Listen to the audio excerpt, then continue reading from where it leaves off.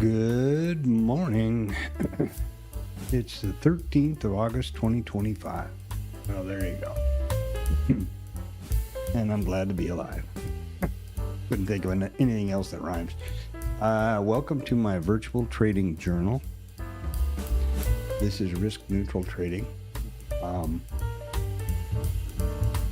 And the name, as the name implies, that is the philosophy and the trade management that I apply here. First things, housekeeping to get out of the way. This is not intended for financial or trade advice. There's a disclaimer in the description here.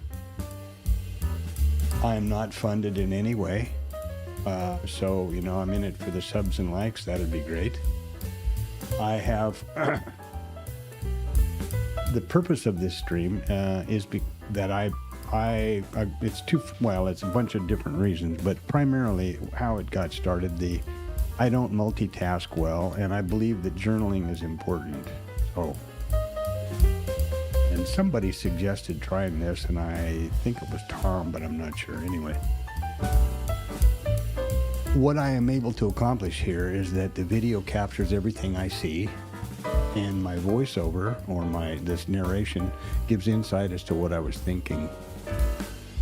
And that saved me from needing to screen snap and, type and all those kind of things, notes, or keep up with the journal. And also, this provides complete transparency and accountability, because I take no trades absolutely on this account off of the stream. And that's why the stream goes from now 8 o'clock in the morning until 1500 every day, 5 days a week. So there is complete uninterrupted accountability. And if you notice at the bottom of my screens, there is the time, hour, minutes, and seconds, and the date. And I capture the entire monitor, which shows any trade activity, etc. on Bookmap or IRT. So that's from the accountability point of view. And also, because I stream it to YouTube, because then I can review the streams on any device. I don't have to be standing here. I have a couple of stand-up desks here in an L, and I stand here all day trading, and so it's nice to not have to do that to review the stream. Finally, another part of the reason for the stream is that I want to share openly everything I do transparently, my statistics, my setups, trades, good or bad, all those things. So that's that. The one other thing, the stream is in high dev. It's 1440p, 1440p and 60 FPS. So if it's a little gray or grainy on your end, go to the gear icon on YouTube and grab a high def number, and there you go. All right, so moving on now to the usual.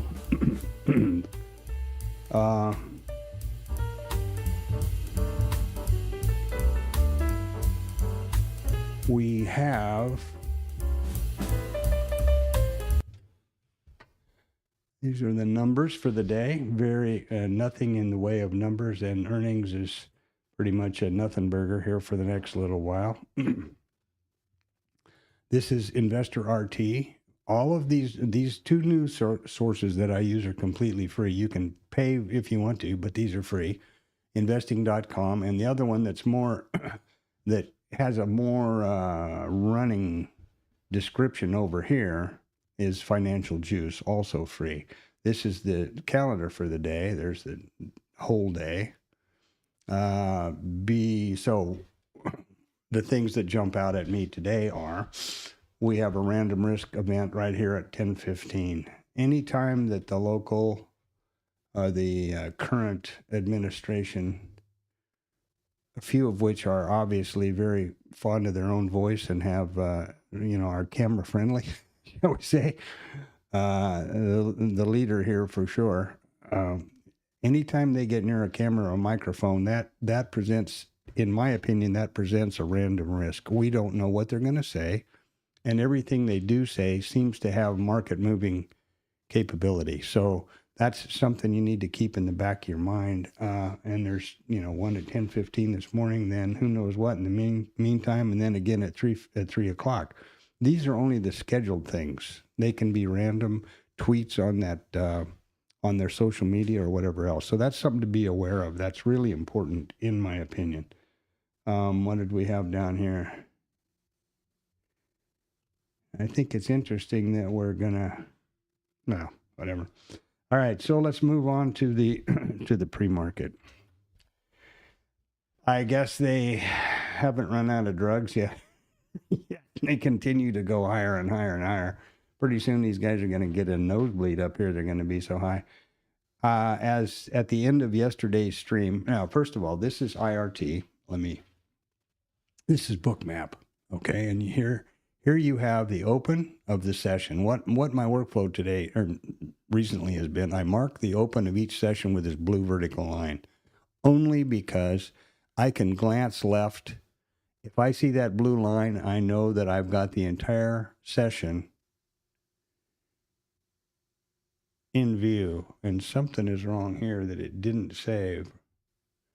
Right, I just noticed this. When I woke up this morning, Bookmap had fallen over, and I had to restart it. So this is actually not. This is the start of yesterday's. Well, it's a good point. This is the start of yesterday's RTH session. You see what we did. And we closed exactly on the high with value area high, settlement, and the volume point of control for the RTH session all at the highs. Typically, that would always suggest the auction had not finished and we're going to continue on. And there's Asia, and here comes London, and Yahoo, buckaroo, up we go some more. Now, I was sound asleep at that point, but I narrated this into the close. I said that was my expectation. Go back and check it out if you choose to do so. And here is 1700, and I'm sorry about that. I was busy doing something else.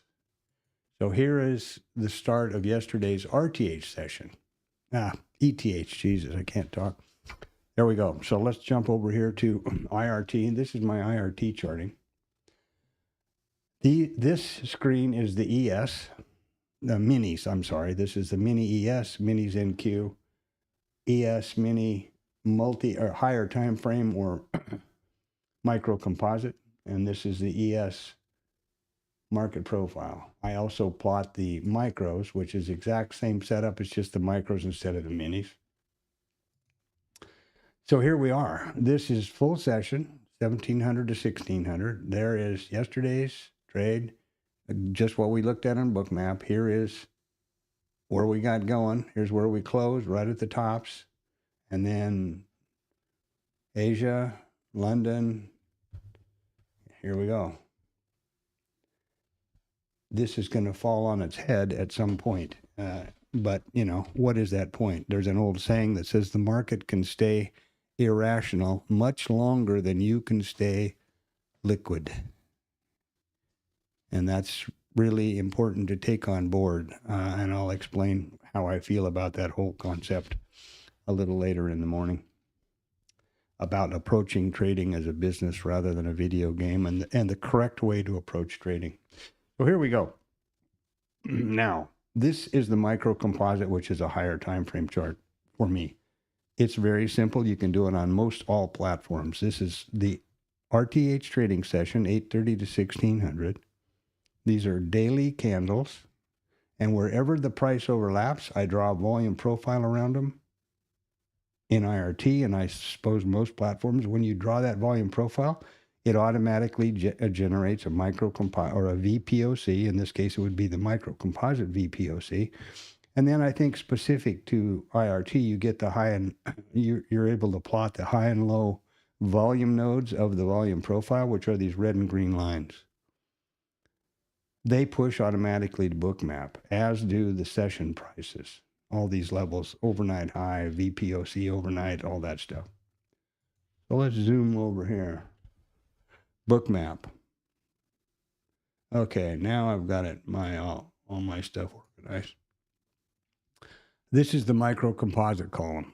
these are the levels that I enter manually. Here was the previous all-time high, which had been set on the 31st of July in the ETH session.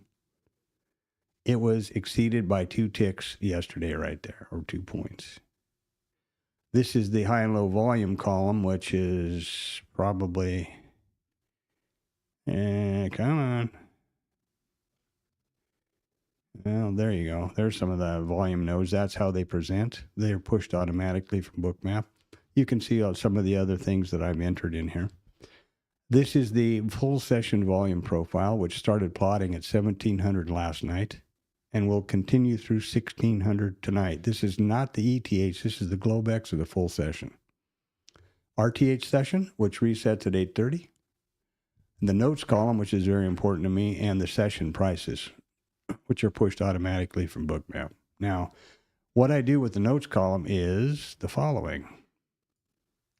I first determine what the open type is likely to be for the day, upcoming day. And it's pretty flippin' obvious that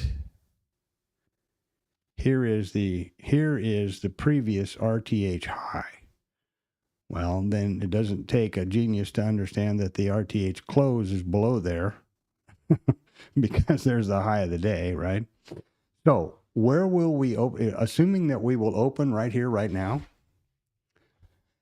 at 86.5, where do we expect, how does that relate to, or what's the relationship between the proposed opening and the previous close? We're higher than the close. And the previous range, well, we're now out of range. So the open type expected to be higher, out of range. Gap up. That means we're in a gap configuration. And then now I will clear all the notes from yesterday, which are these volume points of control and things like, and statistics. And one of the first things I do here that I don't see is I will enter the naked volume point of control of the most recent auction, RTH auction, which is 1208.25. That's from yesterday. That has not been revisited yet, obviously, because we haven't started a new RTH auction. All right, and here's the all-time high. You can bet your ass they're going to be looking up here because the RTH traders really don't like to have the ETH people hold records. That's what I've been talking about for 2 weeks. And yesterday they got them by, 4 ticks. So we will be opening gap high. And now I'm going to add, here's the previous RTH high. So I'm going to add that. I'm going to add that statistic right here. Now this is the gap low of the 1208.25. I just encode the date so I know where the hell I am. That's the gap low. Wherever we open will be the gap high. I use range, not value or any of those other things. He's in the bathroom window. My wife came through looking for her favorite cat. Sorry about that. All right, so the next thing we need to do is recognize that there are no indicators on my charts or my book map. There are only the session prices, and and they are all very simple. Nothing is mysterious or magical that I do, or that I talk about, or that I rely on. And to be honest with you, that's the same for everybody, but they try to make it sound that way so they can sell you something. There's a POC, which is simply the price at which the most contracts have traded in the session so far. That's it. Nothing more complicated than that. Session prices, straightforward. Somewhere around here, we have an IB high and an IB low, which are these high and green lines way down there. And because of this huge gap up, is going to be kind of a strange day for statistics. But the IBs are an old acronym for initial balance from the market profile days, and all those two levels really and truly represent are simply the high and the low of the first 1 hour of the RTH trading session. That's all it is, and the rest of them are self-explanatory. So let's look at the statistics here, because that's important. Now, the statistics are also very straightforward and clear. They come from this study in IRT, which conveniently highlights the correct open type column after the open, obviously. So we're doing this beforehand, and we expect it's going to be higher out of range, don't we? This is very simple. The study looks back at 2,000 days. Of those 2,000 days, we opened higher out of range 516 days, or 25.8% of the time. Of the days where we opened higher out of range, which is, I mean, think about it for a second. Higher out of range means gap up. Lower out of range is gap down. These two are within range, higher or lower. That's all there is to it. So of the higher out of range days, we revisited the overnight volume point of control 80.4% of the time. Overnight, what am I doing here? What's that for? I don't know what that's for. Overnight volume point of control, 80.4%. That's all there is to it, exactly. And it helps if you get these levels straight, right? Now, the next one on the list is the overnight high, and that's 76.9%. Ooh, now. Oh, now this gets a little jumpy over here, 76.9%. Overnight high, ETH high. 76.9. See how simple this is? It's just common sense and math and statistics, nothing more.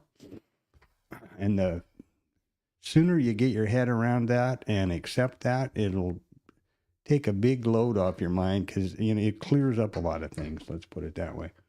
And I go down the list. The next one is the IB high, which is 65.5%. Now, that's something I wanted to show you, but it's going to be pretty awkward. Okay, here's the IB high, way down there. And that is 65.5%. And I put down IB high. And why do I do that? Because the minute we open, this level will jump to the high of the current session, and it's not going to be here anymore. So I'm going to be going, what the hell is 65.5? Right? That's, honestly speaking. Okay, well, did you find Lucky's in the window? She's got her headset on, never mind. Okay, that's the last time I'm trying. Further down the list, we've got the overnight mid. That's 64.3. So let's jump back up here to the overnight and go, where'd the overnight mid go? Right there, 64.3. Now, a gap will be functioning under gap rules, and there's a bunch of different, that's a unique, gap rules are a unique situation, and that requires patience. And IB low, I'm not going looking for the previous close. Where the hell's where'd the previous high go? Previous high is 61.5%, and that is right there. That's the previous high. 61.5. Okay. And I'd love to get that straight one of these times. God darn it. All right. There we go. Now, it's really important to remember that these are not specific hard, fast lines. This, as with everything to do with futures trading, is statistics and probabilities. Futures are a random market. It's a statistical fact that the outcome of the next trade is 50-50, whether you want to believe that or not. It's the truth. And so these are only statistics, as I explained. Looking backwards over 2,000 days, in a higher out-of-range open configuration, the overnight volume point of control was revisited by price 80.4% of the time. 415 days out of 2,000.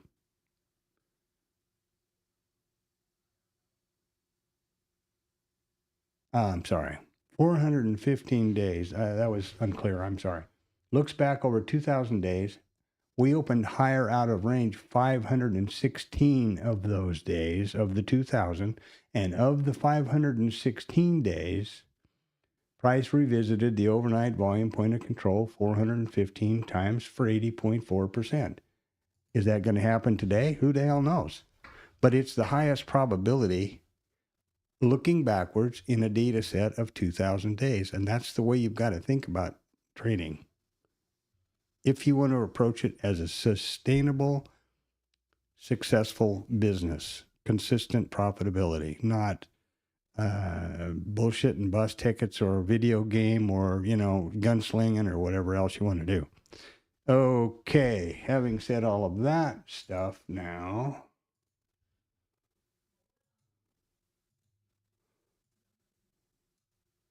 let's look at something I need to do, which is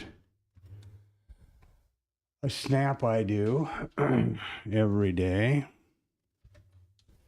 And that's called the TLab.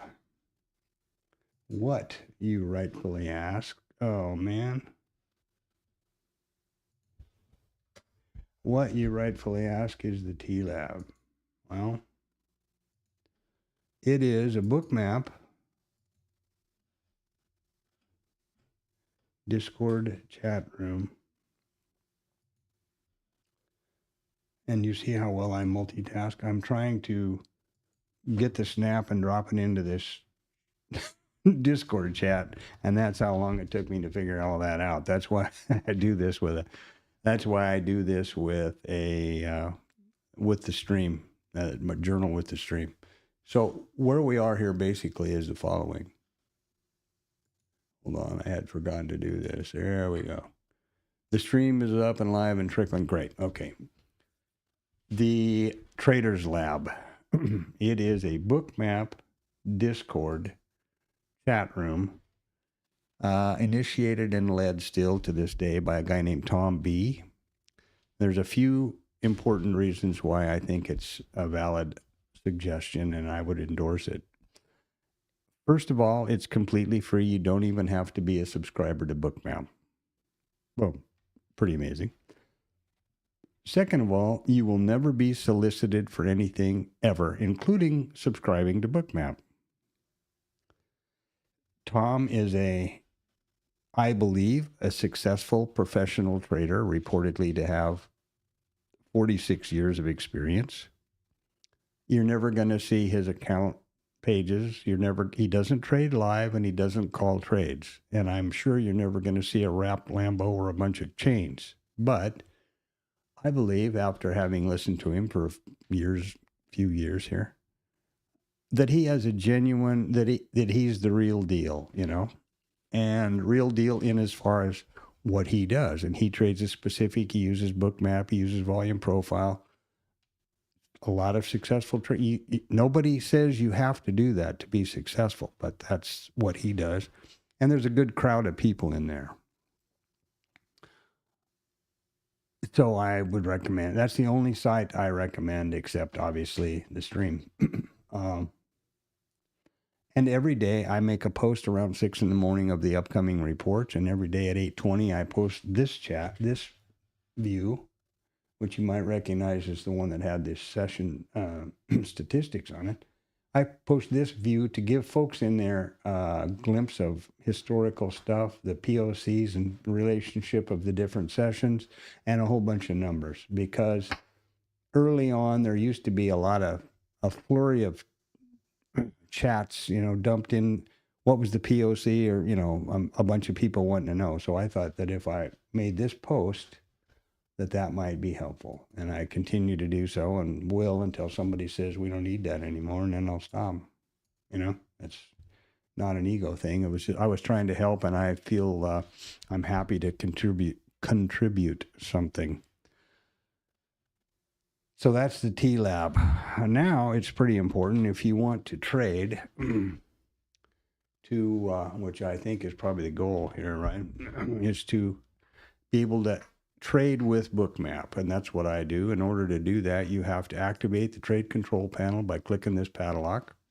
You have to select a way that you will interact with the application to trade with your mouse.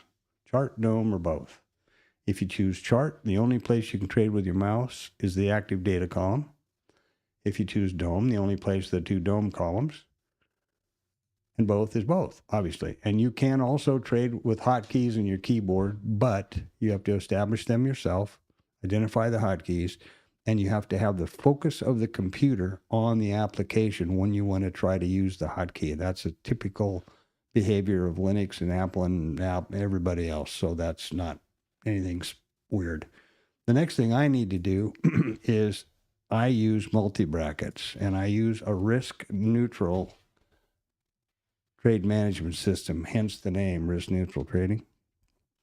This is the smallest risk-neutral package size, because you need to have an even number of contracts.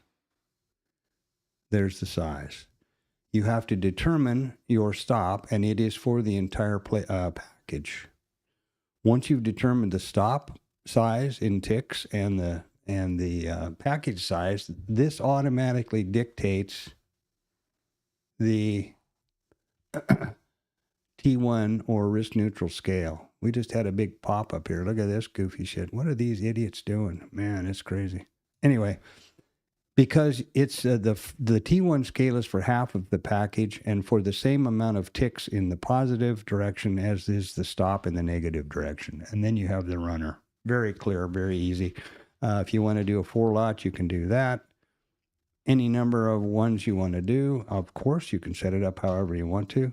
And the idea is that once you achieve the T1 target, the worst that can possibly happen in the trade is to scratch. What a pleasure. Now I also fire up the multi-account trading deal here on Bookmap. And here we are. So we're ready to trade. I've confirmed that this is the right package size. I can click the button again. It stays green. The padlock stays unlocked because we've selected a way to interact. And that's both. And we're ready to go. We're going to open here in 2 minutes. Let's hope that this... Look at this crap. What is wrong with these people? The economy is, the inflation is heating up. Well, I won't get into it. Jobs numbers, everybody knows the story about jobs numbers. The current administration, the random risk squad, doesn't like the job numbers, so they fire the guy that's the head of the labor statistics, put in some guy that's a Trumper, and his first announcement is that he's going to suspend putting out the jobs numbers. So you don't like the jobs numbers, and you call them rigged or fake news, and then you put in some guy who just says, well, we're just not going to put them out. Is that rigging the numbers? Not sure how that works. Those numbers, by the way, have been published monthly since 1905, and then iterations. Then it became part of the Bureau of Labor Statistics when that was established back in, I think, the early 80s, maybe. Check it out. Google it. It's just one more brick in the wall here with what's going on over here, I think. So we're getting ready to open here in 45 seconds. We're set up to trade. We've got our ETH start put in there. We've gone around the horn and through the numbers. And I think I'm up to speed. I don't know anything else I need to do. If I forgot something, we've got the statistics in. Now, notice that this one is the ETH high, and that changed because this is a dynamic market, right? This went up. The high was down here when we put the flag in, now it's up here. And developing value area high is right at the top, which is just one thing to mention now while we're waiting for the open, which is right now.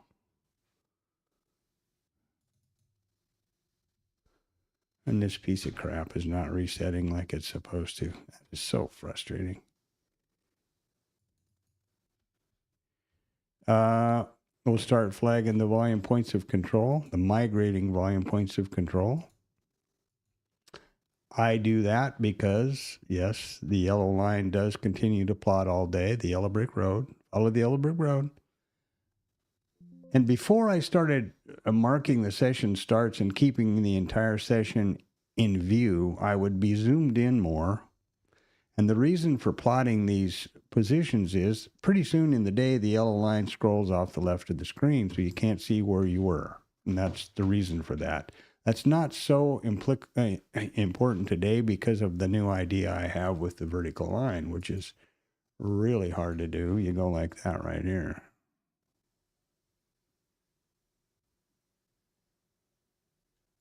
There you go.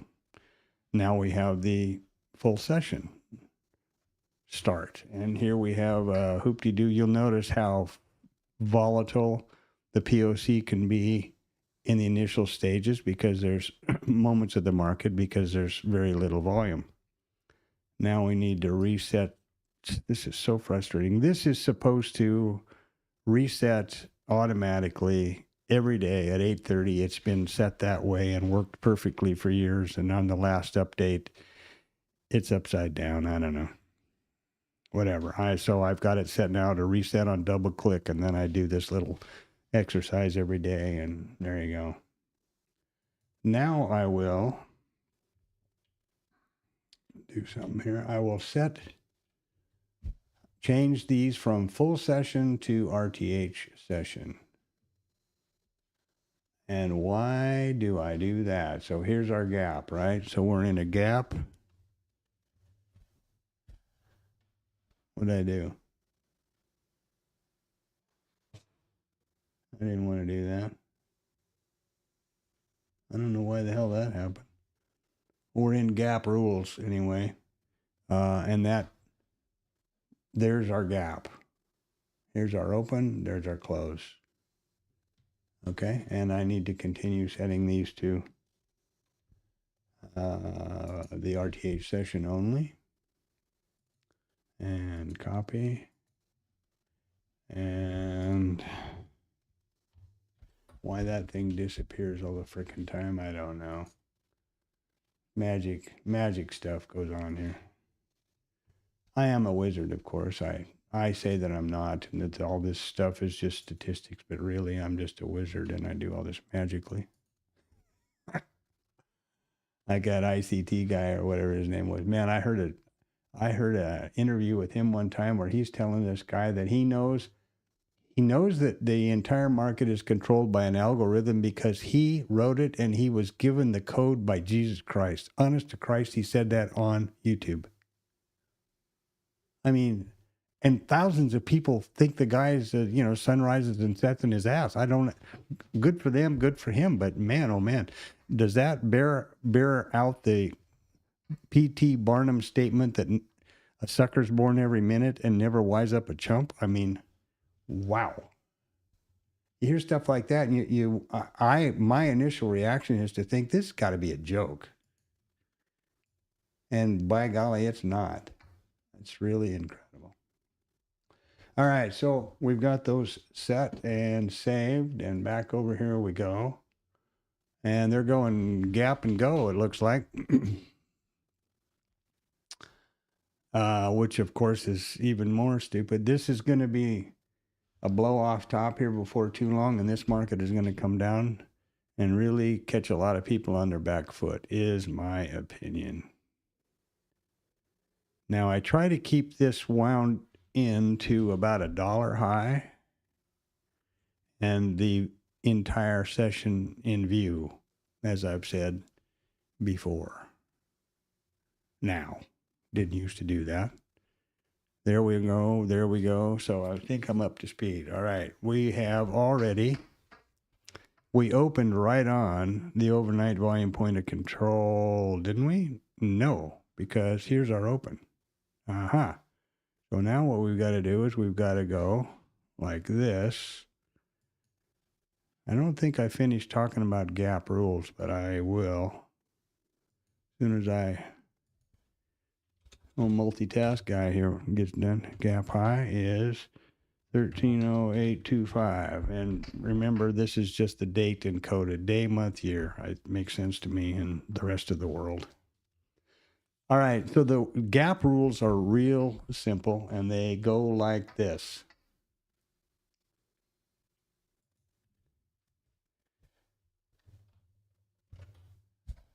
I don't know why that, I don't know what's going on here. Something's pretty crazy. Anyway, gap rules state the following, and I suppose it's best described over here.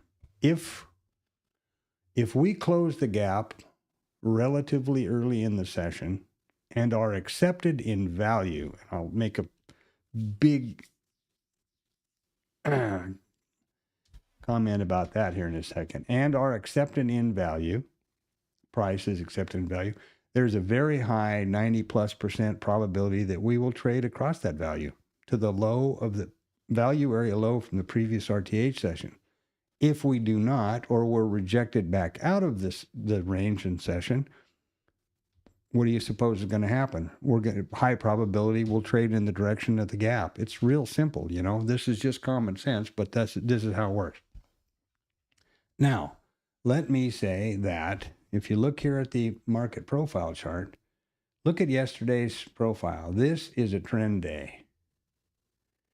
Didn't ever look back. Zoom-bitty boom-bitty boom, up we went. We, 1, 2, 3, 4, 5, 6 distributions pretty much straight up, a string of singles over here.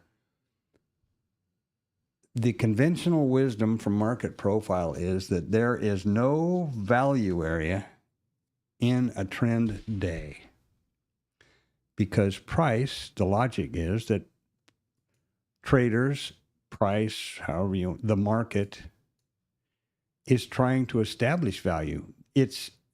They are seeking value. They're seeking a place that everybody agrees is a good place to do business. So in this particular case, where we closed right at the high, no value area above it, no non-value area above us, no taper, no excess above us. I'm not sure exactly what I would be thinking about the gap rules, but I'm not too excited about the fact that the gap is going to try to close today. That's just me talking off the top of my head.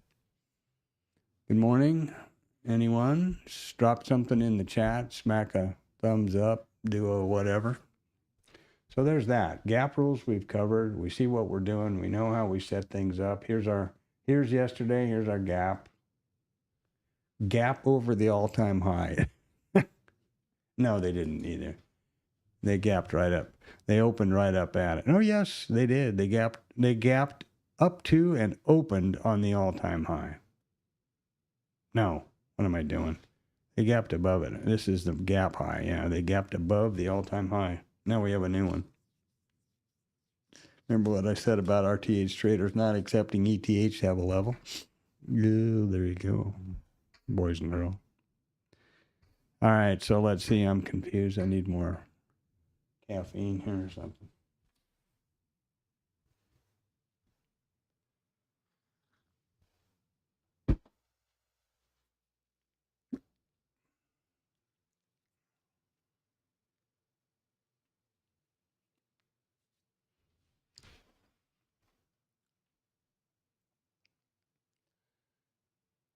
Okay.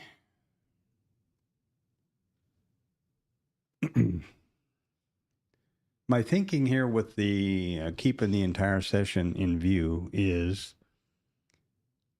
to keep myself aligned with context and the real higher time frame thinking of the market. And then when it comes a time that I have expected I am expecting to interact with the market, i.e. put a trade, then I can zoom in and see the actual price action around that location.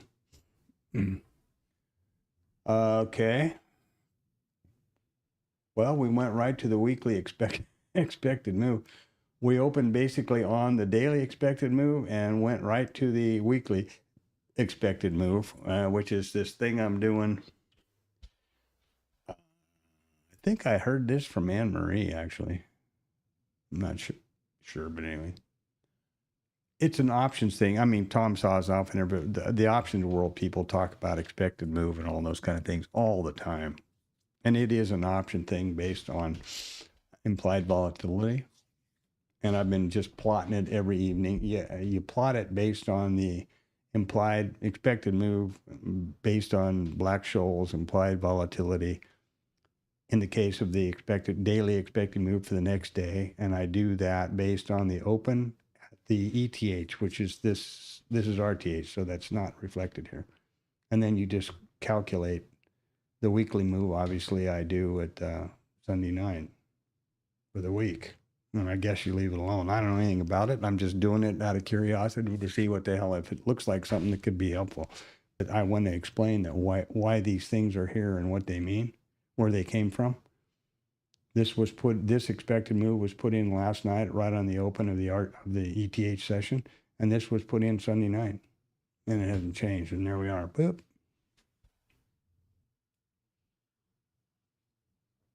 As I understand it, mathematically, basically, this should represent the standard deviation on either side of price from the at the money straddle, whatever. And the idea is that the bulk of price will be contained. It's not a target. It's like what they expect to be. This is trade in here, for example, would be contained by the expected move, which is what they think, the maximum of the expected move, and similar with a weekly, I guess. I don't know. Google it, like everything else nowadays. Googly schmoogly. But I wanted to be sure that it was not, nobody was thinking it was some sort of magical, the magical mystery tour, like the Beatles.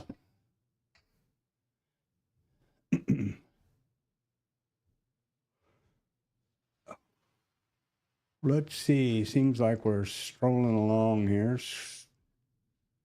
making sure the stream is trickling down the hill. It seems like it is. Doesn't seem like there's any errors. No fouls, no errors, nobody left on. This market is crazy, and I don't know what to say about it or what to do. I'm disappointed with myself having missed several of the trades that I'm in the process of vetting in the last week and couple of days. Oh, I know something that I need to point out that I have not yet, I don't think, in the pre-market. This account is a TopStep evaluation account, and the reason for the copy trades is it's copying whatever I do on this account to 4 others. My thinking here is that I wanted to have a complete historical, transparent, and fully accountable record of zero to hero, right? Of the entire process, which I thought might help me, selfishly, and other people that might, wander past the stream or find out about it. And so I'm essentially one trade away from profit target, which would advance to the XFA level for all 5 of these accounts. And the consistency rule and all of that is fine. And I will apologize up front with the fact that I haven't figured out a way to really show the TopStep, what do they call it, dashboard or whatever it is, because I can't figure out how to do it without exposing the account numbers and all that kind of stuff, which I don't think is a good idea on the internet. If you know what I mean. I think that's only common sense. So when this is passed, then I'll the only thing I've been able to figure out how to do, not to show the actual live dashboard, but to make a screen snap of it, because then I can limit the screen snap to the data that's important about everything to do with the lost trades and maximum losing day and maximum winning day and consistency and all that, and the graphs and all that stuff. But the account related numbers, which are in the hidden, or encoded into the address bar and things like that, aren't displayed. That's the only thing I know to do, and that's why I don't show it immediately every day. But anyway, so there you are. So it's a TopStep evaluation account or combine, one trade away from XFA. When I do make a trade, you'll see a whole series or 5 confirmations pop up here from Rhythmic. Same way with any kind of a movement, and Bookmap very, very accurately and graphically displays any order and everything you do about it.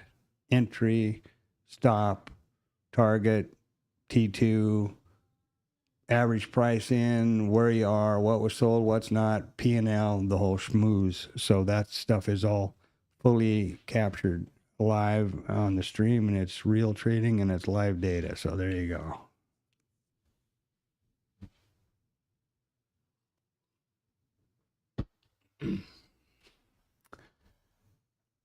Okay, looping back now to the vetting process and what I am doing. I believe it's, I guess, it's as good as time as any to talk about trading as a business, not as a video game or gambling or whatever, and get this going early on with the description about what I'm up to. The market is a random environment. The outcome of the next trade is statistically proven 50-50. It is, the market only goes up or down. It's binary. It's like a coin flip. We put horizontal movement in time. That's what we do. The market just goes doop, doop, doop, doop, doop, doop, doop, up, down, up, down, up, down, up, up, up, up, up, down, down, down, down, down. That's all it does all day long. And that was kind of the basis for market profile, actually. But then they started capturing the TPOs and whatnot. Anyhow, so what you need to do, what I believe you need to do in order to have a statistically verifiable, consistently profitable trading business, is to identify a setup and the specific criteria which validates the entry for that setup,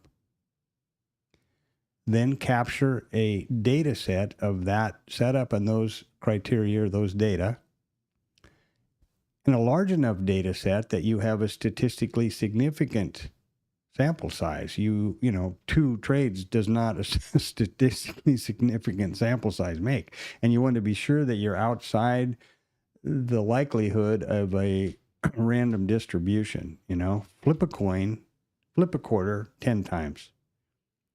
Extremely possible that you will have 6 or 7 or 8 or maybe all 10 heads or tails.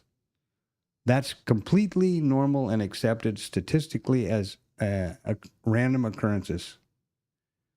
Flip that coin 10,000 times and you will very likely be very close to 50-50 because that's what it is.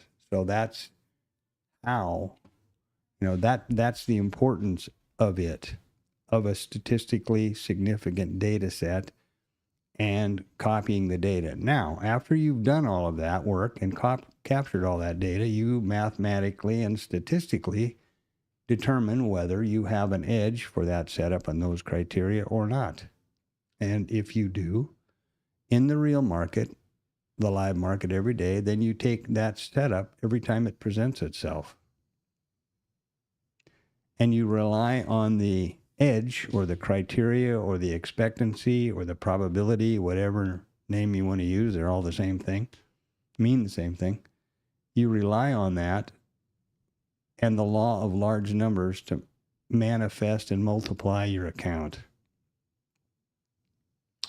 This is not just my, brilliant idea. This is the methodology of the most successful traders in the world, literally and historically.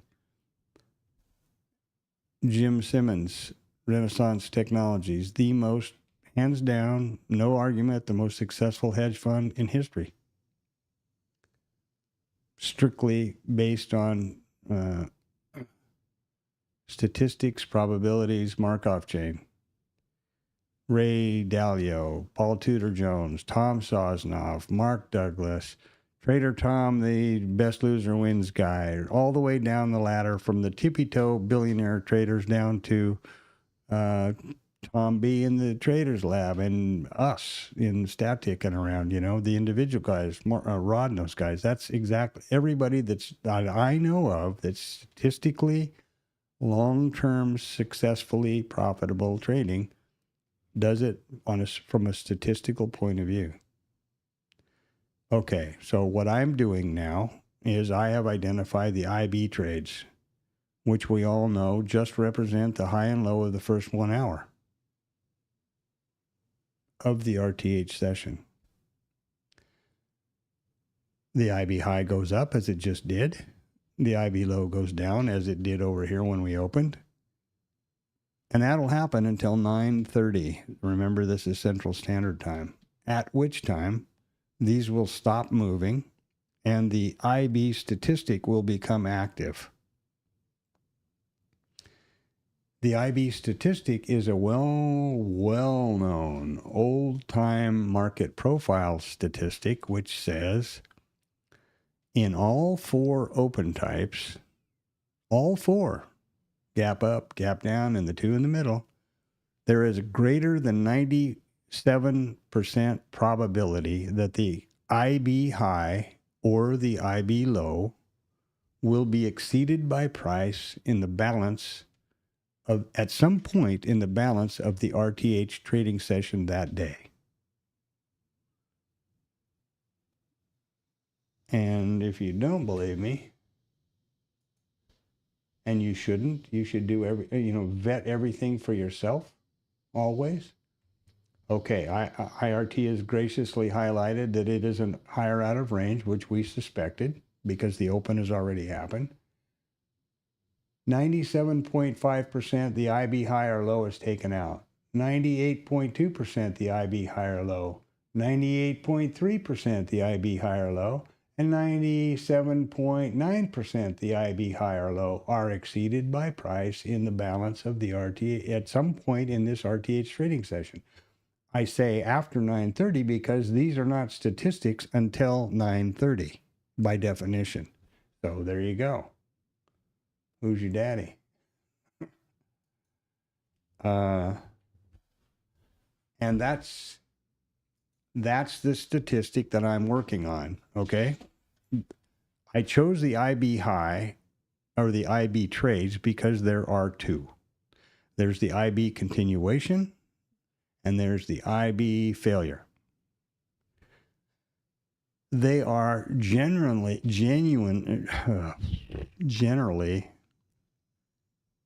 suggested by the day type, the trade type that we're having. If it is balanced and rotational, you would expect the IB failure, which is essentially mean reversion.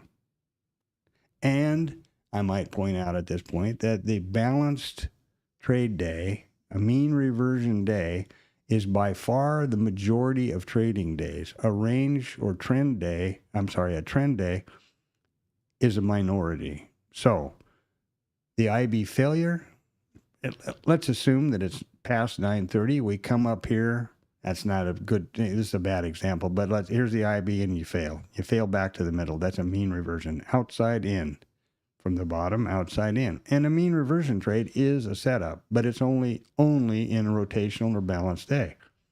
The IB trades, there are 2. There's the mean reversion or the IB failure, and there is the one where in a directional day, we get to the IB, take out the statistic, and keep going, up or down. That's called the IB continuation trade.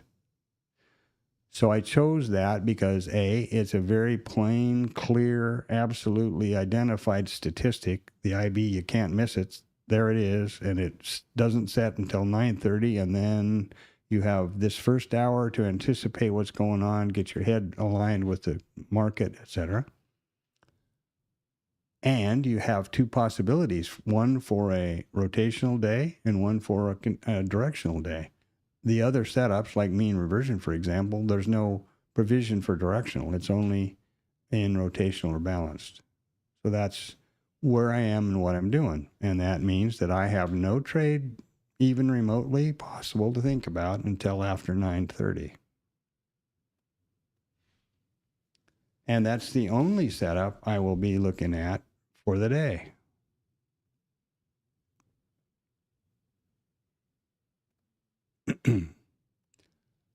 Okay, there's that. What else do I need to do? I've got all the screens on the right ones, apparently. And, this is a real weird, dicey environment. We've got Agent Orange. Richard here in the stream came up with Agent Orange. I thought that was pretty funny to nickname for the dear leader.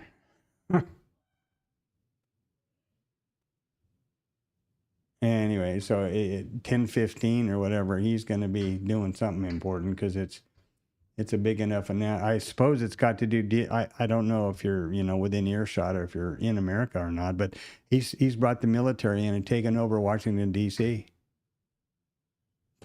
That's pretty crazy. I didn't know that we needed to, but apparently, in his opinion, that needs to happen. So he is definitely trying to position himself as a authoritarian military-based leader, I guess, or something. Beats the hell out of me. Awfully reminiscent of the late 30s in Northern Europe, I'm afraid to say. And here we go with the next VPOC migration.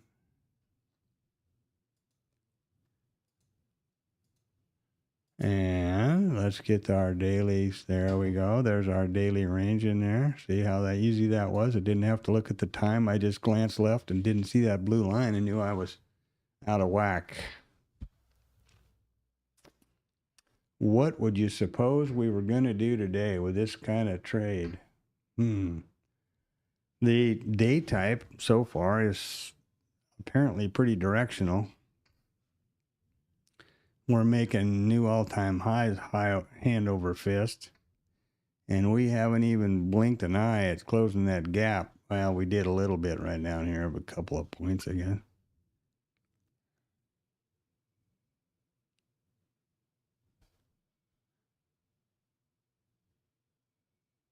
And it's important to notice that the IB low and the low of the day are under the Globex VWAP, which is right there. They're all under that flag. That's why you don't see them.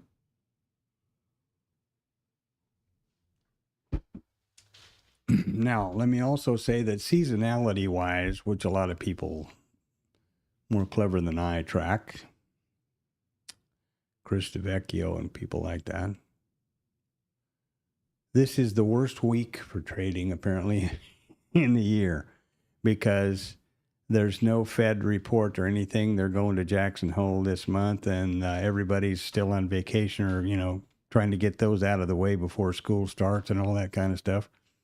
So typically, this is a mushy week, whatever that means, to you.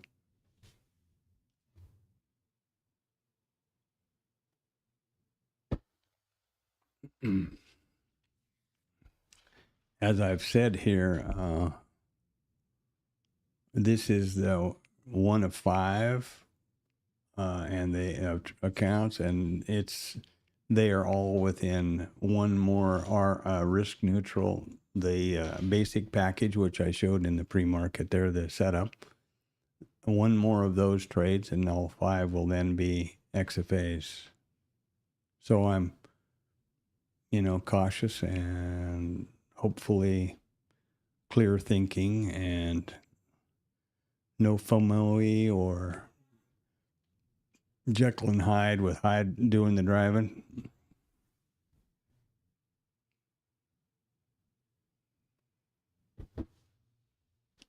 They don't seem to be having much. They're not even looking in the rearview mirror for that gap close, are they? Doesn't seem like.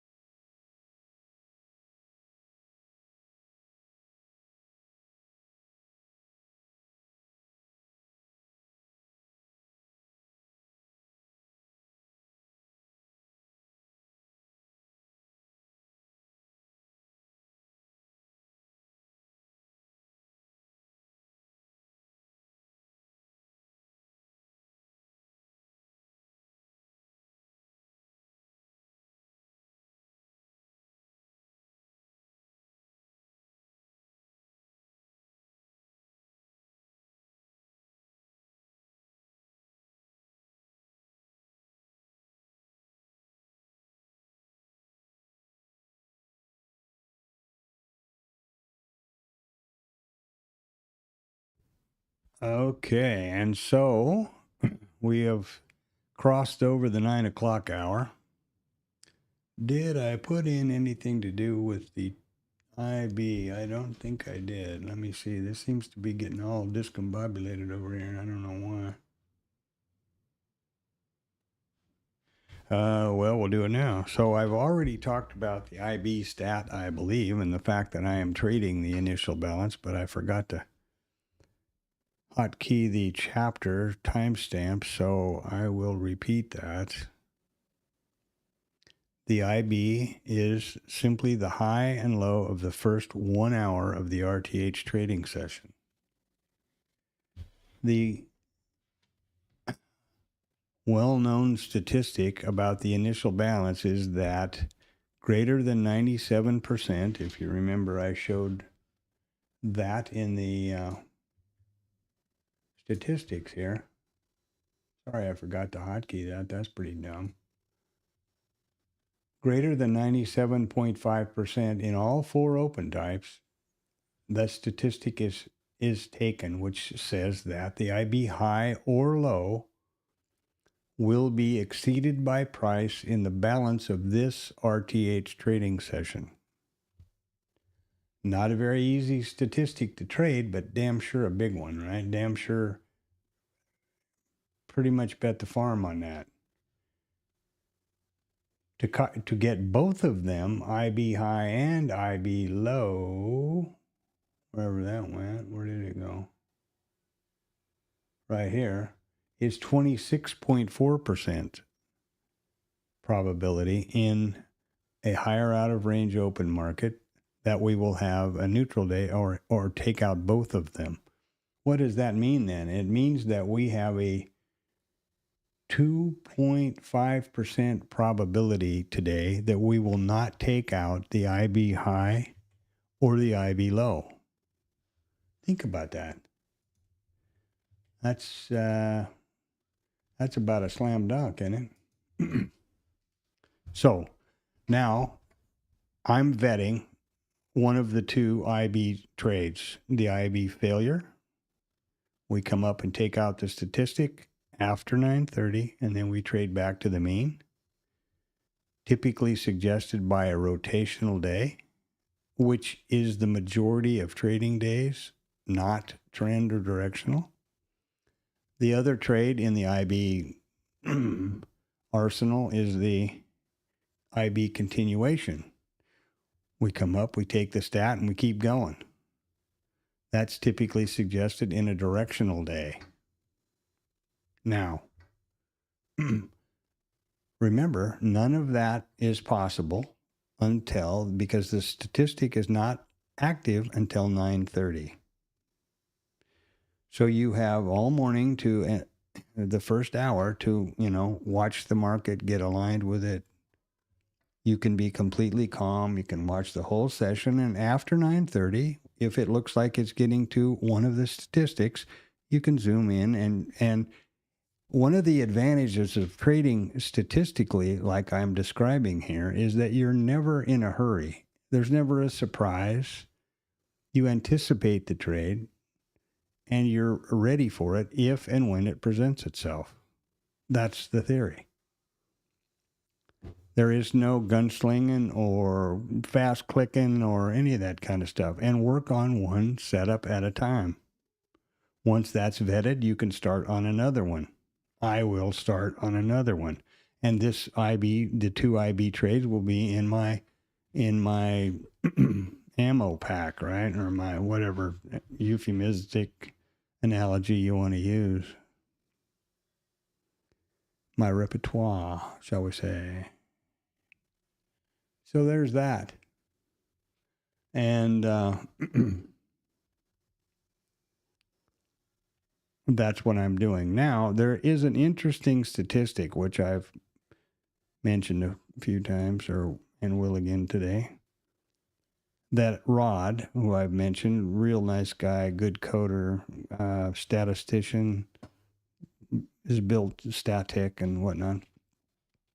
He determined that and developed this statistic that it's called, they refer to it as the IB30. And what that says is that right here is the high. Let's just look at the high. This is the high of the IB at this point, and we've just crossed over 9 o'clock. So this is the high of the first 30 minutes, and, conversely, this is the low of the first 30 minutes.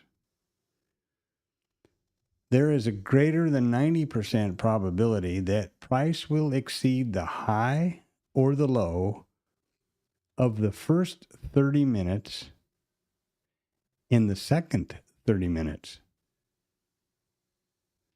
Now, that is a statistic that's appealing to me because the original IB statistic says in the balance of the trading hour, that's a trading session, that's 6 hours. So you've got 6 hours to have the high or low be taken out, of the IB high or low be exceeded. In Rod's IB 30, you've got 30 minutes. If after 30 minutes that statistic is over with. Now, there is no, I guess you could do the converse of it. If it's 90% one will be taken out, then it is 10% that neither will be, I suppose, is statistically sound. I don't know. But it's kind of appealing to me, and I'm not looking at it now because I'm in the middle of doing the other one. But that's a good one to think about, because you only have to worry. You only need to have a specific focus, especially if you work or do something. You can't be in front of the screens all the time. That's a good one to focus on because it's basically, you got a 30-minute window there. I don't know the probability or, the statistic about the number of days that happens, out of a trading year or something like that. Those are statistics that you need to look at because, as with all of the statistics about trading, nothing's based on the last trade or the next trade. Most of these traders, their whole goddamn hopes and fears and everything rest on the next one. If it stops or if it goes to target, that's not a professional trader. Looks back to see if the series of trades monthly or quarterly fits within his statistical parameters. Are they producing within 10% either way of my edge? Is there all those different kinds of, I don't know all the different parameters well enough to spit them out here, but there's certainly plenty of places you can Google to find out more about approaching trading as a statistical business. And that's, if you haven't figured it out yet, the way I believe you need to go.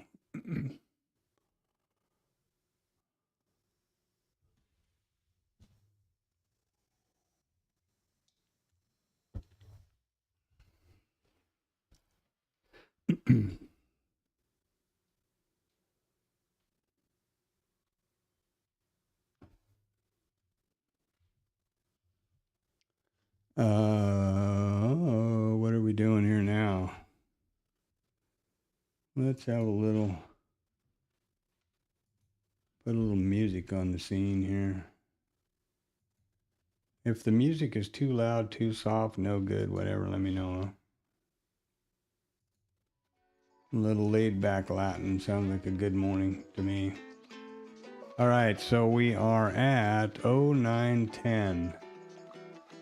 9:30 we have the EIA crude oil. Kind of a market mover. It is a 3-star number. It's the only one out today. They don't put any danger signs on Agent Orange or the random risk crowd, which is, I think, the highest one I see here, and well, next to this one down here. Because anytime these guys are near a microphone or a camera, you never know what might happen. So that's why I say it is a random risk, or I don't know, that's the first thing that popped in my mind as a way to explain it from a project management point of view and project point of view. One of the first things you want to do is identify any potential risks to whatever job or project you're doing, and then you make a risk plan which has a mitigation. How am I going to mitigate that risk if and when it presents itself? That's just sound project and business, sound project management and business, construction, whatever it is, software development, anything. And in a case, the worst scenario is if you have an unidentifiable random risk. That's where we are. Well, we've tagged out the high and the low. What have we done? We've rotated, right? Oh, cool. Oh, nice. We are gone 9 o'clock. We have not taken the IB30, nor have we done anything else at this point.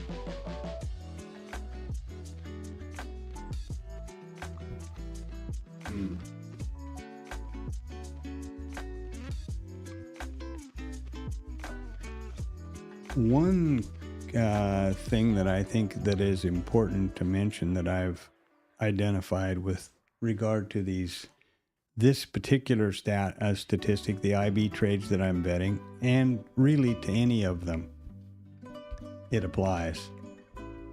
The statistic is, and the trade is valid once the IB statistic has been satisfied. Not before. And I got burned a lot of times trading to the statistic. Okay, we're under the VWAP, the mid, the VPOC, the IB lows down here. Its price is moving down, go short. Shooting for down here. Bad idea. Especially with the IBs. There is an inordinate amount of instances where this happens. Boom. We'll trade down here. It's almost 9:30. We get within a tick or two of it, and they take out the IB high with the statistic. Something I learned very definitely is don't trade to the statistic. Remember, this is my journal, and I'm talking to myself here. Do not trade towards the statistic. I am not even remotely interested in clicking the mouse until after 9:30, and after prices come through, assuming that it is the IB low, through here, retested, some sort of continue. Now I'm struggling with the specific parameters to validate the trade. So far, I've not been able to get this system or my business to completely eliminate discretion. At this point, my entry is the final criteria of entry is I've noticed strictly by the stream and other my data that discretion is the final one, and that's not any good. I believe I need to get away from that. I need to be able to identify, hey, morning, Richard, or afternoon, I should say. I need to be able, caution, Agent Orange has got a scheduled event at 10:15 Central Standard Time, so essentially 1 hour I suppose it's got to do with taking over Washington, D.C. by the military, or who the hell knows what has happened, but it's a scheduled event on, so, keep your powder dry would be my advice. Right here, if you can see it. 10:15, he's making an announcement. What that might be, who the hell knows. And then 1500, he's signing more executive orders. I guess he hasn't got enough of them yet or something. He really has got this opinion of himself as the Banana Republic dictator, man. It's crazy. I think it is. It is to me, anyway. Imagine the military has taken over and police, marching the streets of Washington, D.C. That's pretty phenomenal, isn't it? Randomly checking people's IDs and, it's a little too reminiscent of the late 1930s in Northern Europe to suit me. But that's just me.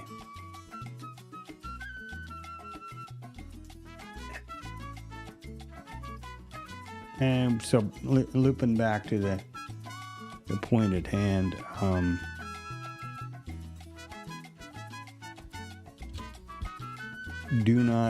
I strongly advise anyone listening in earshot here, and I'm definitely talking to myself, do not trade to the statistic in anticipation of the statistic. Trade the way that you've determined the statistic to be. In my case, it's the IB low. There's no IB statistic. I've had a very poor results trading to the statistic, as I described a few minutes ago.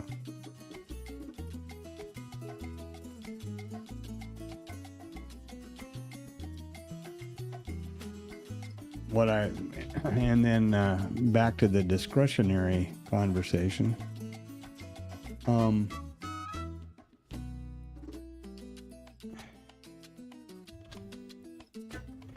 here I go trying to type and think at the same time.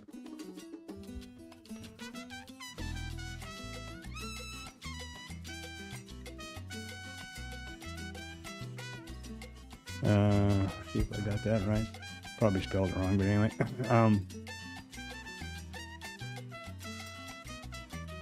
I have identified that I have not removed the final piece of my trade entries at this point is discretionary, and that's not good. I don't think. I need to get to a place where I have specific criteria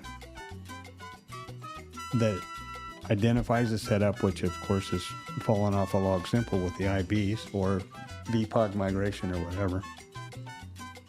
Or even mean reversion, I guess, but falling off a log simple, what is the context that qualifies that, and what's the trigger? Those all need to be, I think, specifically identified so that essentially you could code it, or you could write those. My thinking is you need to be able to write those instructions down specifically, and then somebody else who can follow the directions could come trade it.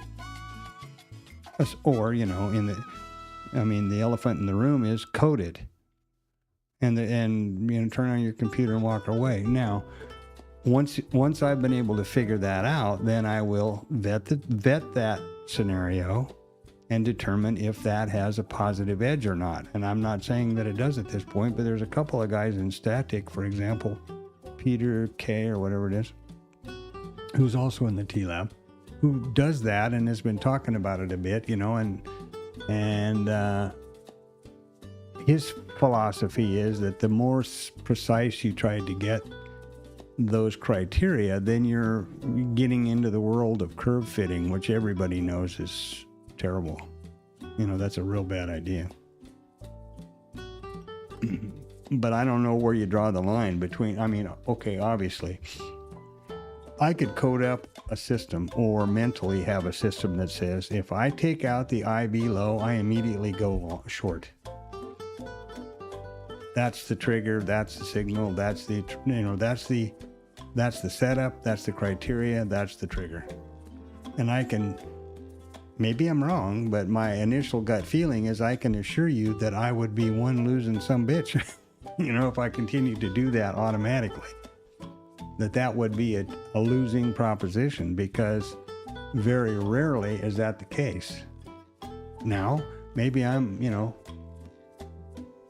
full of crap. Maybe it is a winning strategy. I don't know.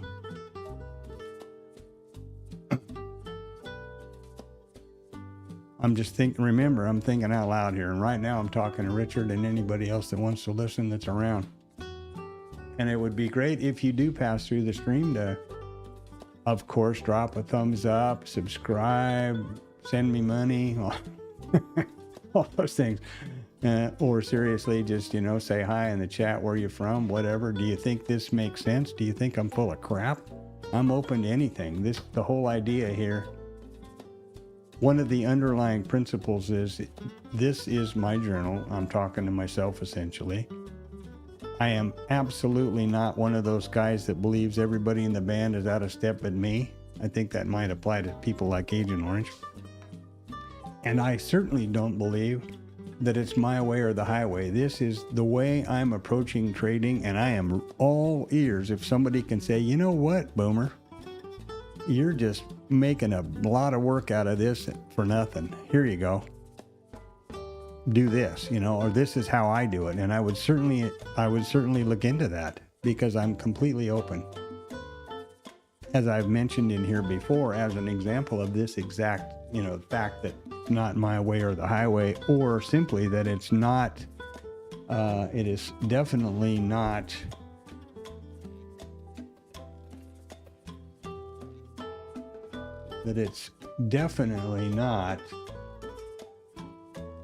the only way to trade, is Dakota, the young fella on TopStep TV. He trades TopStep X, which is one of the most basic charting packages based on TradingView, but very basic. Most of the TradingView functionality isn't included. He uses a 5-minute chart and a 200 tick, I think, maybe. Primarily trades the NQ. No volume, no trend lines, no volume profile, no session breaks. Doesn't care whether not noted. I'm sure he knows what session he's in, but doesn't note on his, has all this stuff divided up and segregated out and all these kind of things. And he does do basically support and resistance. Like he'll draw a rectangle, a box up here and go, well, that looks like we had quite a bit of resistance up here when we came up, and we've tried it again, or here we've got a bunch of support going on. He'll do something like that. Makes money hand over fist. So what a pleasure. Good for him. And that's as an example that there are a lot of different ways to skin the cat, and this is the way I'm trying to do it now. So welcome to stay and share those philosophies. Maybe one of the better take-homes from this stream, as opposed to the methodology, is the thoughts around discipline and risk management and those thoughts, because I'm really focused on that. And fortunately, I don't have a problem. I'm gonna vet the IB trades, and there are 2. And I'm not gonna, oh God, I just couldn't resist clicking over, this, I don't know whether you call it self-control or maturity or whatever the hell it is, but I mean, come on. I don't have a problem with that, fortunately. What I am noticing that I have a problem with, as I just said, is that I've identified clearly in my own data that my entries are the final piece of the puzzle is discretionary, and I don't think that's good. I know it's not good.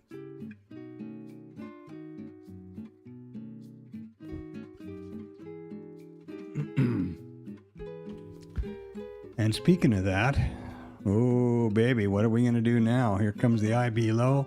And will it be a statistic? No, it's not 9:30 yet. I'm not going to anticipate and trade to the statistic. I've done all of that. I've gone through that a lot here.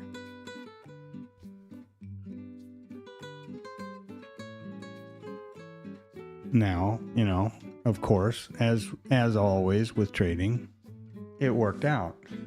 But it hasn't yet, mind you. Now we got it. Okay. Well, we didn't get it because what has just happened is the IB low has just now moved down. A little closer towards closing that gap, and notice that it's the first time we've gotten back down to the IB low this morning. Right there. This is the IB low, high. Easy to see in the Renko. If I have the right window. Oh, yes, I do. Okay. Overnight volume point of control right here. Nobody home. Haven't gotten there yet. That's 80.4% of the 80.4% of the days. Looking back at 2,000 days, price has revisited this level. I would say it's a reasonable assumption that we're going to hit that level before it's over. Now, unfortunately, the statistic isn't in place yet, and so I'm standing here just talking to you guys and watching.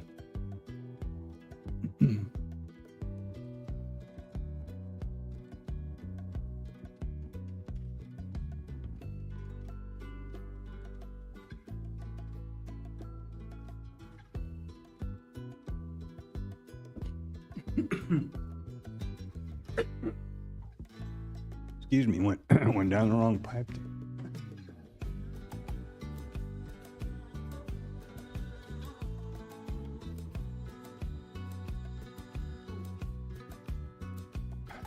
Wow, that ginger tea went down the wrong pipe.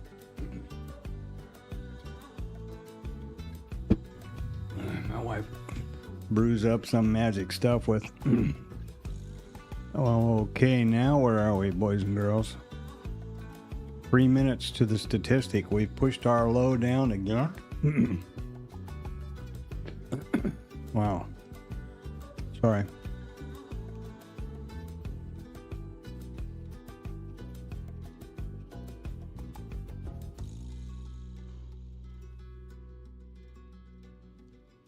Let's circle back to that IB statistic, or the gap rules. If we close the gap relatively early in the session and are accepted in price, there's a good probability we'll trade across what could be thought of as a value area. We know that yesterday didn't have a value area because it's a trend day.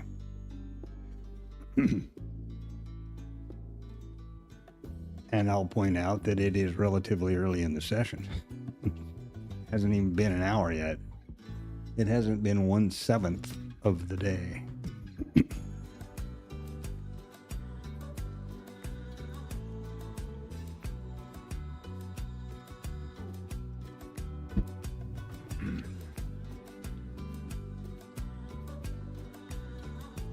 I'm pretty spooked here about trading this week and today, especially with the gap and then this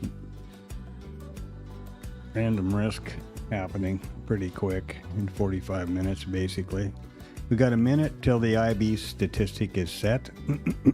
Excuse me, again, still some more. My wife cooks up this great stuff as a tea, which has got fresh ginger and some sort of fungus, mushroomy kind of thing, and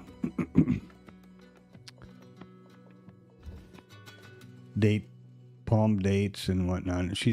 My wife and daughter are Vietnamese, so I have the benefit of a fantastic cuisine here. And you can tell by my waistline that I don't restrain much.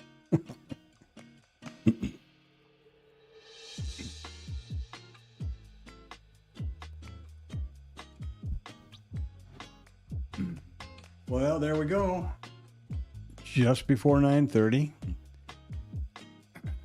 we've taken that statistic. IB low is now below us, below it, the previous RTH. I'm sorry, the overnight volume point of control. Jesus. And because the mid has jumped up here, we need to pull this up there like that. Didn't notice that because we were trading up here. Remember that in the pre-mark, the mid and the EVPOC, and of course the IB high and low, or the overnight high and low are dynamic. They can change right up until we open. And there we have the IB low. How low can you go?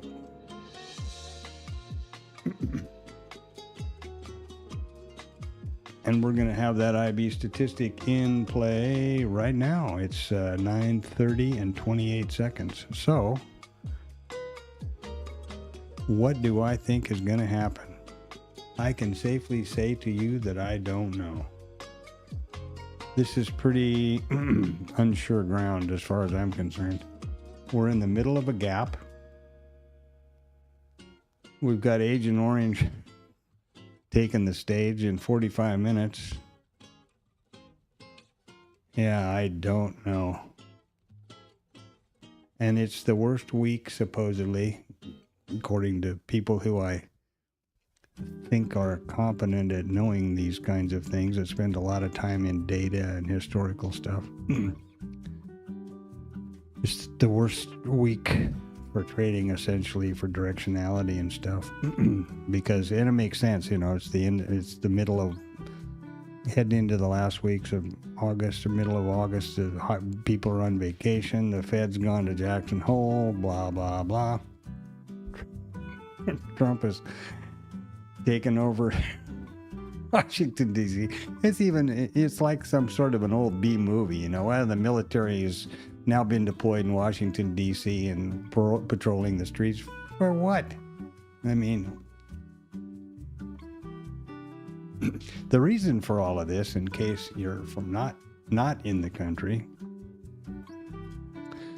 the only way that Agent Orange, Mr. Trump, President Trump, can be doing all these executive orders and all of this stuff is because they're exercising an old law that says in an emergency powers, I forget the exact name.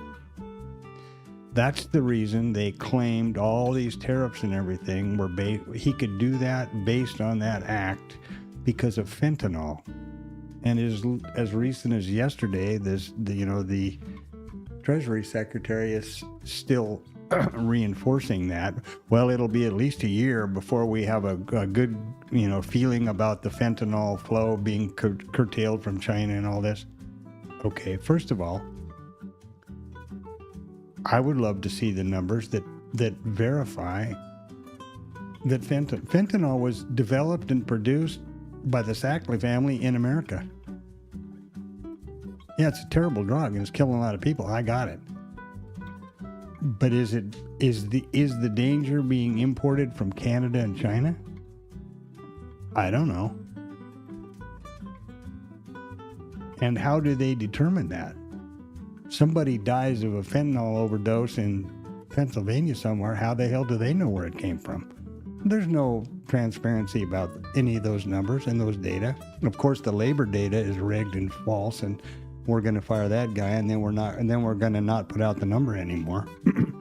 But the reason he's doing that and continues to do that, and now this is crime in D.C. is why he can deploy the military and have these executive orders. This is all to reinforce the executive order policy that they've been going under, which, is horseshit and bus tickets as near as I'm concerned. Well, what we have now is previous RTH low. This would be essentially a IB low or an IB continuation. I'm a little bit apprehensive about that with the balance and the day, as I've just been referring to. We do have the range. What are we going to do here? what am I going to do here?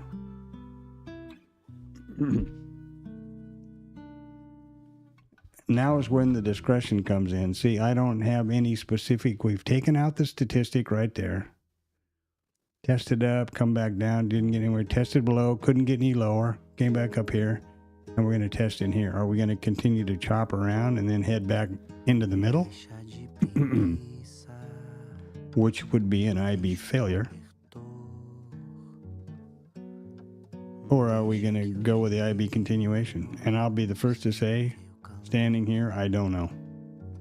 And I don't have a feeling for it. I'm not confident enough of the stats to say that's what's going to happen and go short, except maybe now.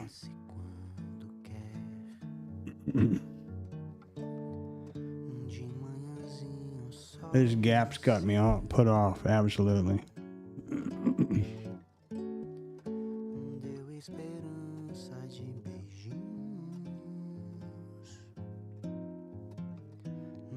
And the price action.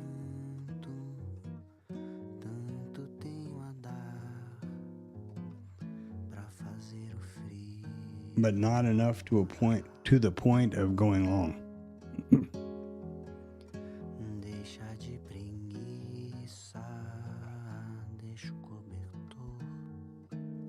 This is where discretion's biting me in the ass. I've got to come up with a better set of rules and specifics here, and then automatic, just which to eat my own dog food, I should take the trade and let the chips fall where they may. But I have not got my mind around what's the trade. I understand what's the trade, but which criteria do I use here? That's a big problem. The other trades that I've taken, which have fortunately been successful recently, had been much clearer in my opinion. So I'm trying to be logical and unemotional, but I am also trying not to shoot myself in the foot. What are we doing now? We broke through the IB 1, 2, 3 times. We're getting higher lows and higher highs. I'm guessing this is strictly a guess and not one big enough that I'm going to put money out or put on risk, that we're going to mean revert. So it would qualify as an IB failure. If we weren't in a gap, I wouldn't have nearly as much trepidation about this. But that gaps are a unique animal, and we've got this 220 contracts living up here at 6483. Are they going to get through it? Well, they just did. So what do we got up the pike? We got no big numbers below us, and what I'm looking for is resting liquidity here on the dome. And I'm guessing this is an IB failure, so I should have been looking here. I guess you could call that the trigger. But was this? That's my problem. And it could be the fact that I'm just a shitty trader. That's also that's not out of the possibility also.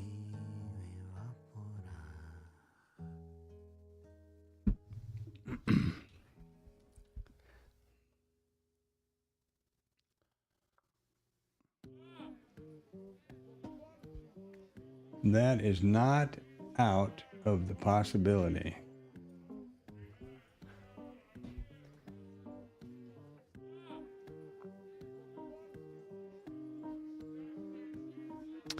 So let's look at this logically and see what we think. If I decided this is rear view mirror trading, okay, I got it. But you have to analyze, this is the way I analyze things, and I'm certainly not saying I did any of these things, and you know that I didn't, because this is completely transparent and accountable with Bookmap and my system. Assuming that I took this signal or one of these as the IB failure idea. That's 80, this is 80. Well, just there would have been a scale. Then you're risk neutral, then everybody's happy. You have nothing to worry about. Now we broke this. We got liquidity back here again. They didn't get anywhere above this previous level. Is this an IB continuation from here? What happened? Well, there's 80, say right there, there's 82.75. We have not gotten scaled. This is 80. I'm trying to look at these from, some sort of a thing to soothe my soothe my worrying mind. No, seriously, they're trying to look at this to a logical way to approach this. And I guess that's one of the benefits of statistical analysis of a data set. Okay, let's say that I first analyze. The minute it breaks the IB low, I go long. I go short, let's say. The first criteria that I've mentioned early on about the IB failure trades or the IB trades is they are based on daily context. I'm not sure how you code that, honestly.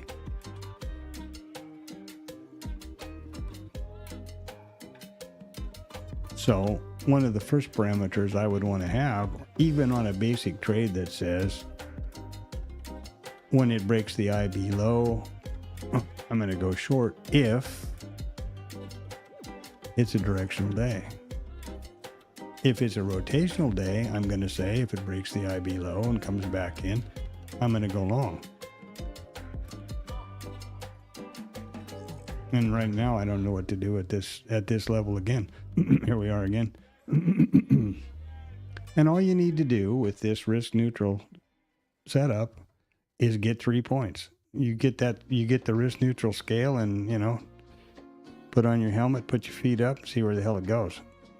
It's that first bit that is all important. And you notice that we're just rotating within 3 points.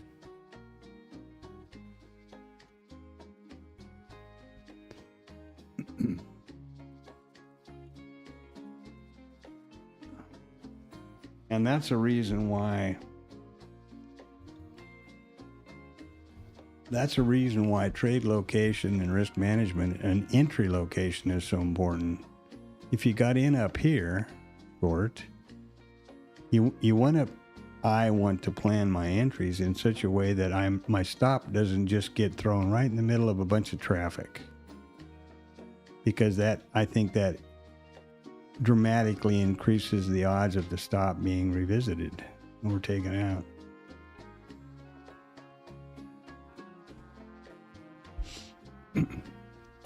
So what am I saying about that? So a short down here, put your stop right here. A short down here, put your stop right here. 78, 81, right there, you're stopped out. Right here, short, your stop's above these swings. I guess that's a higher probability of success. Or, of the trade working out your way.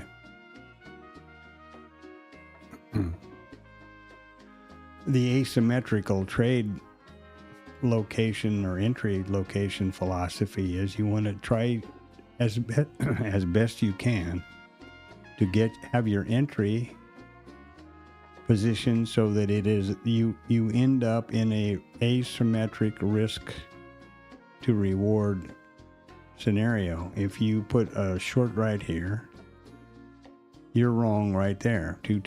A couple of ticks, 1 point maybe.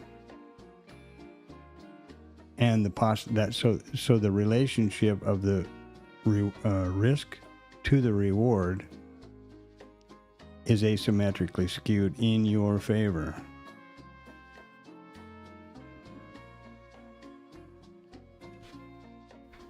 And like I said,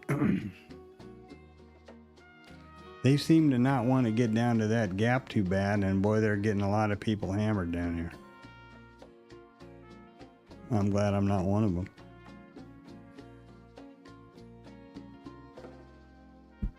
I will say that in these past number of trades, which have gotten me to where I am within, and look at us go, have gotten us to where I am with regard to the profit target for these accounts. The successful trades I'll have to go back and look at this. Real interesting, actually. I got to go back to my static and look at that. I don't think any of them have been an IB failure. I think all of them have been IB continuation.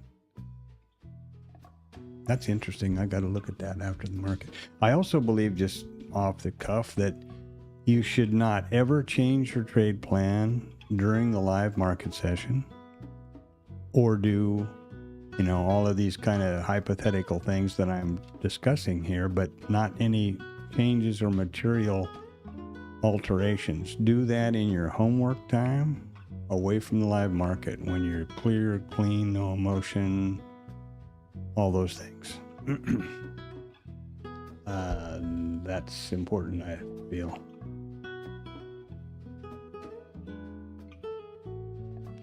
Developing value area low. Now we are basically pretty well balanced and starting to develop a distribution here, and we're approaching an IB VWAP migration. You saw that the full session just did so. You see the full session POC is a more muted yellow, and you should never be surprised that those are going to happen or do, because it's just math. The POC just marks the price at which the most contracts have traded so far in the session, which is right here.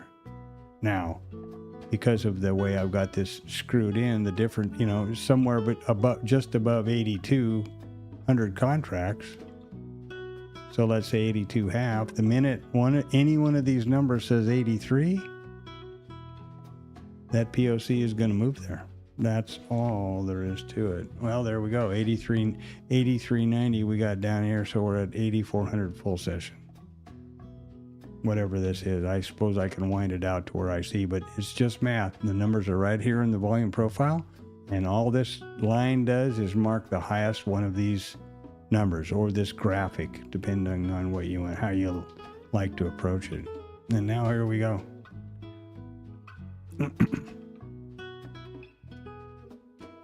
I would have nothing that would have told me to do that.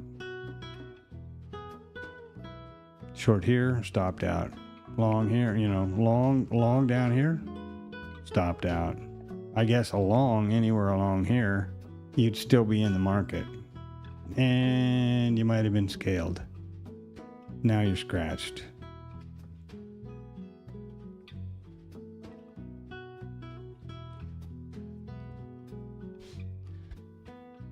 And I really don't know how to identify that objectively.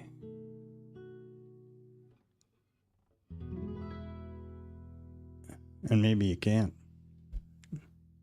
Maybe that's where you just get the stats as close, get the setup as close as you can and see what the stats say and Katie bar the door. Then, in that case, then you have to immediately take into account your risk tolerance, your account parameters, in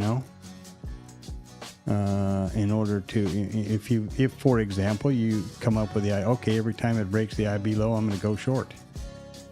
Well, you got stopped out. How many times does that trade work? How many times do you achieve scale?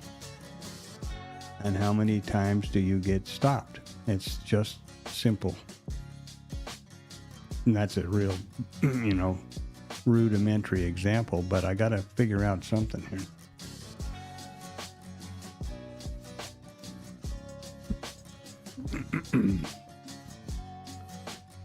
And there you go.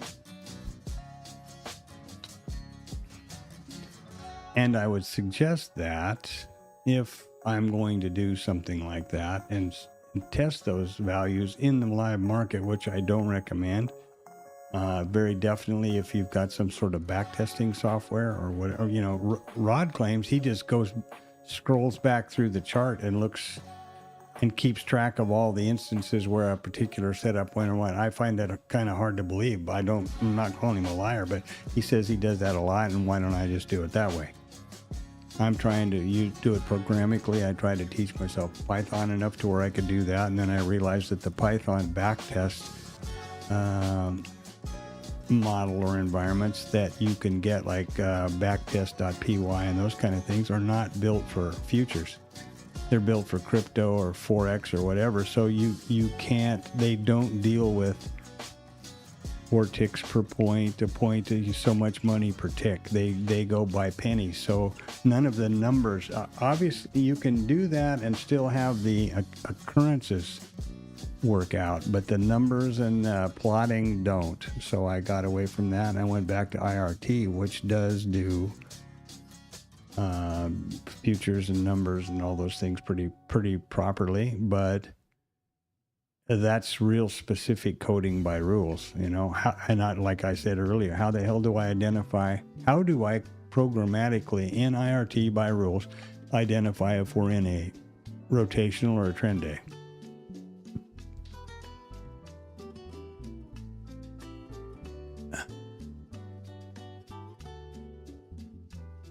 Yeah. Beats the hell out of me. And here we are. But now this would be a normal circumstance setup for an IB failure again. And pretty quick could be a scale. So I was busy thinking about how I would identify a rotation or trend day, and I may have shot myself in the foot. We've got a lot of liquidity living down here. You notice that? How it's building, how this is built up, and just ahead of our gap. Low right here. That closes the gap, by the way, boys and girls.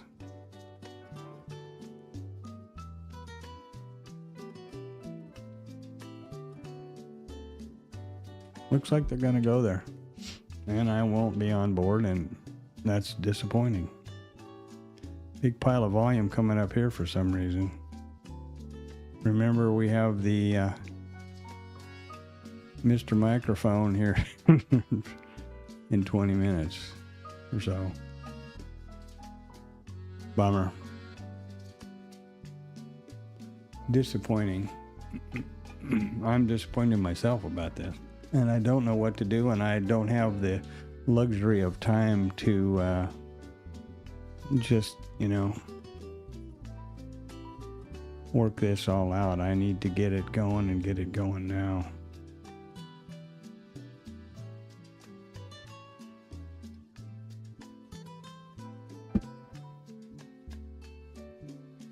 Well, there we go. If you look at the Renko chart, anybody in their right mind is short, right? Targeting the gap.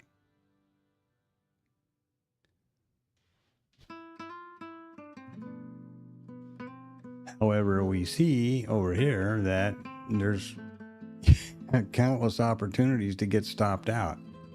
Some of the people, traders, who have what I imagine are larger accounts and or, well, yeah, basically that. Well, I got stopped out and I put it back on. I took a couple of stops in a row and I put it back on. Well, that's, you know, if that's where you've got to be really mindful about your risk requirement, your risk requirements or your risk management.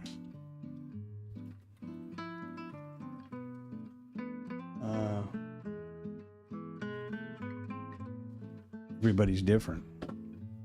If for example, like right here, I'm trading, and this is a 50K evaluation account. There's a daily loss limit of $1,000. Well, 3 stops is $900. So you're not trading anymore, and you've basically wiped out one because of the risk reward setup of the risk neutral trade package. That's 2 3/4 to 1 risk to reward if you get both targets. So if you take 3 stops, you've taken 1 step back, you know. Not the end of the world by any stretch, and you definitely will do that and have losing streaks and all that based on, you know, random distribution. But that's also something you really have to have your head around, all of those parameters, and they're all different for everybody. Unless two traders have, both trading the same account and have the same everything.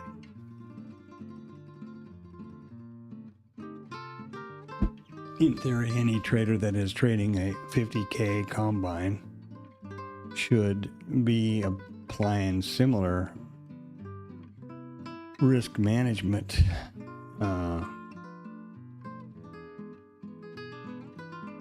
ideas or philosophies or rules or whatever you want to say. If you're, and then there's a whole bunch of guys, like I said before, nothing is the only way. There's a whole bunch of guys that just throw YOLO out there, and if it hits, great, and if the account blows, then they just go get another one. That is definitely not anything I'm interested in doing. I approach this account right here as if exactly same emotions, same everything, exactly as if it were one of my broker account with my money. No different. I don't know whether I'm lucky about that or whether or not I'm not, but that's how it affects me. And this is my journal, so there you go.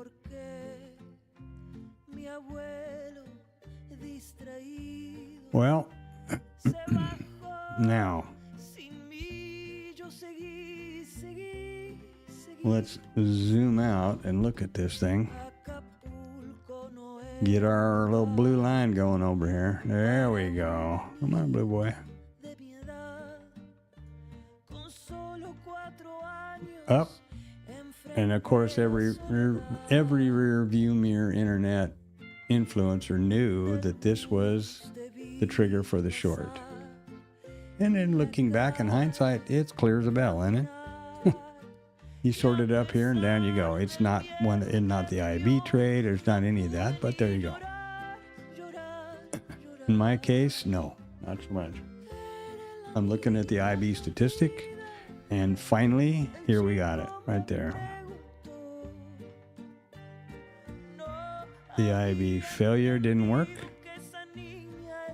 The IB continuation hasn't worked.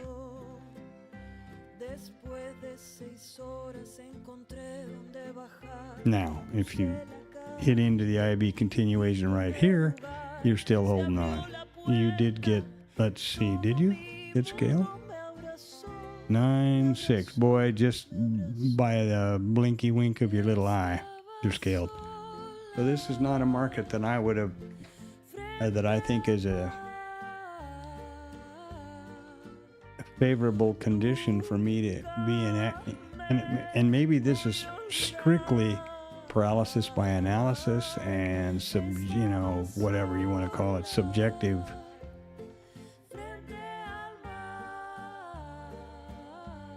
Mr. Hyde's mind control, or whatever. I don't know. I'm just talking out loud here. I'm thinking out loud. Look at all this liquidity jammed up down here. They don't want to get that gap closed too bad. And then here we go with another philosophy. Is this liquidity support, or is this a target? Is this a magnet? Are they trying to get traders to come down here because they got long on the gap? Short on the gap. Remember that futures is a zero-sum game. For every buyer, there is a seller. No question about that. It's a contract. There's never more buyers than sellers, or the other way around. There are more aggressive. That's how price goes up or down. Price goes down because sellers are more aggressive and they come across the inside bid and come across the inside price and hit the bid. Price goes up because buyers are aggressive and come across and start hitting the resting liquidity on the ask. I don't know why this keeps doing that, but anyway. That's how price goes up and down, but there's never more buyers than sellers. So, all the way up here, somebody was selling to all these buyers. And through the course of last night, same story. That's how we got up there. How do those guys who sold to all of these buyers, how do they take profit? By bringing the market down below where they sold it to them. And, that's how you get a profit on a short, right? If you sold something right here at 93 and you get down here at 76, you've made $30, right? Or $20. 20 handles. So I think it's pretty much that simple. So back to the point of, are these resistance or support in this case, or are these magnets? Are these people that are sitting down here right above the close of the gap wanting all these poor suckers that traded, got along on the gap to come down here and buy them to, take their stops down here? I think this is valid thinking. If not, throw something in the chat there and let me know.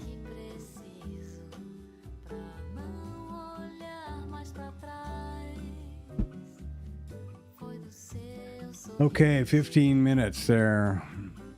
I can tell you what I'm going to be doing. I will be roaming the range in search of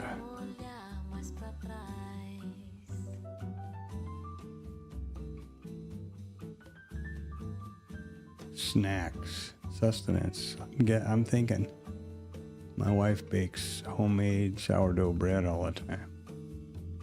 I'm thinking a piece of sourdough toast with some peanut butter sounds pretty snazzy about this time, and I'm certainly not going to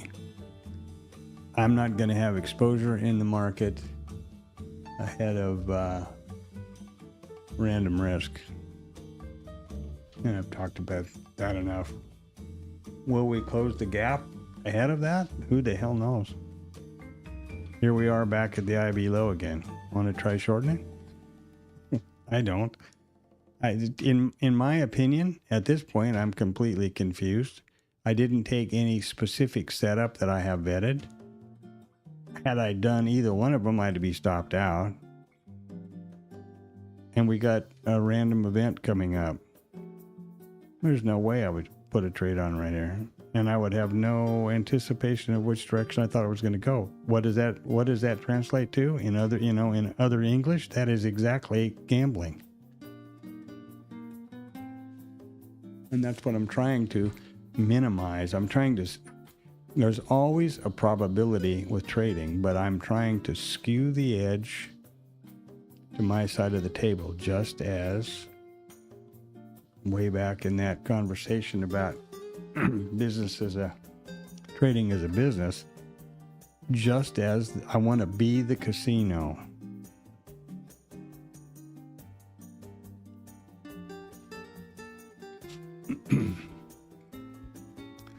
And not the gambler.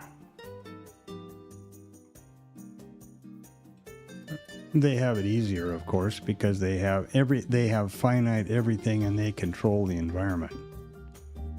We are functioning in a random environment. However, guys that have applied these theories have made cubic money, starting with Thorpe and Jim Simmons and on and on, like I've mentioned earlier.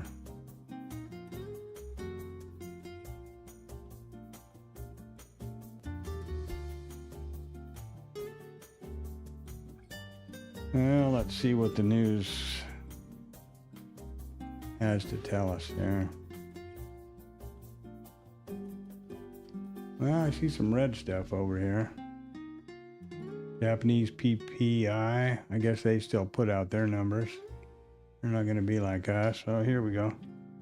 So, floats rolling out export tax to more industries. Wow.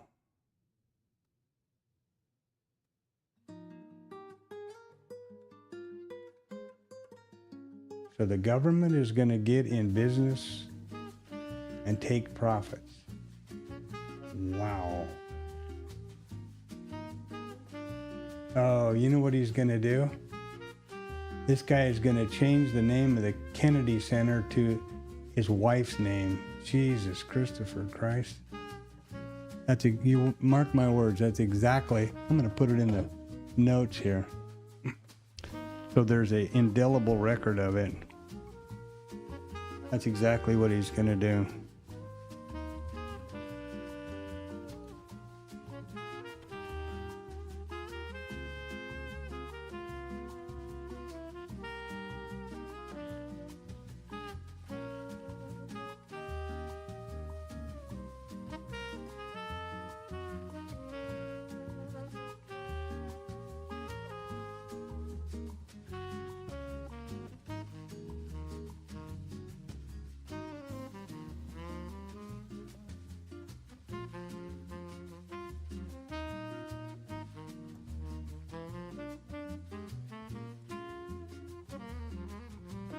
Well, I am definitely not going to be. And maybe that's not it, but I know he's floated that more than once. And something about there's something he's going to do. He's floated that around. He at one point he was saying that they should knock somebody off and put his face on Mount Rushmore. My. What has happened here? So the crude inventories are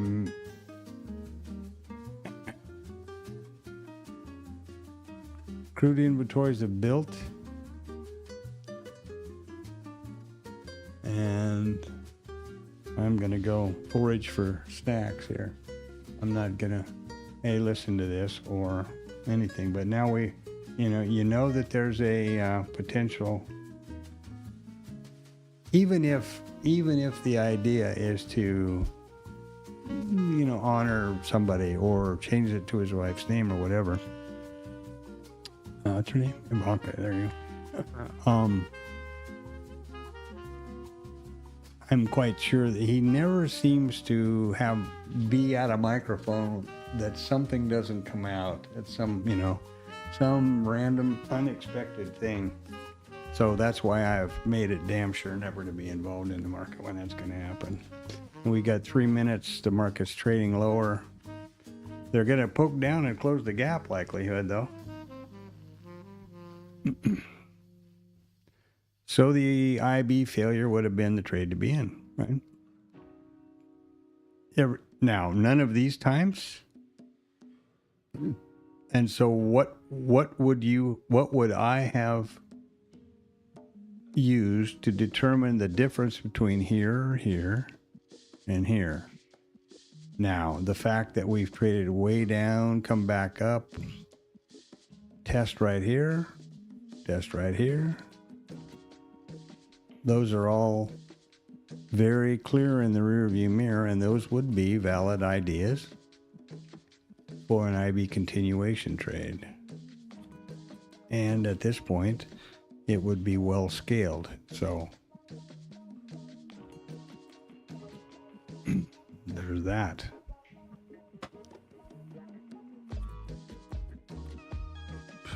I don't know. How do you know? How do I know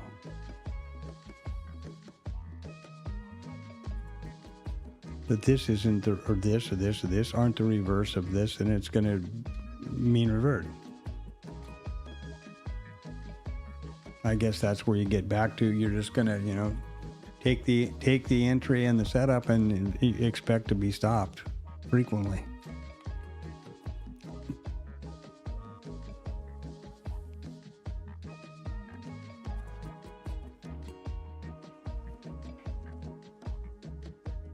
Now, if I had taken these at let's put it at whatever we are, 79 half. Let's make it 79. Let's make it 79. we need to get down around 67 here to, we need to get under settlement in order to get both, close the gap, which looks like we're going to do, get under settlement here, which is to get the T2. And it's so disappointing to watch this happen.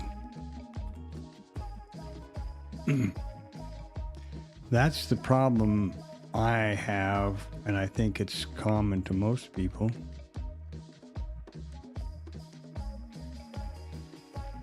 In a continual state of subjective decision making, right? Okay, next time when I see you do this, I'm gonna, yeah, no way. That is unsustainable, I think.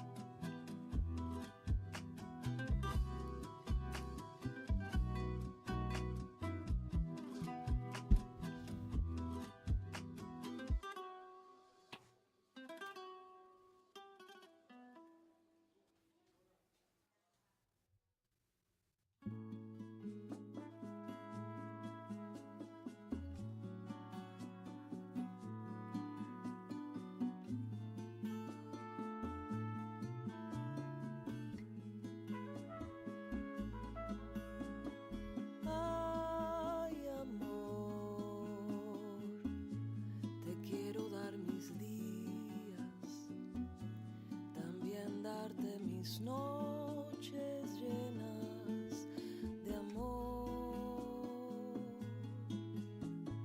corazón, hablarle en poesía, cantarle a tu alma y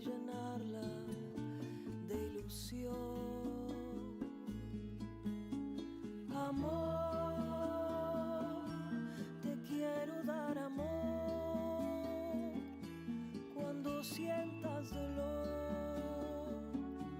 Quiero acompañarte hasta que te salga el sol. Besar todas tus lágrimas y darte todo mi amor.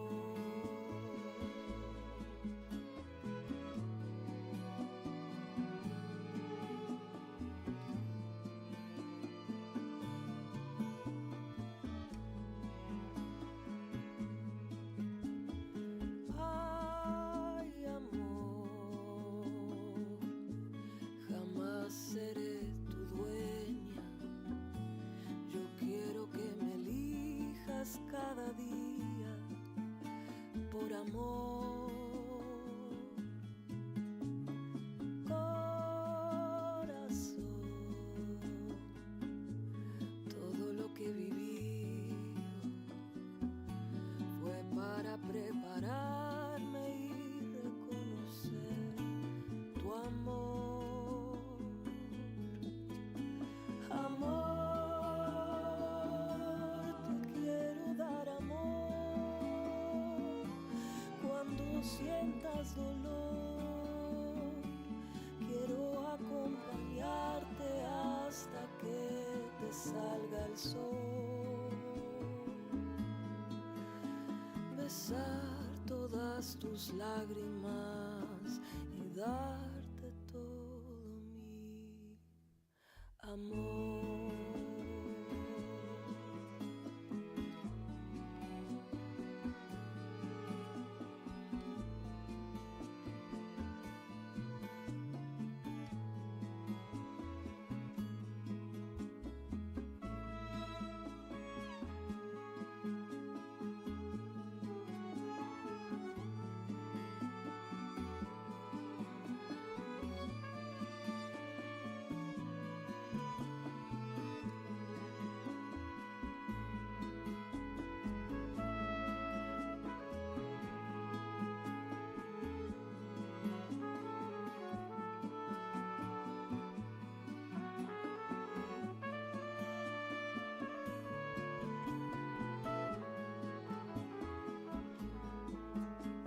Amor,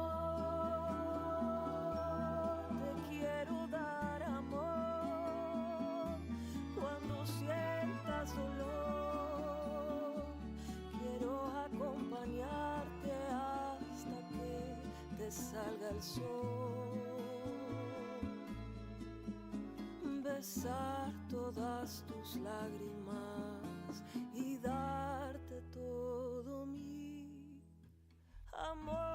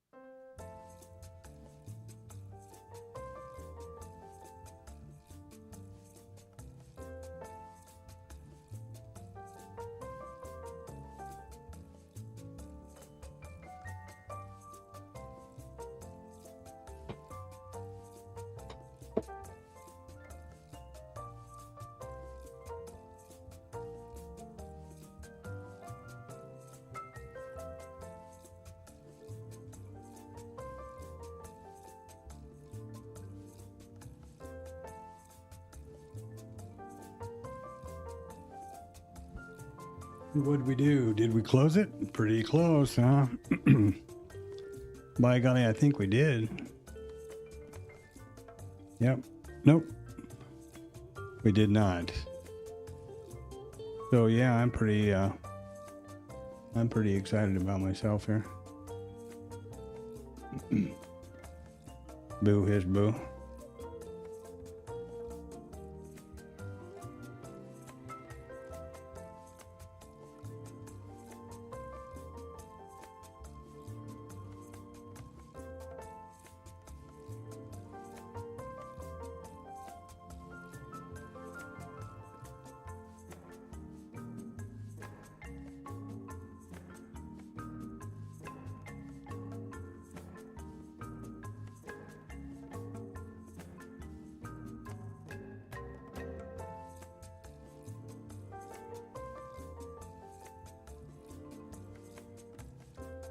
Well, circling back to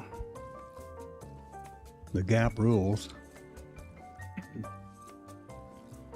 which are all over the stream here this morning, they say if we close the gap relatively early in the session and if we're accepted in the previous range and value, the rules actually say the way I learned them, then there's a 90-something% probability that we'll trade all the way across value. And it's one thing I'll say at this point, it's amazing. Go do yourself a favor and go back and look at several instances of these situations. It's really amazing how frequently they bear out. I guess it's not amazing because they wouldn't have gone on down through time being recognized as a thing if they didn't bear out, I suppose. So that's the way of looking at that. But yeah, go back and look at it. It's interesting. So if we close the gap relatively early in the session and we're accepted, high probability we'll trade across it. Here's the gap. We didn't close it. What are we doing? We're going up here. Now, what does that mean? Nothing yet. And we're in the atypical situation of a news event or potential risk, a random risk event.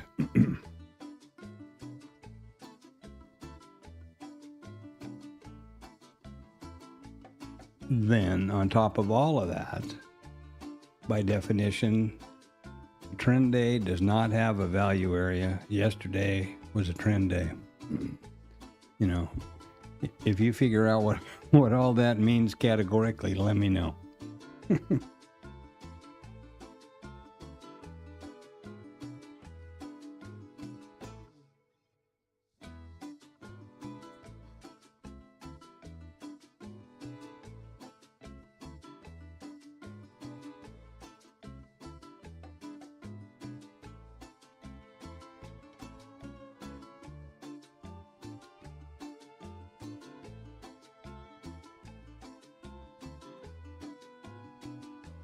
And here we are back.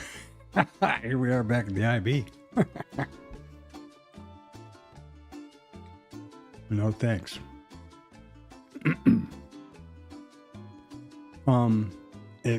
If nothing else, you take away nothing else from this stream today.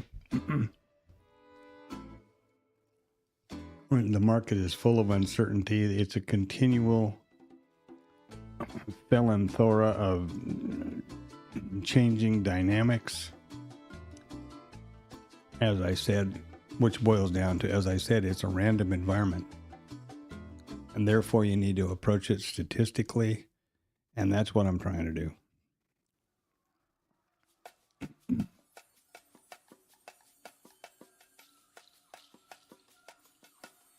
I was going somewhere else with that, but I forgot what it was. Anyway.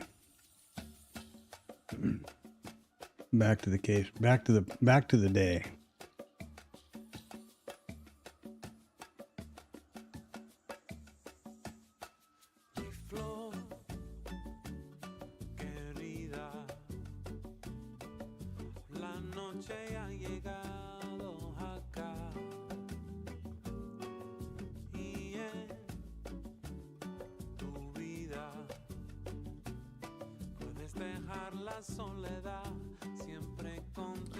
Pay special attention to the fact that we have not migrated the VPOC yet. We're at 8,200. We've got nothing down here. The closest we've got down here is 6,700. So we got to get 1,500 more contracts to trade out down here before this VPOC is going to migrate. Right? Pretty much. Well.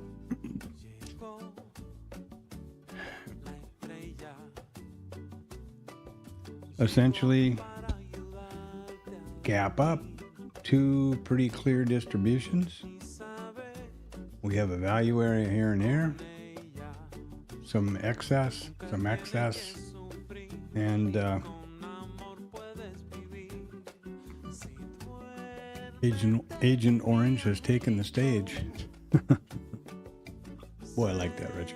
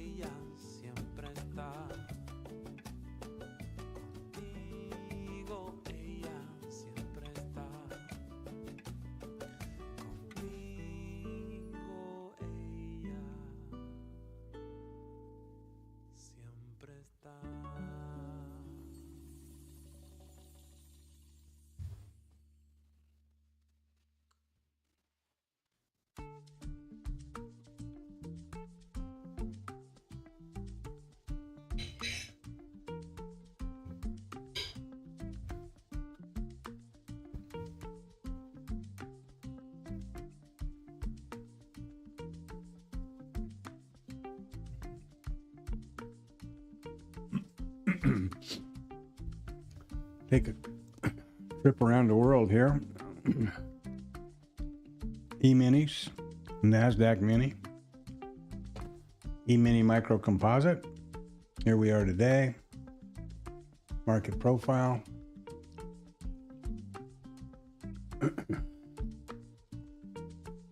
I'm sorry, minis, not micros, in case I said micro. I don't know. These are micros.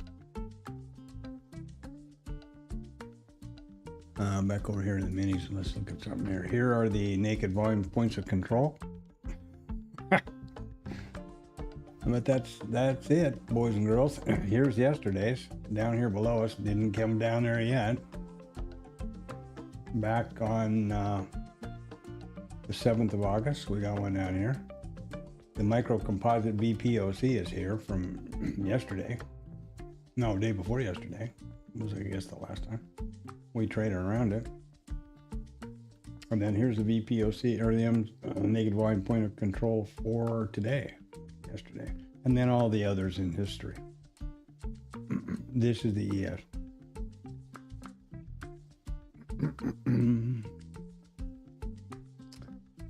Okay. Got down to the gap, did not close the gap by a tick, okay. And have rotated back up into the value area again. Looking at the full session here with the blue boy over there. There we are. Open.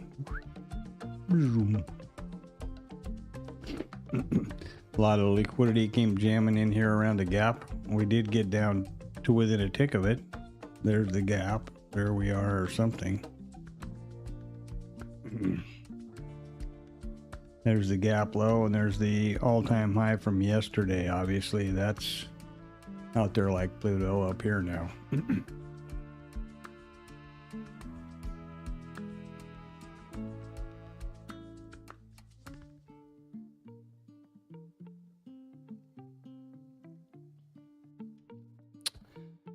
Oh, what did he say?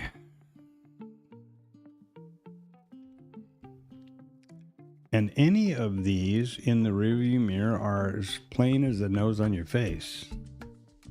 Well, this was choppy and I didn't take these, so I took this, and I'm scaling them down here and up here, and oh, well, I saw that, and I took this, and here was a test, and down here. In reality, that would not be the truth on this one right here. But, I'm not rearview mirroring it. I'm disappointed that I haven't taken any one of these. Not today, because at no point today have we achieved T2. We've been scaled. I would have been scaled 2 or 3 different times, so then it's a scratch, no problem. But not enough meat on the bone. And this is not the reason I didn't take these. I'm just saying, looking backwards, I would not have been I would have been scaled, but not hit my targets. That's not the case the last couple of days. They went to targets and passed. And last week. And now we're in a random risk opportunity, and I'm not even remotely. I'm gonna jam my sweet wife's sourdough, whole wheat sourdough, mind you, toast in my mouth here, and I'm gonna mute off so that you don't hear me smack my lips.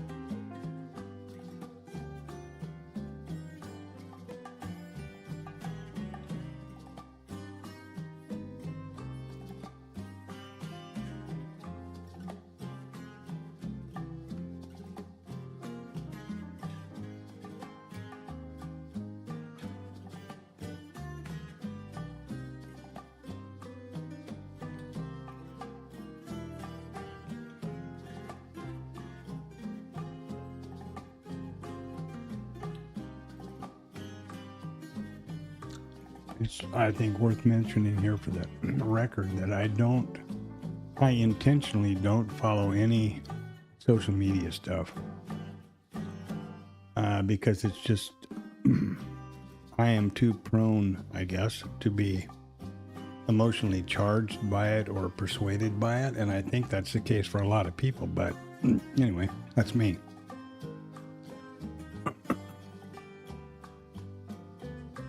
And I do, follow the news and stuff, obviously, because I think that's really important, assuming that we're going to continue to have news and numbers,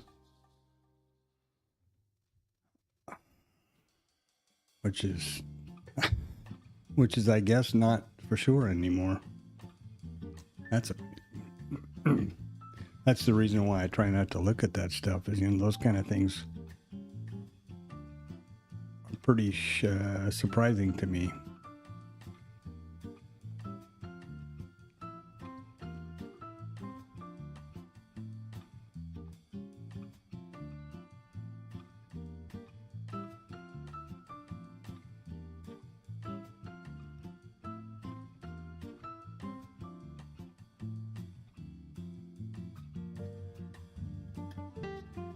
And I have enough insecurity or unsure analysis of the market that I don't need anymore. Just watching the trade and trying to vet these two pretty straightforward trade opportunities around the initial balance. I don't need any complicating, mitigating factors, Some random dillweed who's trying to make $1 zillion and yeah. Every time I see a headline, it's like, really? Now we're gonna demand that anybody doing export business pay like they're imposing 15% of revenues to be paid to the government by NVIDIA and Asus or ARM. What the hell?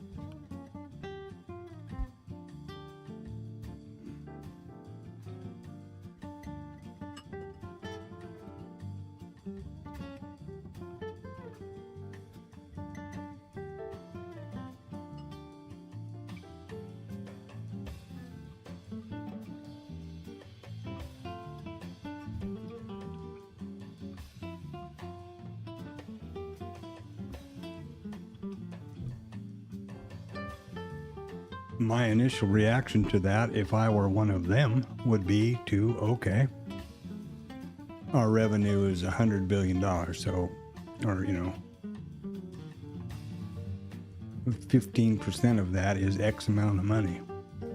How much will it cost us to relocate somewhere else and tell this goofy guy to piss up a rope? I mean, and now that, and they want to, out of one side of their mouth is, oh, we're going to bring all this manufacturing back and reshore all this kind of stuff. And then they turn around and penalize the people who are here doing it that are going to sell and export. Where do they suppose money's going to come from?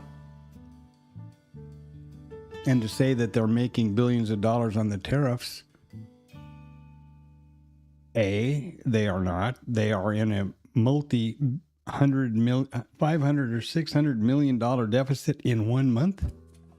And who is paying the tariffs? It is the consumer. They are nothing more than a tax, borne either by the manufacturer or the consumer. You figure out who you think it's going to be.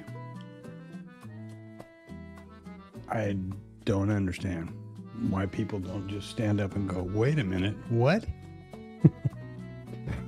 But that's me.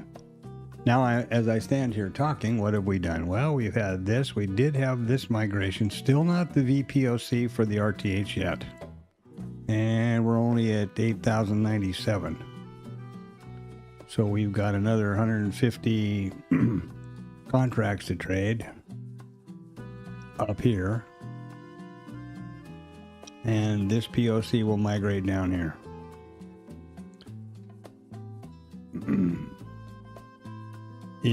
This would have been, in hindsight, this is a valid IB continuation entry, and you would be scaled.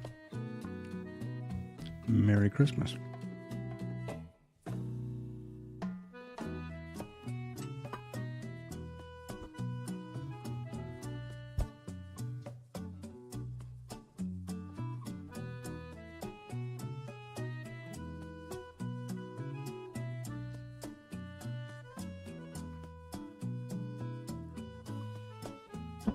But frankly, I don't know anybody that can't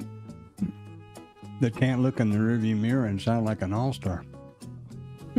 I guess if you can't, then you better really think of something else.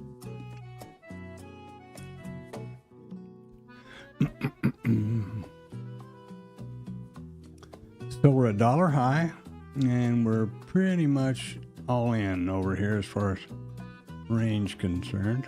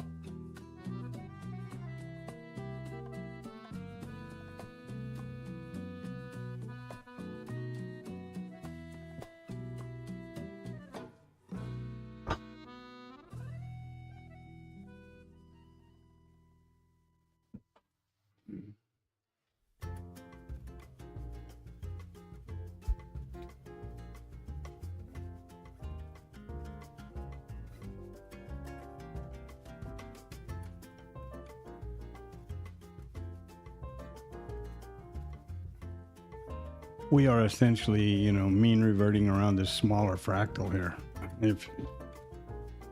And again, I realize anybody with eyes can look back in the rearview mirror and see that.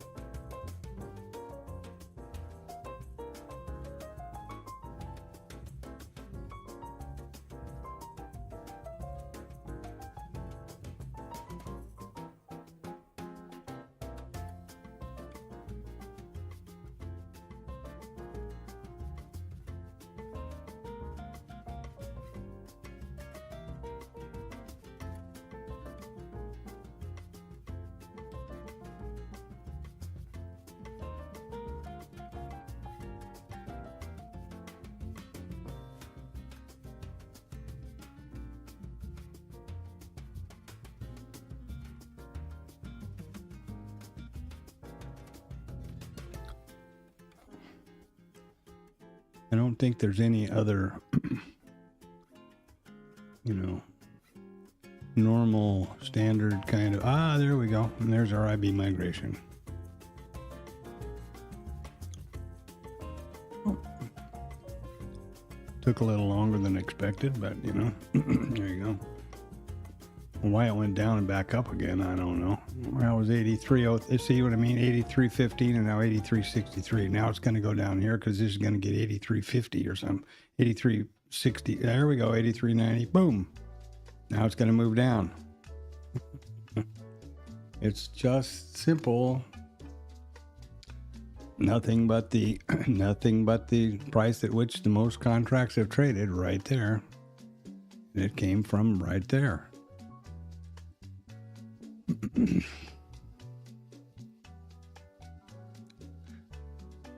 Now it would be under a normal trading day without, you know, news input and whatnot else. This VPOC migration could be a reasonable impetus to continue short, because that's kind of the philosophy, and there is a setup called the VPOC migration. It is my most least profitable until I started doing the very specific one at a time thing. I tried doing like everybody else. Okay, I've got this one, I got this one, I got this one, I'm gonna trade them all. And then that works out really good. Maybe not.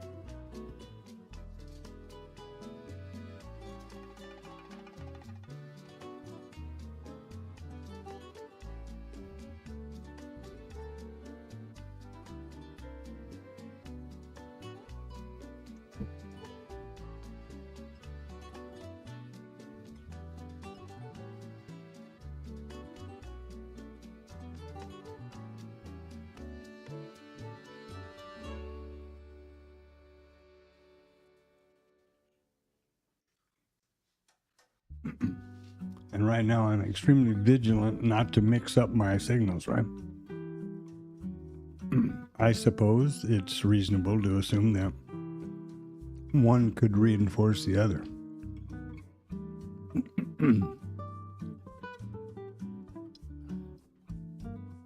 But here's an example of not just taking this IB or VPOC migration mechanically. That would be stop. Boom, boom.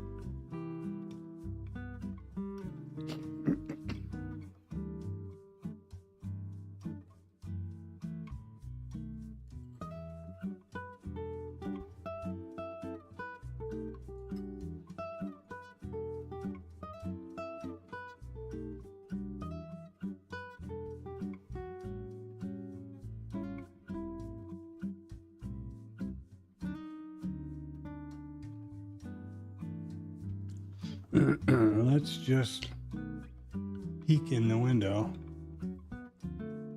and see if well,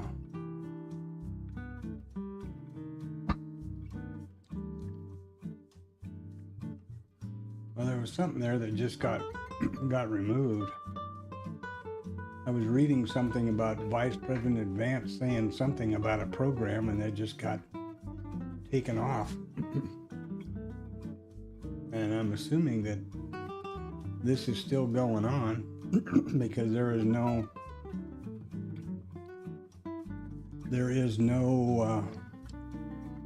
remarks, or I think the way they typically do it is they say that oh, what is this?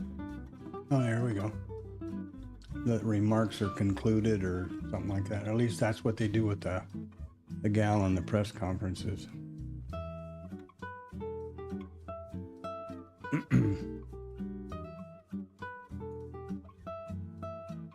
Oh, I'm sorry. I didn't have the over here. There's no there was a thing up here about Vance, and then it went away immediately. But anyway, apparently it's still ongoing, I'm guessing.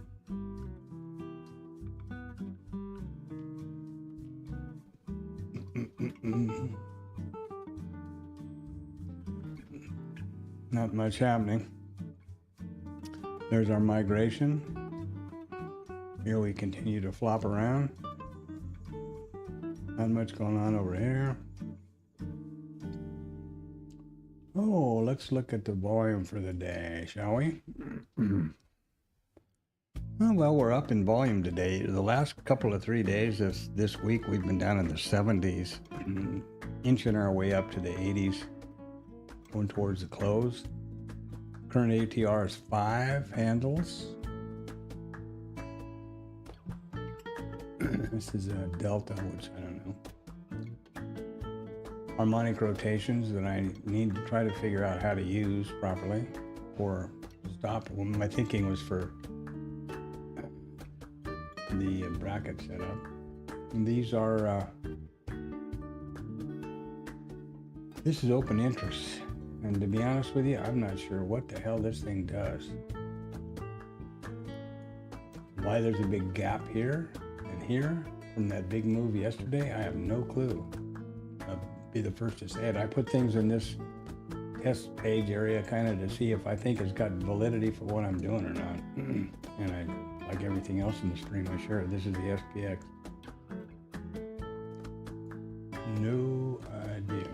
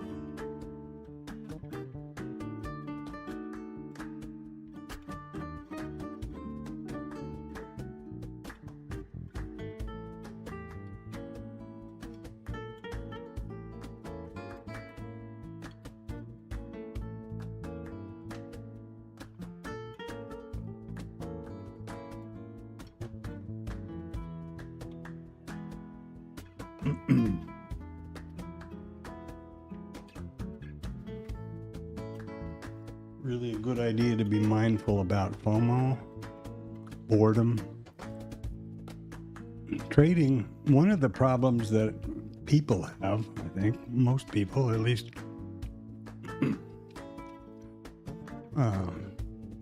adult ones,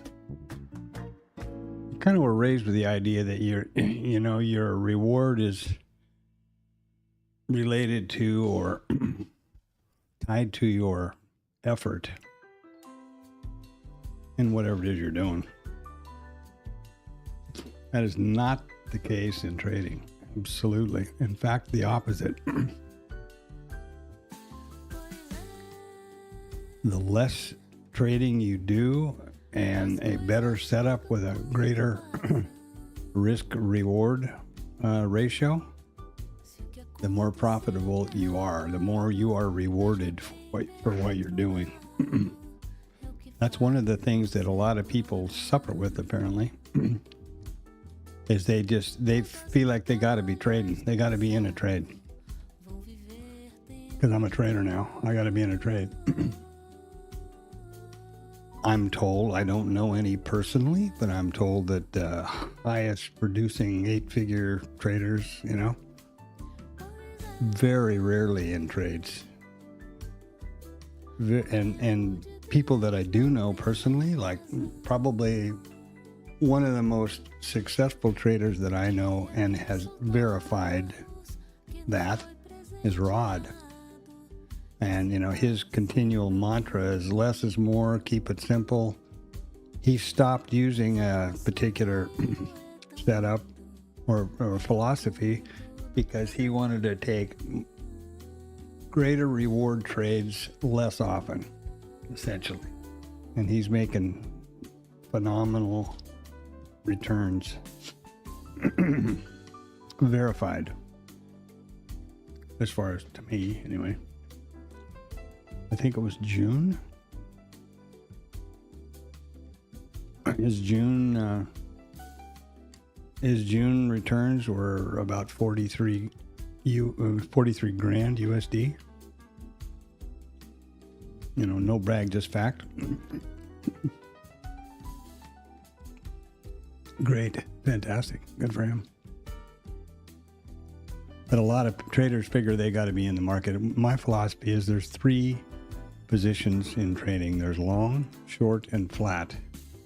And I think I'm goddamn sure I spend way more time in the flat than I do either of the other one. And if you take that one step further logically, the more whipping and spurring you're doing, the more exposure you have to risk. The more you're exposing your account to risk, or the more risk you're assuming, however you want to phrase that.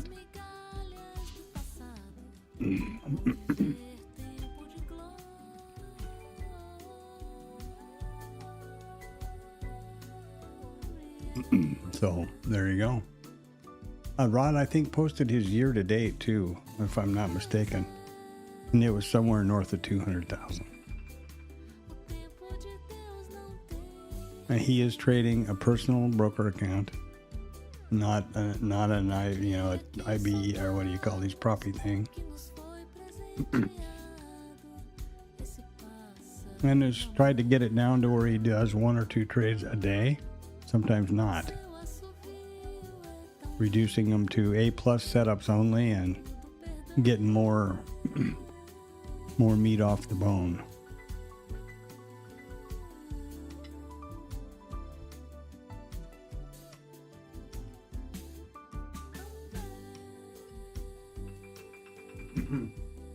So quite an inspirational example.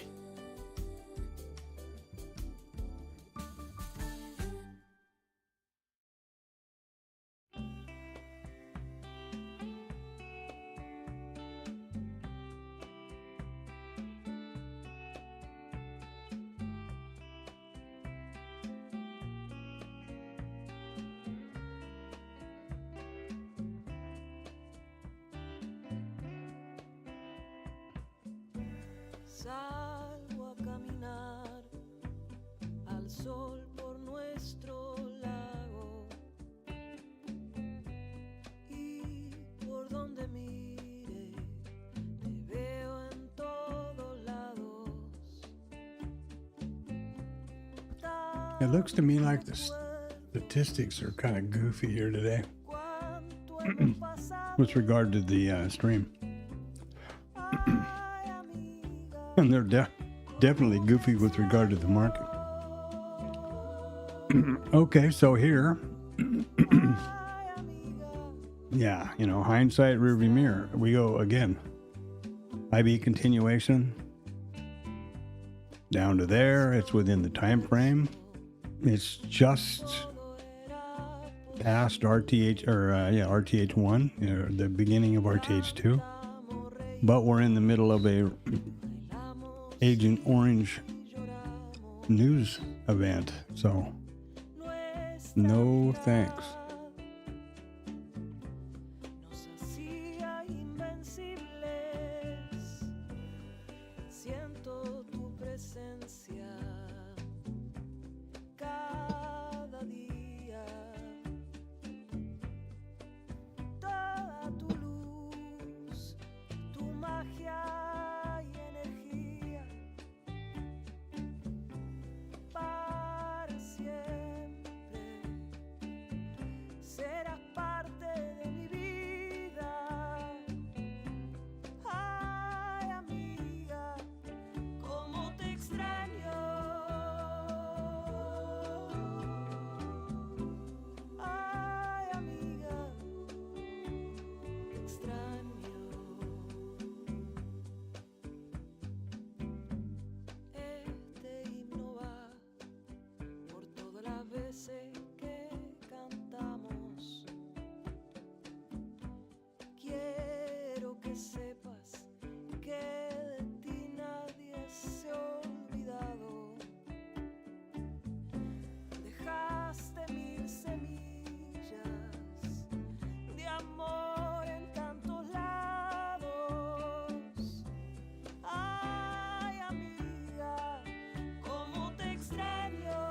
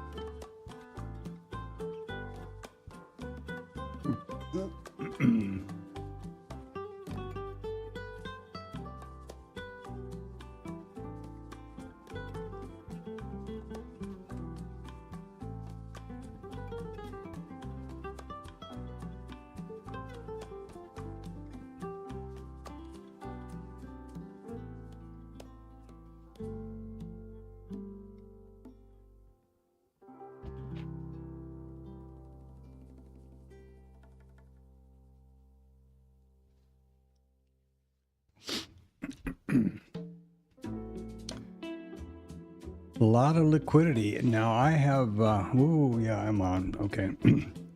I have my heat map turned down pretty low here because I don't like to have it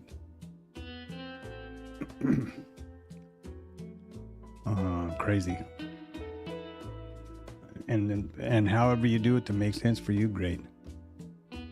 Some guys like Tom, who's, I think a lot of him, and I believe that he's a good trader, as I said. And when he posts, now and then he'll post a screen snap, and there is so much, I cannot see the price level. I can't see price. Between the bubbles and the this and that, stops and icebergs, and I forget all of it. I think he's got everything Bookmap has to offer turned on, and that's maybe they want him to do that because, after all, that whole Bookmap Discord server is a marketing tool for them. So that might exactly be what's going on. I don't know, but it works for him. He makes money, and good. That's great. But I can't even see price. So I typically have it set like this. For example, you could go like that.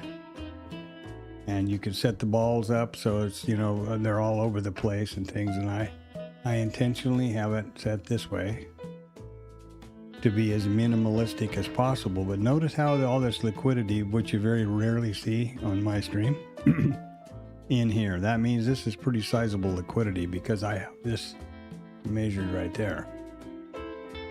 That's the dimming part, but I have the let's see if we can do this for the sake of illustration. Well, there you go. I've got the lower cutoff at 80 and the higher cutoff at about 90. And I'm using the legacy color map, which gives me just black and white. None of the others do that. So typically then, and the smoothing and vertical lines and the bubbles and the volume dots and all that kind of stuff, I don't have 3D. You can see their 3D bubbles over here now. I figure that's using up CPU power I don't care about. What does 3D got? What does it mean to me? What the volume bubble says is it's delta and the size and the clustering and all that stuff. Minimum displayed volume is 25. Minimum trade size is 25 contracts on these bubbles over here. And what difference does 3D make? Can't see other than it's groovy. But that's how I have it. So the point of this is, typically, if you've been around the stream at all, you see my liquidity levels are usually displayed like this. And there's a lot of liquidity jammed up right down here right now compared to normal, compared to typical. So I need to take note of that, which I have just done. And now what have we got? Well, we've snuck up here. Oh, we got from 92 up to 10,000. You see how that works?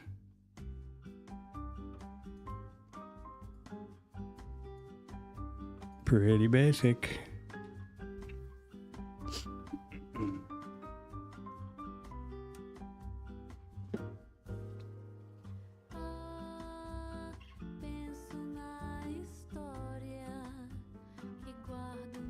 Now this is the bookmap style heat map that I built in IRT with the 3D bubbles and the price line and the heat map and and a dome right here that centers with price that you can trade, and the session price, all the session price levels pushed across here. My thinking was that if something happened or whatever, I might find a workable alternative for Bookmap to trade with. And I can set the minimum and maximum and all this stuff to do with a heat map up here with these buttons. So here's what we see on the IRT heat map, or whatever we call it. It's called Trail of Intentions, I think. And here's what's going on Bookmap. Same time, same station. 64.78 half. Wow, look at there, 64.78 half.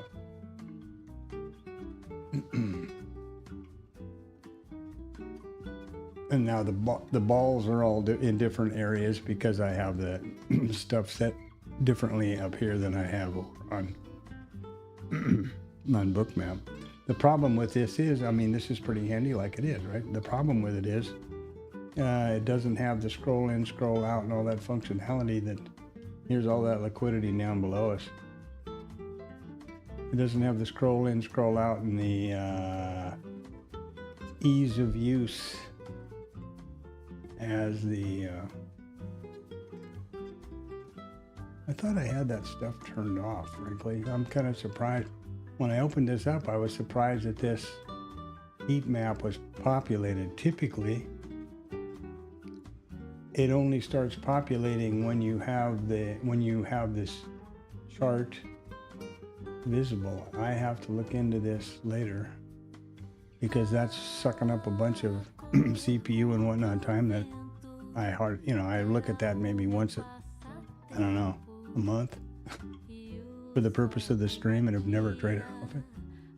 And this is just a test I do that I look back at things, and then this is back testing.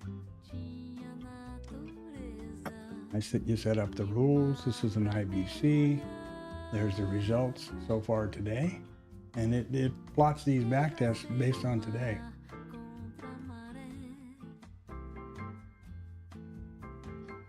Based on the rules. So there's that. I'm trying to get this together. I promise. You know, the old story is, I got my shit together, but I just can't pick it up. You know? I used to be one of the old, get your shit together, dude. What's the matter with you? I got it together. I just can't pick it up.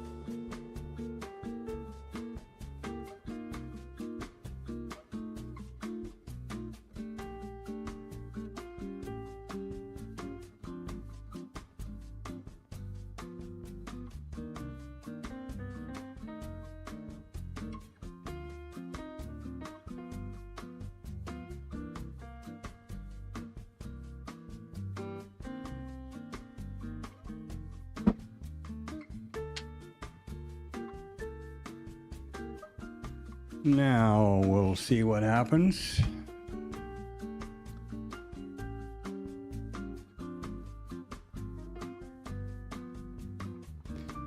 For me, as I've said repeatedly today, there's no trades here.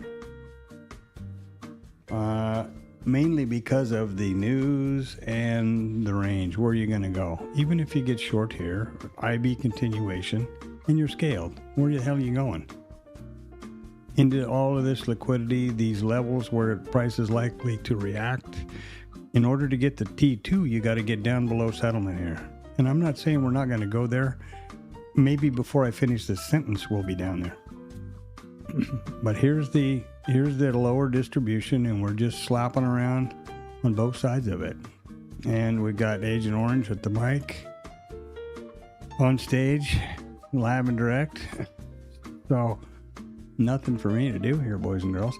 Now, if you are a range trader and you're happy with, a few points and you don't mind risk exposure to the market in that environment, then you've had a pretty good morning. You could mean revert, right? You could go, well, the mean is now shifted way up here, so not much in terms of that below, but you could have a mean reversion off the bottom up, which is counter trend and counter everything. So I think those all add up to be a real bad idea for me. What is the context? Here's the blue boy. What's the context of the day? Just take a look at this and tell me which way you think the market is trending. What is the context of the day? It's ought to be as plain as the nose on your face that it's south. We did open in a gap. We've talked about all those things. So I'm not going to counter trend trade. I'm not going to be going long down here.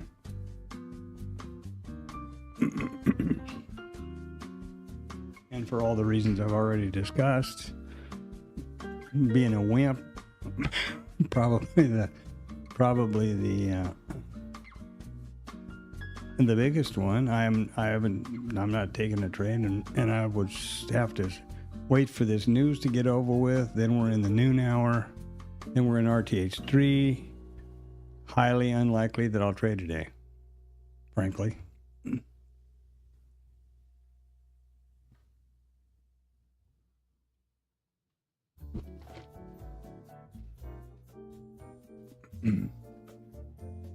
Highly unlikely. Haile Selassie. You know who he was? Anybody?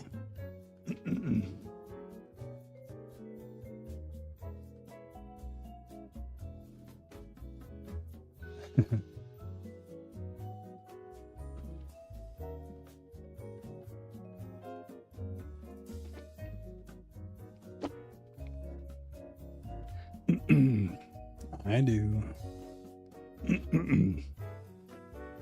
Okay. Well, we got down to the gap within a tick, didn't close it. We haven't, the day's not over. I don't know if Agent Orange is still on the mic, but I would assume so. I've never known him to have a live performance less than an hour, I don't think. I don't think that's, I'm not saying anything wrong with that. I just expect that whatever he has to say in his comments, and then I suppose there'll be press questions or whatever else. I would guess that an hour at minimum would be the thing to think about. And now the way I tell that is I go here and see if any of this says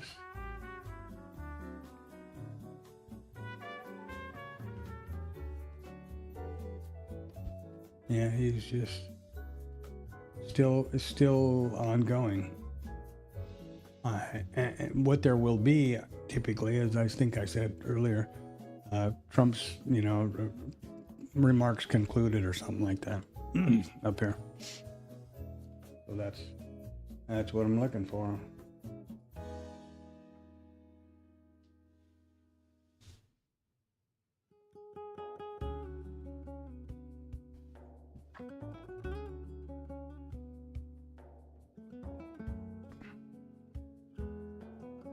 That's what I'm looking for.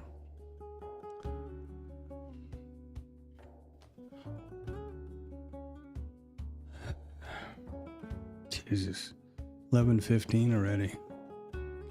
It's fast approaching nap 30 at my house here, boys and girls.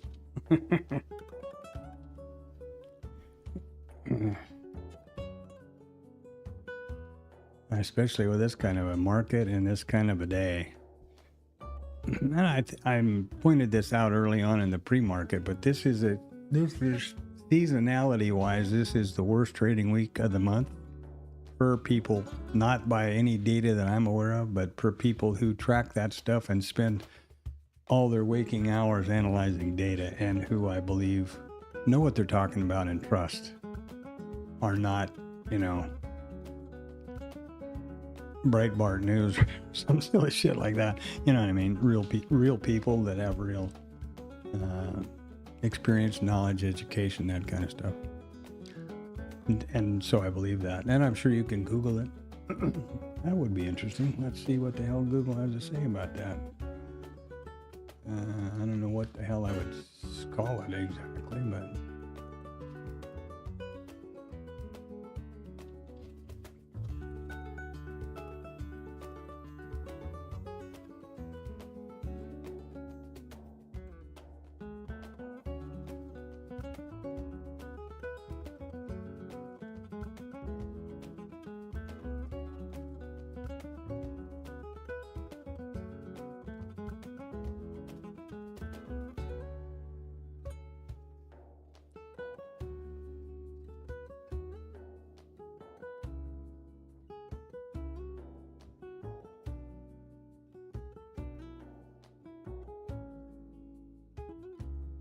Well, as with everything, as with vetting a trade or with AI or any of that stuff, it all boils down to how do you ask the question?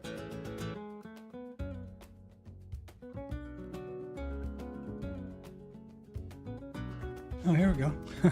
and I'm not very good at that, but let's have a look. My question was this week performance trading futures based on seasonality, and I realize that sounds like, second grade something or another, but anyway. And here you get this. And this week, August 11th, August 15th. Seasonal data suggests weak seasonality for Dow Jones futures, MY, which, would push over to S&Ps, I think. Slightly bullish tendencies. Historically, August has been a weak month for the S&P 500, but a period of gains in August.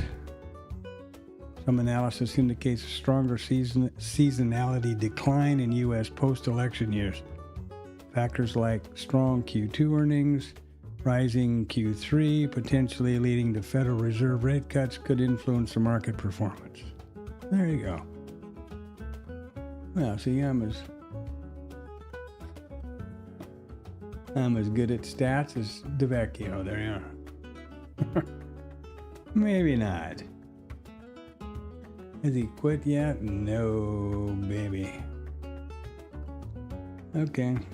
And likely will not, I'm guessing, because that means probably still not into the question and Q&A period, which I think I'm pretty sure they always do with the press squad that's there. This week or this month, my friends at the Fed are going to my old stomping grounds where I grew up, Jackson Hole and Yellowstone Park and right around there.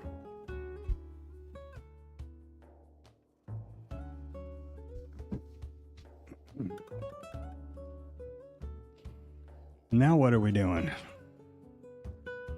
What you could basically look at this from about 9:30 on till now is essentially retail soup. Everybody's desperately trying to get a trade one way or another around the gap or whatever, for whatever logic they use, and they're getting chopped up right, left, and center. Retail soup. Was this a good long? Yeah, this was a good mean reversion, I guess. 70 to what? 81, so there's 11 handles. Did you know to do that? Did you know this was an outside edge? Now, it is at least a level, whether I agree with going counter trend and, it looks to me like it's just picking the bottom. But it is the level. It's the gap low. It's the all-time high. It's the value area high from yesterday, even though there wasn't one. It's just above settlement. It's the previous RTH high. That is picking the bottom and gambling, but it worked out good if that's what you did. And that's the only real clear thing I see here, actually.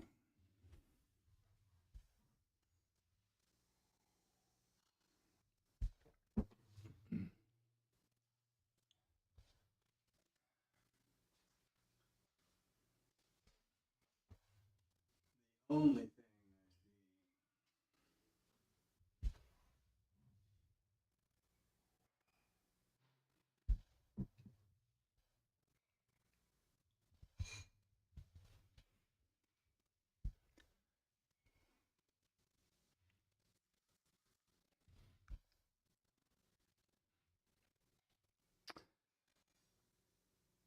And of course, if you look over at the Renko and you're strictly a rear view mirror trader, you knew precisely that this was the high. You traded it short, and then you got your profit out here when it got close to the gap, and now you shorted again at this low volume node. You know, sell the pullback. Is that what it is? Yeah, sell the pullback, buy the dip. That's it. Which is great, a great philosophy, but it, you know, come on. Did you see that on the hard right edge? That's where I'm at, making sure that I keep that reality.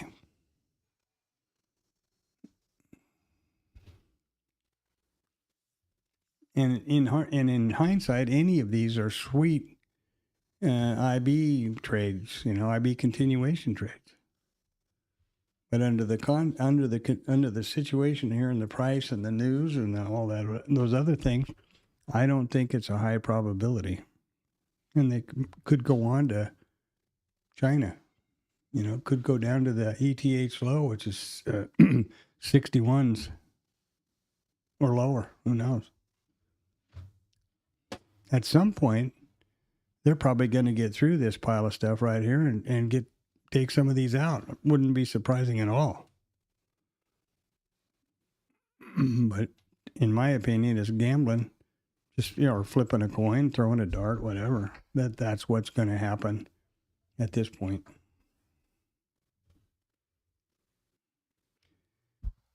On the other side of that conversation, so you shorted here or here, you're scaled, and you got your helmet on.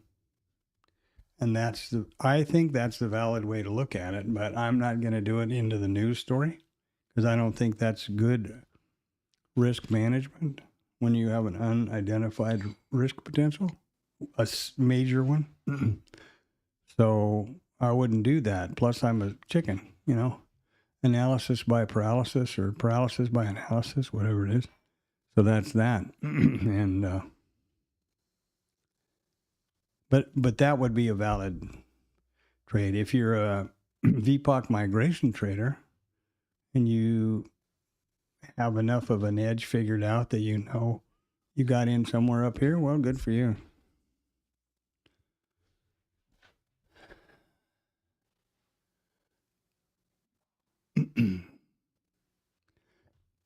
And if you've got an edge that works all the time, drop it in the chat. Believe me, you know, as Tom says a lot of times euphemistically, well, you know, it's a fool's game to predict where price is going. We can only anticipate it, and you have to recognize that the outcome of the next trade is 50-50, and you will take stops. Unless you have some way to know where the market's going, then you be sure and call me immediately on the phone. Collect, no problem.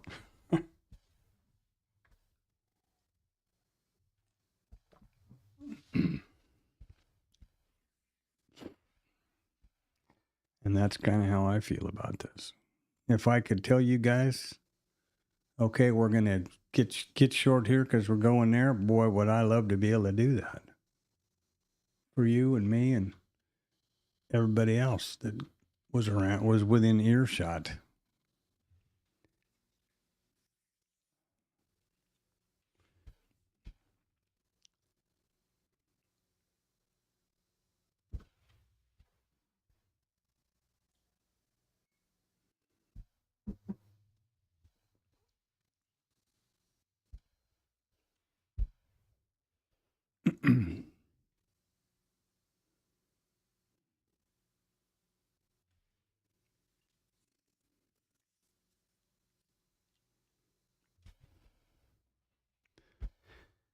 Yeah.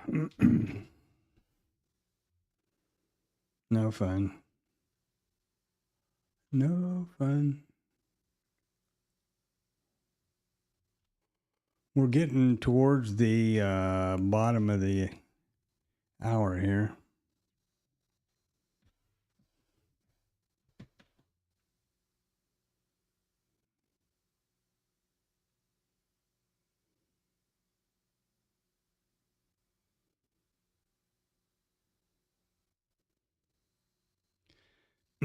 It's also interesting. You can look back in the rearview mirror and call.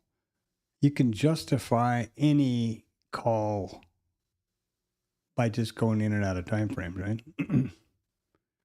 So what are we doing here? We're going higher highs and higher lows. Or are we going lower highs and lower lows? You know? Or are we going lower highs and lower lows? It's all depending on your time frame and your reference. And I think it's really important to recognize that. And I try to stay in one, like the view of today, right?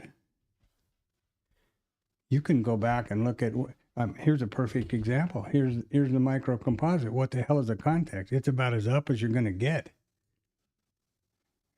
Absolutely.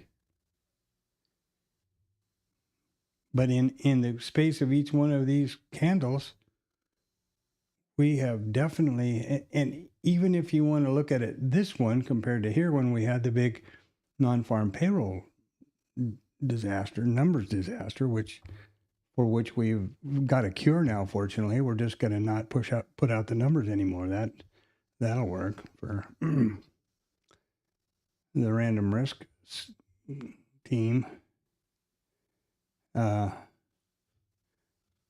Still lower highs and lower, and I mean higher highs and higher lows. Today, on this time frame, lower highs and lower lows.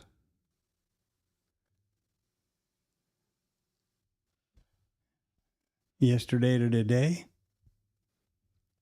higher highs and higher lows over here. Yesterday to today, higher highs, higher lows. It's all time frame, your risk appetite, and your risk requirements or your risk management, trade plan, whatever the hell you want to call it. This ain't an easy game. And 90% of it is mental. I mean, in terms of, I don't mean, psychological controlling yourself or whatever else, but recognizing, for example, that and being disciplined enough to stay within that time frame and trade it. That's real important, I think. I'll let you know when I'm a zillionaire.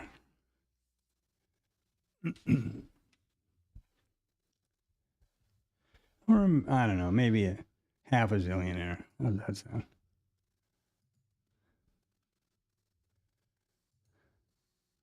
A quadrillionaire.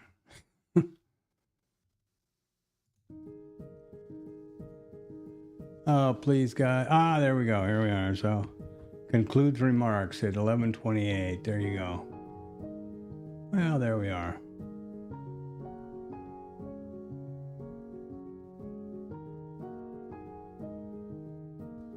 There you go.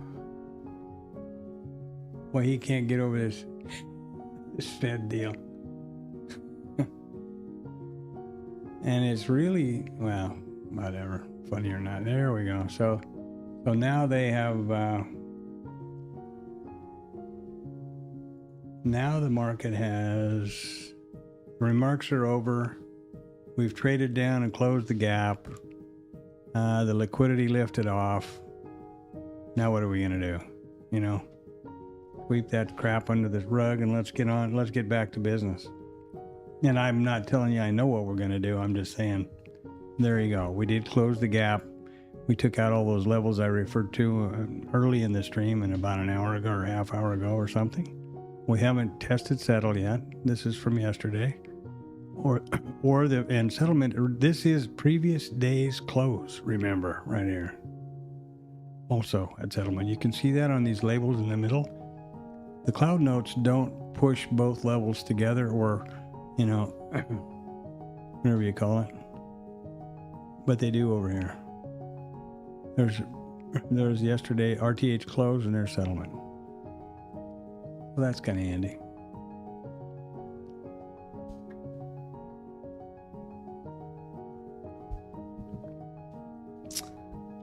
And there was our big spike down to say, oh, thank you, God, it's over, and let's close that gap. And now what are we going to do now? They're all hungry. They all want to go to lunch. I thought he was never going to stop talking.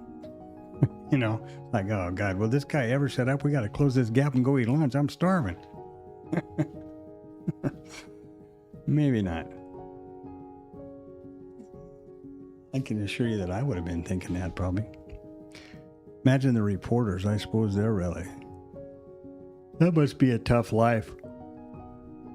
Being on pins and needles all the time. I don't know anything about the life. I've only known one of those people personally who was one of those DC reporters and then I think went on to ABC and finally retired there. Jimmy Williams was his name. Jim Williams. Benny and Lou's son and not Jimmy Williams. That was his first name. Pete Williams. Jimmy Williams was his brother. Benny and Lou were the fathers from Casper, Wyoming. Contemporaries.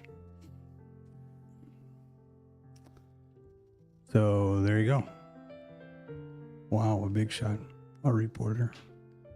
And that guy was, as a side story, but interesting, he knew what he wanted to do from the get-go.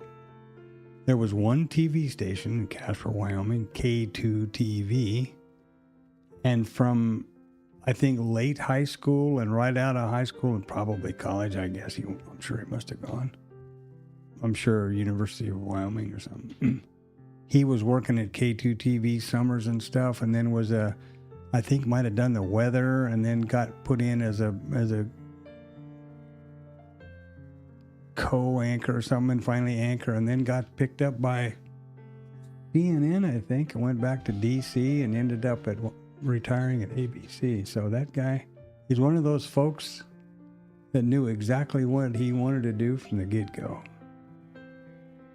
Apparently. So good for him. I'm sure he had an enjoyable and interesting life. And I think, well, much as I know about him, was a hell of a nice guy. He's a hell of a nice guy. I suppose he's still alive.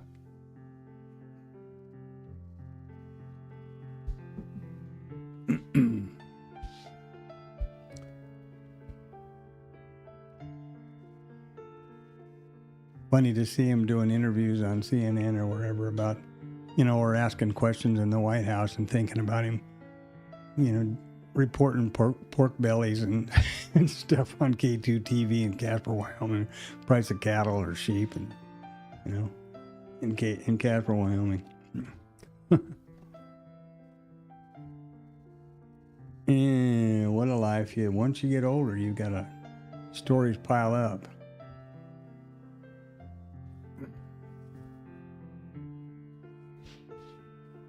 Now this V reversal thing here is a trade that Raw and company are working on, where you have a big V reversal like this that takes out a level, they would go long immediately,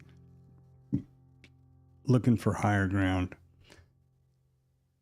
Not necessarily trading in the direction of context or any of those other things, but that's V reversal is one of the setups that they're working on, vetting and stuff.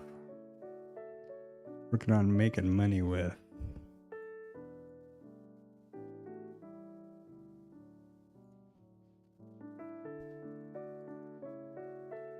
Come on, man.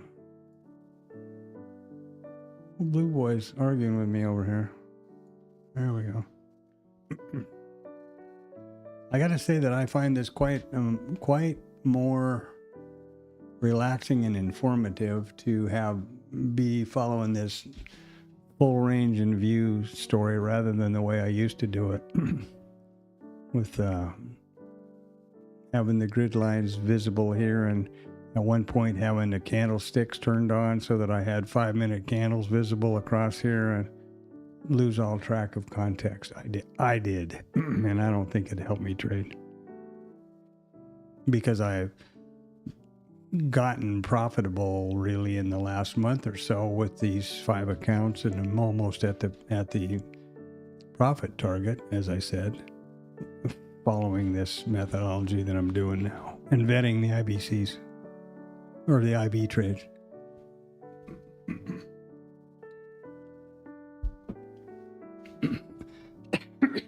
Excuse me.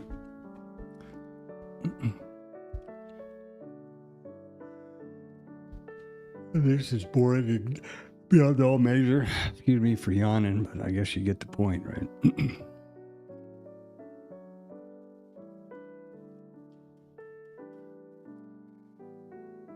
The noon hour now. Likely we'll have some sort of there could be an increased volatility. The 12-to-1 trade is a possibility. Or the 12-to-1 statistic, I should say. It was yesterday and paid out in spades.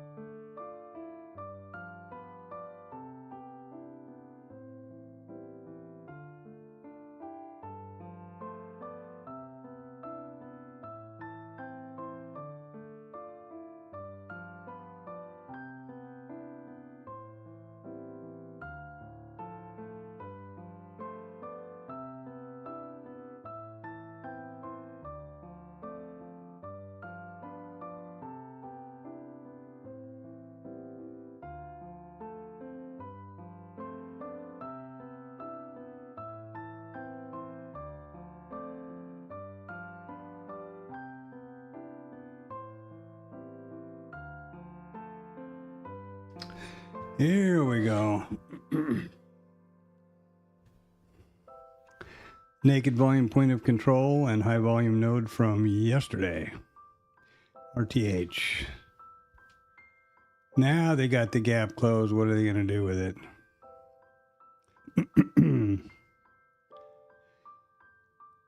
Yeah. IB continuation up in here somewhere. You're a rock star. And there we are to the T2 profit. So a missed completed trade in the direction of context, in the direction of the suggested IBC, which, you know, is in alignment with the context of the day, out of balance or directional. No time at all to be getting in the market now with regard to my setup.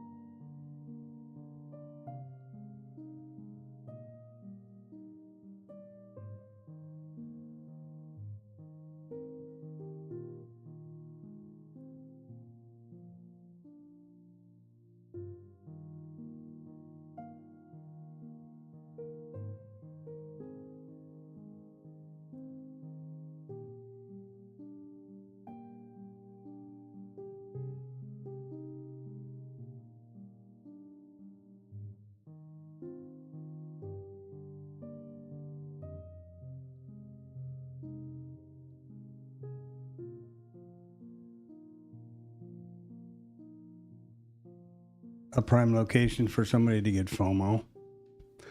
You know, you struggled through all of this and sat on your fingers and got all frustrated, and now you're a fear of missing out. Not you, but you know, that that mythical trader. Not me either.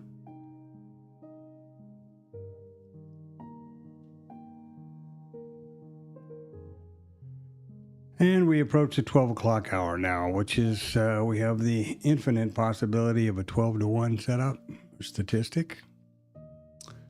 We'll see how that works out. I'm going to go grab something to drink, shower, and whatnot.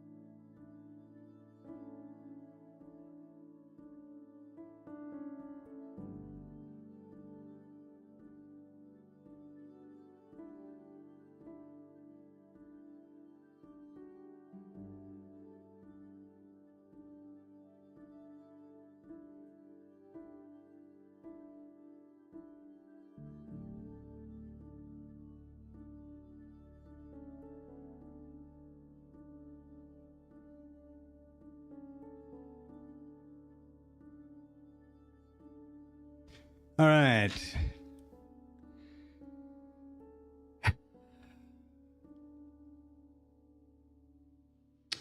The gap rules are, still as they were. You can loop back to the earlier part of the stream and hear all about that, including the pre-market. We have the 12-to-1 stat that'll be cooking here, possible in 3 minutes. Context is down. And yeah, there we are. I'm going to go rest my eyes and get something to drink and be back in a bit. Good luck. And don't. Hey, Alec, bonsoir, ça va? No, actually, I haven't done any trading. It's been a kind of it was a gap open, as you can see here. We just now closed the gap. We had a big hiccup right here at 10:15.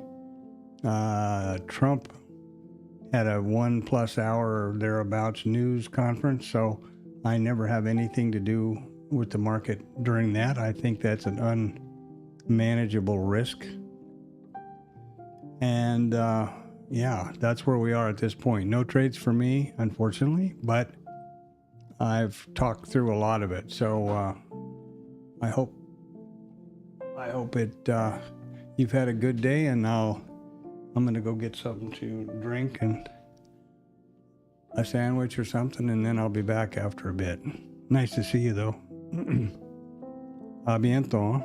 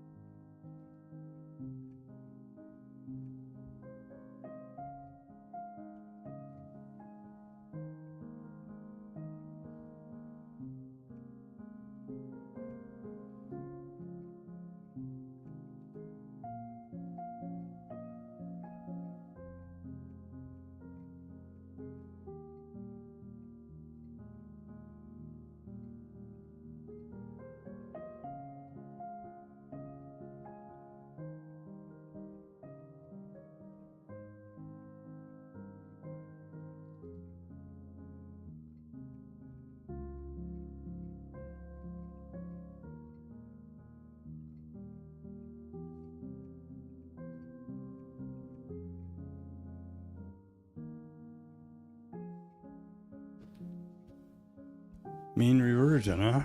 Okay.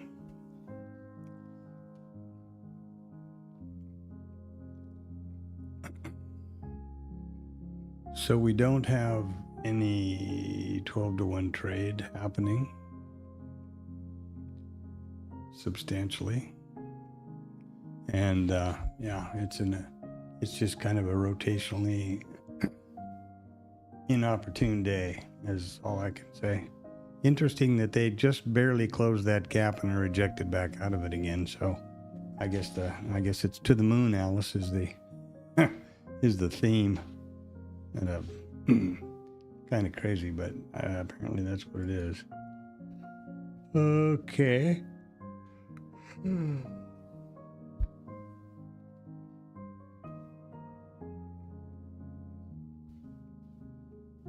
And we've got a Fed boss speaking, and that's been going on a while, apparently.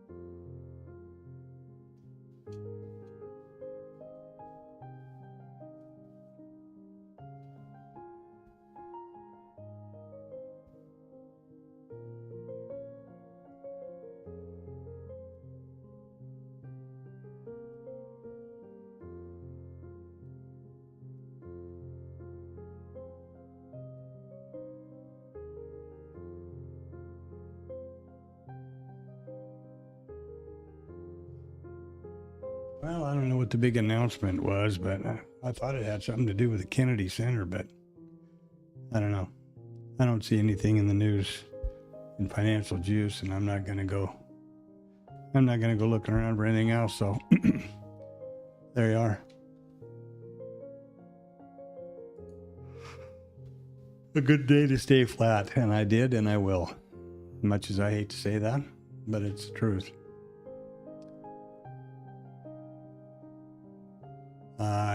I hope I did, Alec. Yeah, book map is there.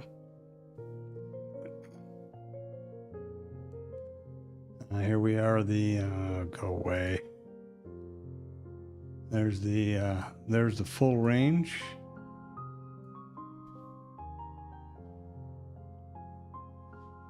Here was the gap close. There's the gap high, or gap low. I'm sorry, and the gap high. The all-time high, which was put in yesterday. The previous one, which had been set in the ETH on the 31st. Now, of course, we've got a new one up here. They didn't, or did they?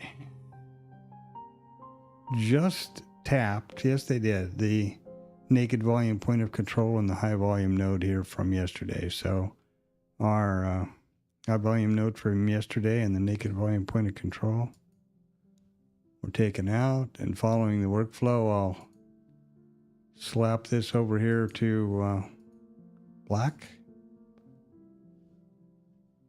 Same way here.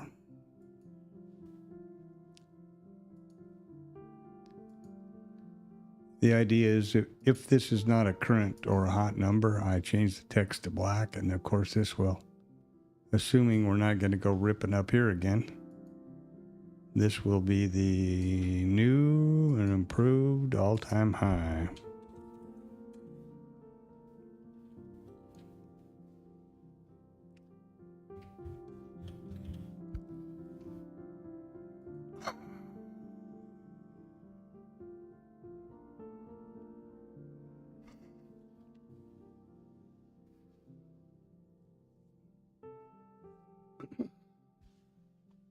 So looking around the horn here, what do we have? Well, there we are today in the micro composite. Market profile, NASDAQ, ES mini. Basically mean reversion. We are something. We're a little bit low on volume, but not so bad.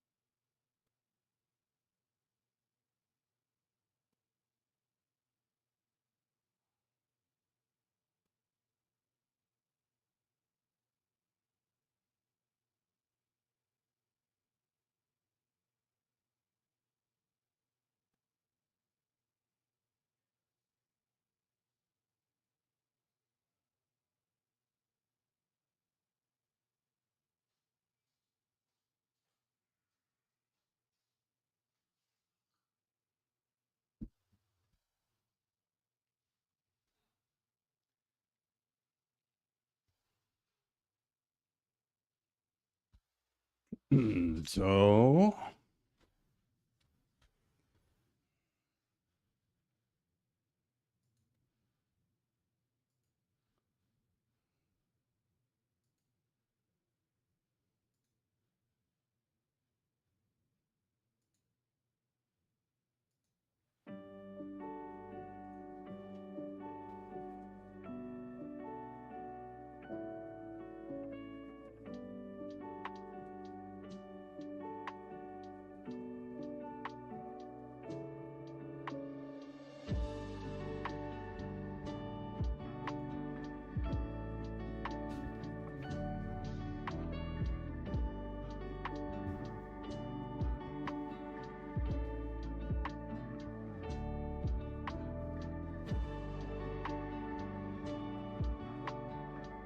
yeah, I'm liking the pastis pretty well, you know, or a little petit punch or something. Yes, absolutely.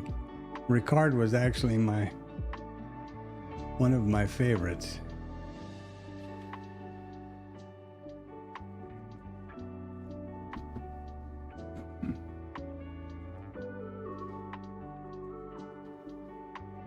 I had way too much fun with that a few times.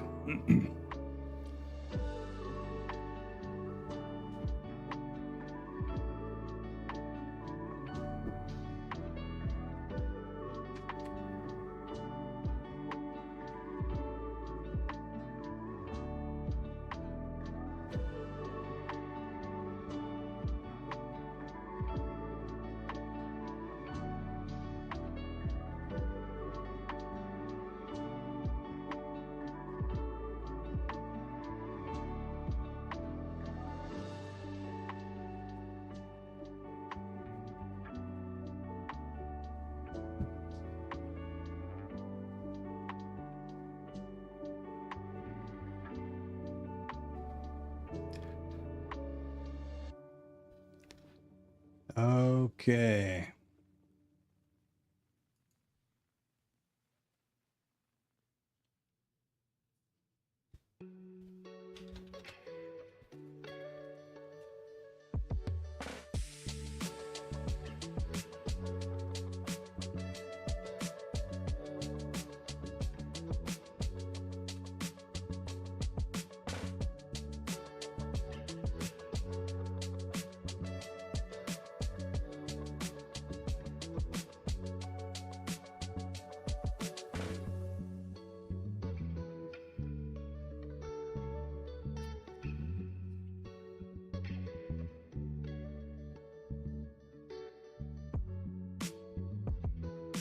Well,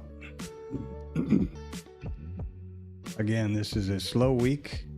I'm not going to push anything, but doesn't make for good live stream entertainment. That's for sure. Unfortunately, the intent of this is my journal and to try to impart reinforce mindset and thinking that I need to have, and hopefully helpful to someone else.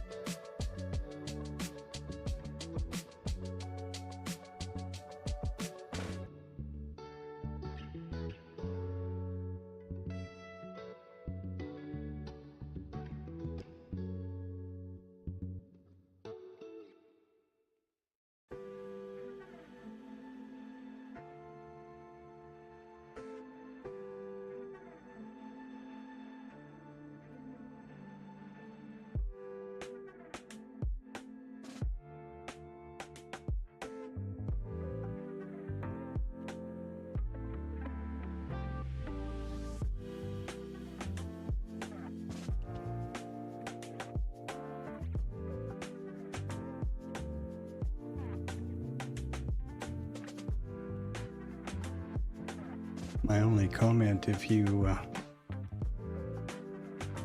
have a vetted or a proven plan in this environment, obviously go for it, but I do not, and I don't think this is a target-rich environment for me, that's for sure.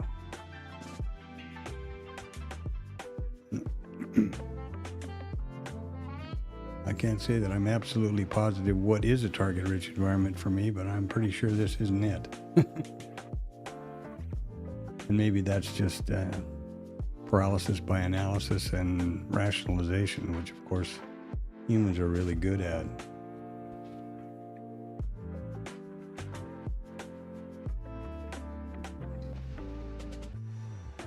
One of our expert traits, but maybe not necessarily a good one. Or a beneficial one.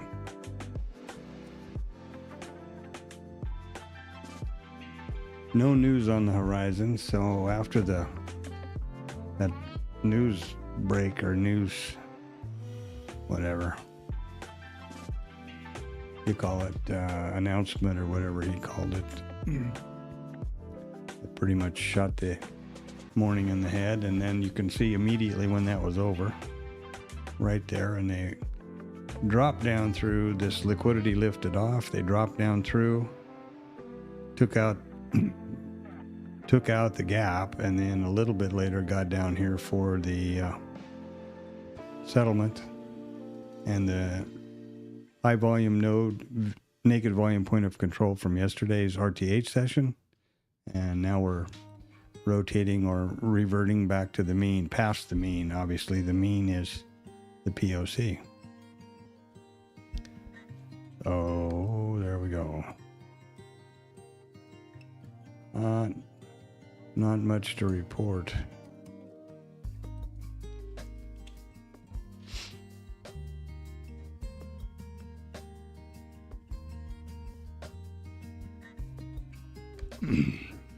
If it's not clear, and it probably isn't, these two lines are the more muted yellow, or the darker yellow, whatever you want to call it. POC is for the full session. That's over here, the Globex. The brighter yellow is for the RTH session here. You see the POC. And again, these are nothing about these levels or my charts or mysterious, magical, or anything else. The POC simply marks the price at which the most contracts have traded in the session. You see that we just jumped up here with the POC.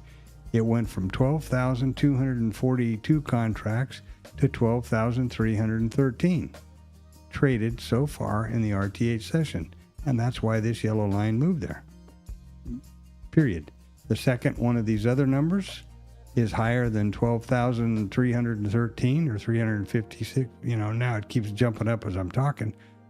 But the quicker that one of these numbers gets more volume than here, that's where the yellow line is going to go. That's where the POC will be. That is all that is by definition. And the IBs high and low simply mark the high and the low of the first 1 hour of the RTH trading session. Now, if you're a rear view mirror trader or a two account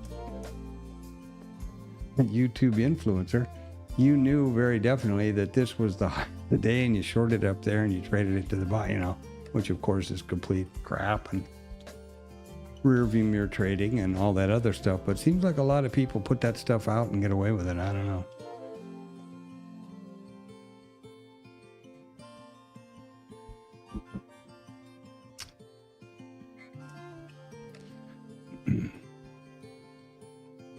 So 1:30, we've got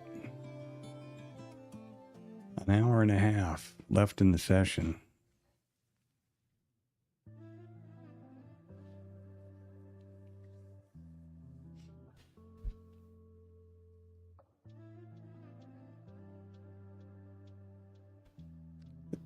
The way the slowness of this market and the way we're not really moving around much, my initial suspicion was real low volume, but we're not. It isn't. We've just looked at that.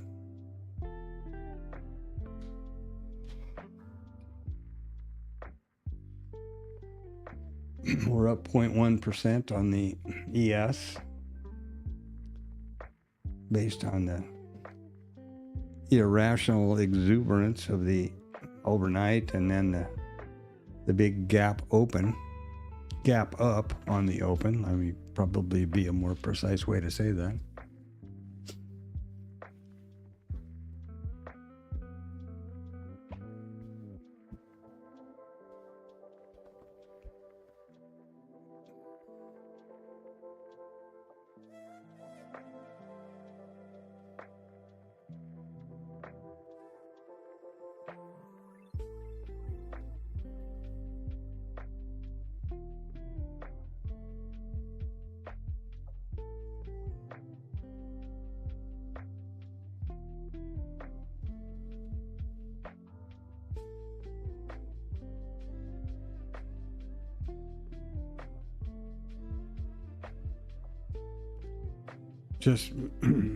I would just emphasize caution. If you have some plan that you've vetted and has a statistical edge, great. But don't give in to FOMO. Don't give in to boredom. Remember that unlike just about any other profession or career or endeavor in the world, where you are basically incentivized by the amount of work you do or the quality of work you do, trading is exactly the opposite way. There's no correlation between reward and work. There's no requirement to be trading all the time, in a trade all the time. That is continuously exposing yourself to risk. What you want to do is mitigate the risk as much as possible and maximize the gain, risk to reward. That's real important concept to get a hold of, and a lot of people don't have that, don't seem to get it. And it doesn't have anything to do with your other world, your other life, you know. Successful, smart people, disciplined in professions like healthcare and stuff, where they have to be disciplined and follow procedure. They just are, you know, like a flapping in the wind when they get in front of the screen and get a mouse in their hand. And maybe that's some sort of a psychological release, and then that's fine. You know, if, like I said, if you don't need to focus or develop trading as a sustainable, consistent business, which is profitable consistently, and you want to look at it as gambling or some sort of a adrenaline release or something like that, and just, you know, click that mouse like you're killing snakes, well, good. I would suggest very definitely you either get yourself a program that has just sim stuff like biorhythmic connection to Bookmap, for example, or NinjaTrader, which I think you can trade free forever until you trade live, or at bare minimum get a prop account. I should say maybe the other way around. The worst thing you should do is to put your own capital at risk if you're just gonna, you know, be a gunslinger. And another thing that's important to remember, if you think somehow that you will be you cannot be if you're not profitable, let me start over. If you're not profitable or cannot be consistently profitable with a prop account or a sim account, there is absolutely no way on earth that you're going to be profitable with your own risk your own capital at risk. That is the biggest fallacy, one of the biggest fallacies I know of in trading. So by all means, don't do that. My suggestion.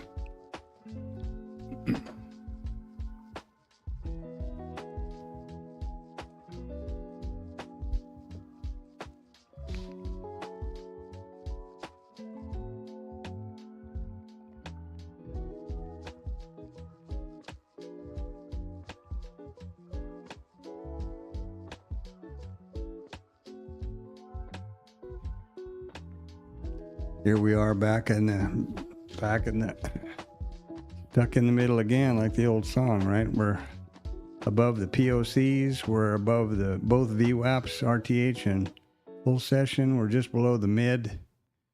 There is a big low volume area here. We're at the top of this previous distribution, this lower distribution. None of that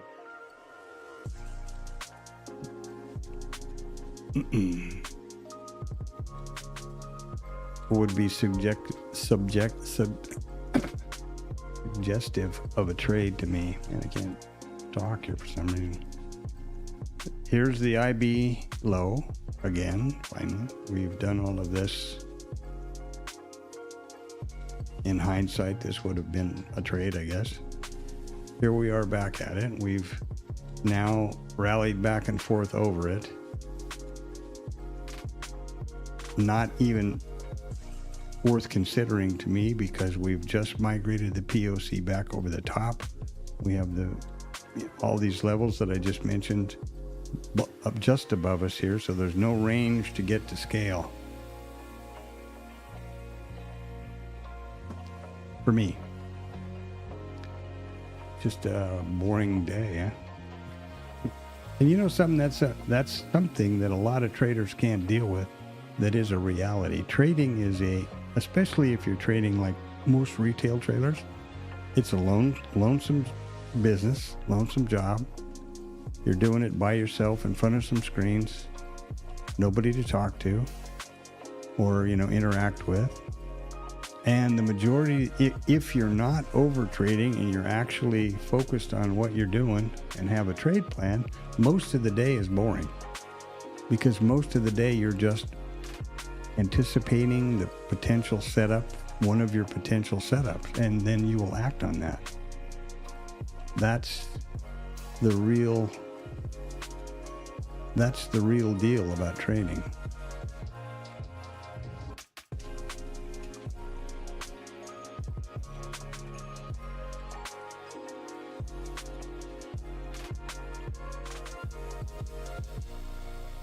And that's why I think a lot of the internet influencer type guys, they'll stream for just a few hours, 2 hours or something in the morning, and they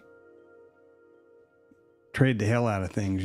That's because that's a lot of moving parts and excitement, and their objective of their business really is the YouTube revenue. Something just happened there. That's got to be some news without question. Aren't you glad you didn't go along with the IB failure trade up here? And it certainly isn't a setup for the IB continuation. But something happened there for news. These days, with this current random risk squad on duty, and the minute anything happens like this, my first go-to thought is the news. What did somebody just say or do,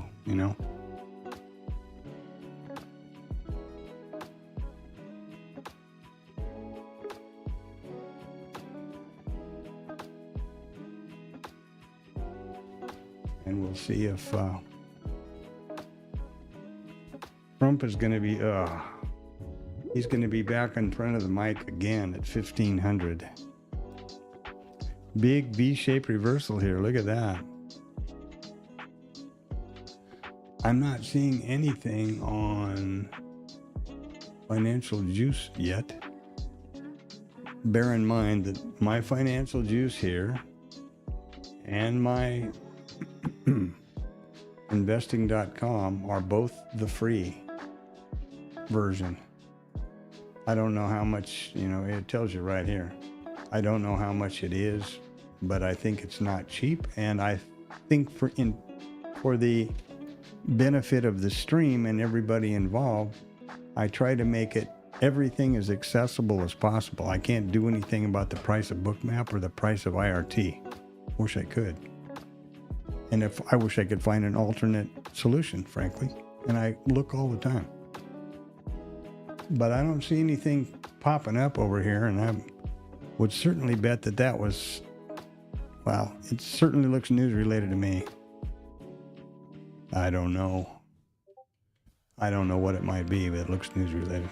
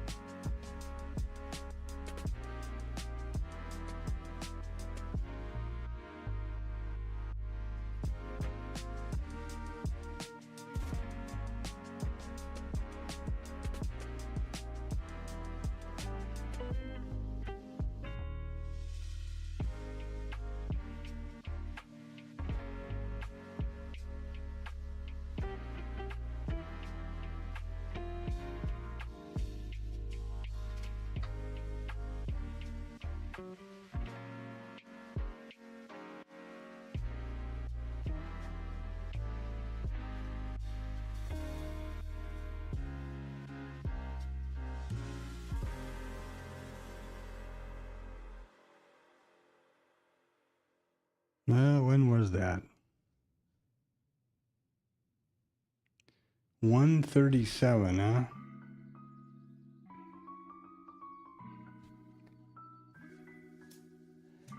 The only news I'm seeing in financial juice here are the NYMEX future settlements, gas and crude oil and that stuff.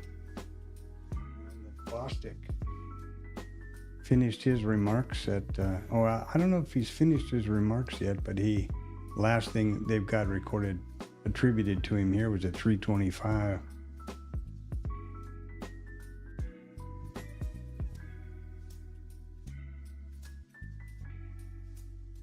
But, yeah, so I don't know. Who knows?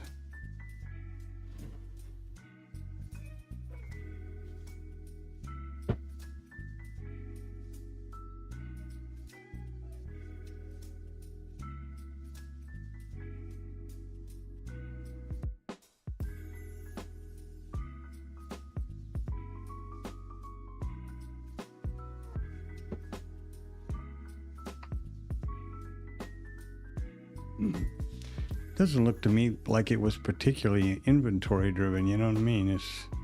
There was a lot of selling volume right here, obviously. But don't know.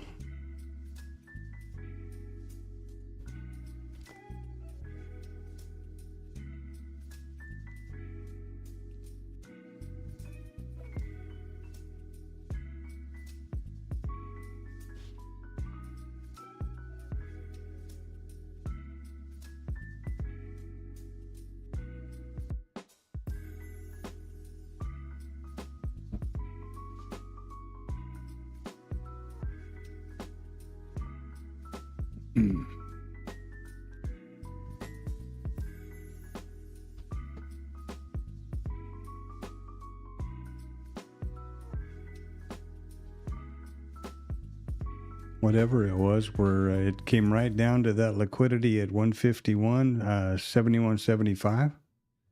This liquidity that's been living down here for a while, and then now we're back up again. Who knows?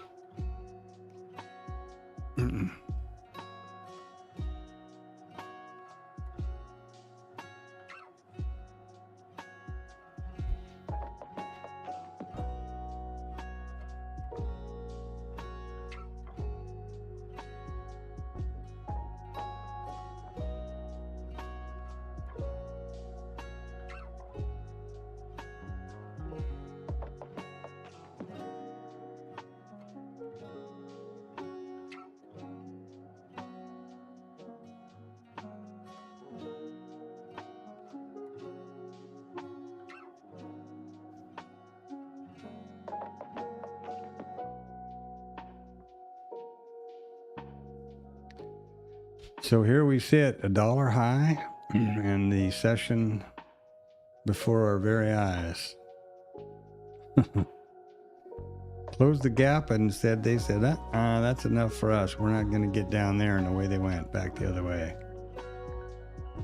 So by the definition of the gap rules, essentially, we were rejected out of range, and we're trading back the other way.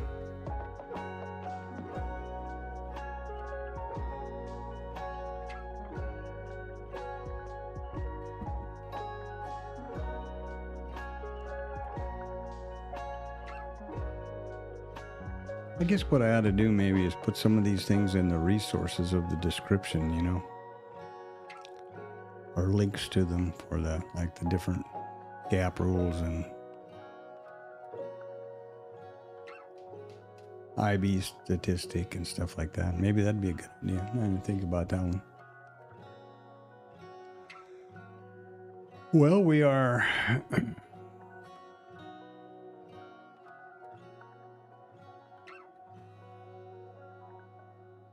we're looking at some hot going on out here.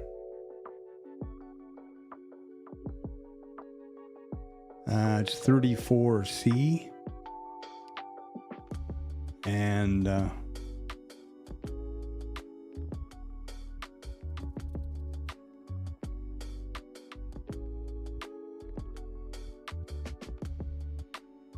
94F, depending on what you do.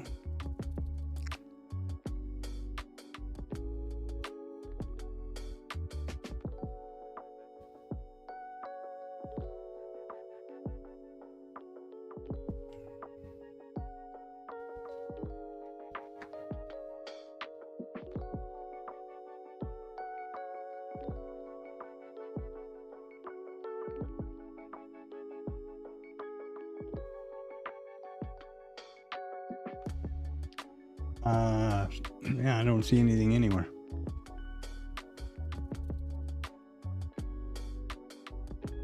I don't see anything on the charts either. I think this would have been a day you could have well spent out getting some exercise or doing something, doing some homework, something like that.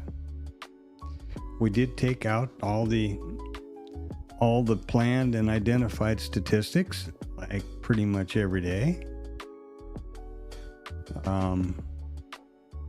Nothing new there. We closed the gap by just a smidge. There's the gap right there. There's the gap high, and this was the gap low. And by the way, I address the gap in terms of range. So this is the previous RTH high, which I call the gap low today, because we are gapping up. Here's the open today, which in my world is the gap high.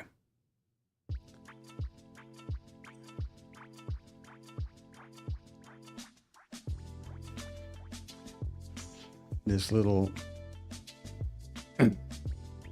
irrational exuberance up here to get to put in a new high above the ETH high, which had been put in last night, all-time high, which had been put in last night. You know, that's typical.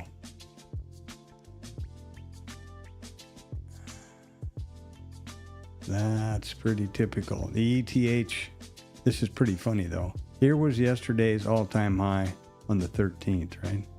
No, I'm sorry, that's today. Where are we here? No, that's the gap high, I'm sorry. All-time high on the 20th is down here in the RTH session. So what do? They gap it up to here. So this is now the new all-time high again. Well, not to be outdone, the RTH guys run it up so that they've got the record back in their session. And that's real typical.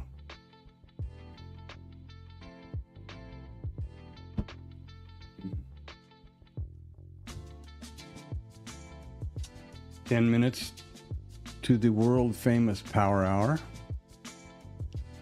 whatever that may or may not mean.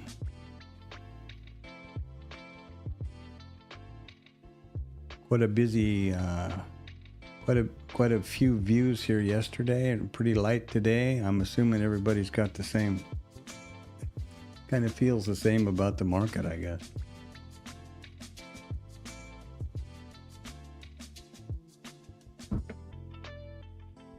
Or maybe, I don't know anything about the algorithm, whatever that's even a real thing. I assume that it is.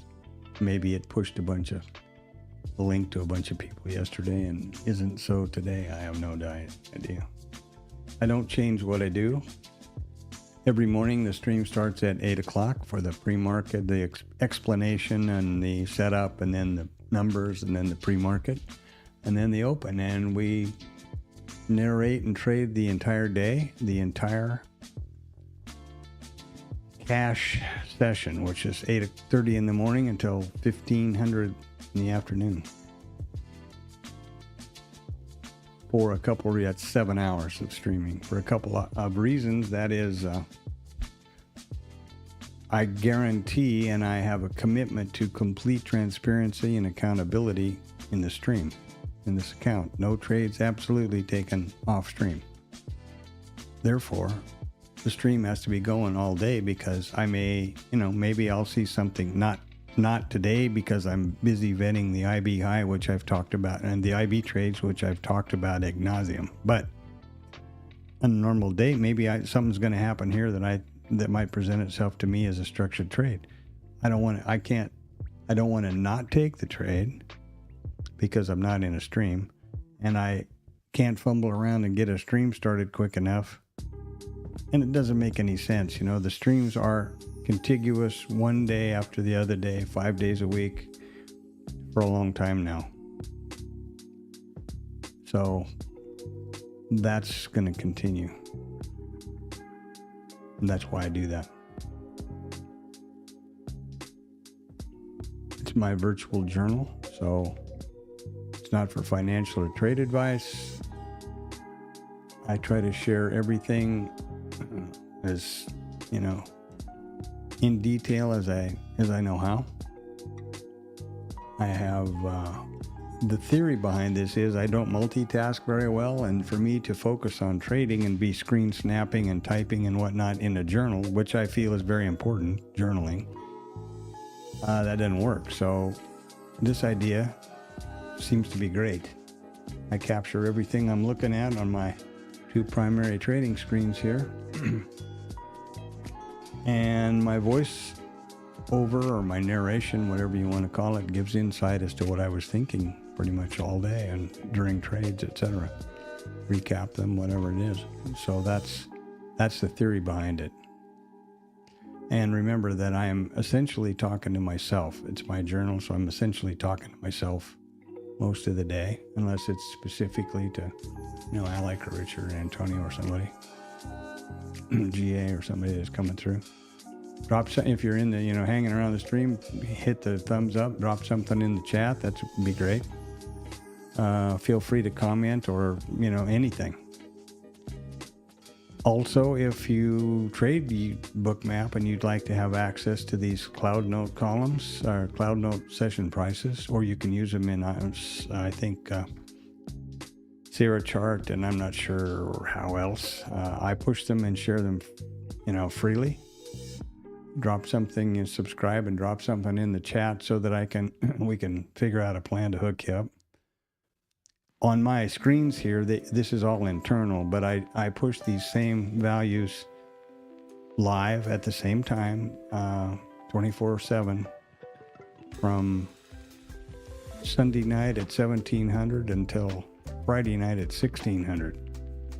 And they push automatically from Bookmap, and to share them, they push up to Google Drive and then Sheets, and then I give you a link that you can just paste in the Cloud Note column here, and bam, there you go. There's a lot of people use them in the TLab and Static and around other places. Happy to do that. My goal here is to become a success. Like I said, develop my business to be a successful, consistently profitable business. And if I can share anything that helps somebody else along the way, that makes me feel good right down to the ground. That's not a problem at all. No secret sauce, no nothing for sale. No merch channel. I do think it'd be kind of funny to get some merch that's like a wizard hat and a magic wand, because I'm always making a joke about not needing one. That'd be pretty funny.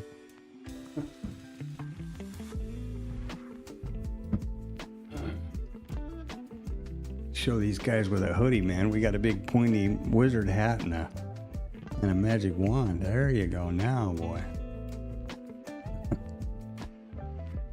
Yeah. Any questions? Anything I can do or try to explain that's not understood or that I didn't explain well? Speak up, no problem. Especially days like this when there's nothing going on. I have no expectations of taking a trade. This is the power hour. We have a slight distribution up here and a large distribution down here. Now, I've said this, I think, every day for the last few weeks or something, but maybe I can show that better this way. It's generally accepted in market profile world that a P-shaped or let's start with a B shape. A B-shaped profile, like a small B, indicates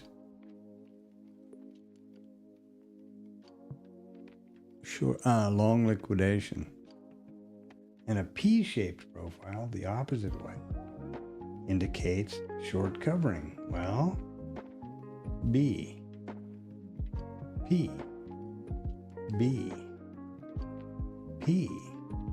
Sort of a B, but basically a trend. P. Balance. I would call this balanced because we've got not any real long tail behind it. Another B, another P, I'm sorry, trend, and today is a B. So they are just slopping this market back and forth and clobbering everybody, right? Long liquidation, short covering, long liquidation, short covering, long liquidation, short covering, long liquidation, short covering, long liquidation, and you can make a case or not for this trend day right here as long liquidation, but here you are, you know. They are making big batches of retail soup every day. They're getting everybody excited, and then they're just chopping them up. Get everybody on one side, take it back the other side, catch all the stops, and vice versa. The market goes up to go down and goes down to go up. And that's the truth. And it happens because the market is a zero-sum game. For every seller, there is a buyer, and vice versa. That is a fact. That's why they call them contracts. They don't call them shares or stock. It's contracts. It is a contract between a buyer and a seller. Now, how does the market go up? How does it go down? If they're even numbers of buyers and sellers, aggression. If the sellers want to take it down because the buyers aren't coming across and lifting the offer, the sellers come across and hit the bid. Down it goes. If the buyers are aggressive, they come across the inside and they hit the offer and up it goes. It's aggression that moves the market up and down. It's in futures only. Now, not stocks or anything else, but in futures, there is no imbalance of buyers and sellers. That means that for every move the market makes down, let's see where we can go here. Oh, I didn't show you that. What I was pointing out was the move across the bid. So when the buyers come across the bid and hit the offer, it goes up. When the sellers hit the bid, come across and hit the bids, the market goes down.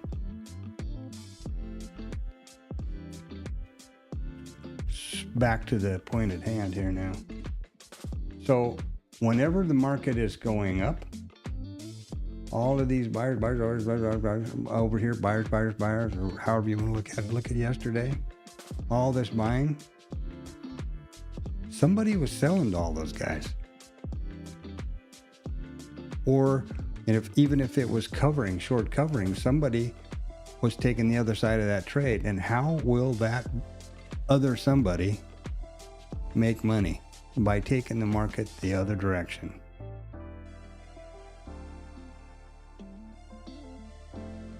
So typically, I assume that the primary counterparty to all these directional retail moves is the higher time frames, and then they let them in, and because they're the people with deep enough pockets, you know.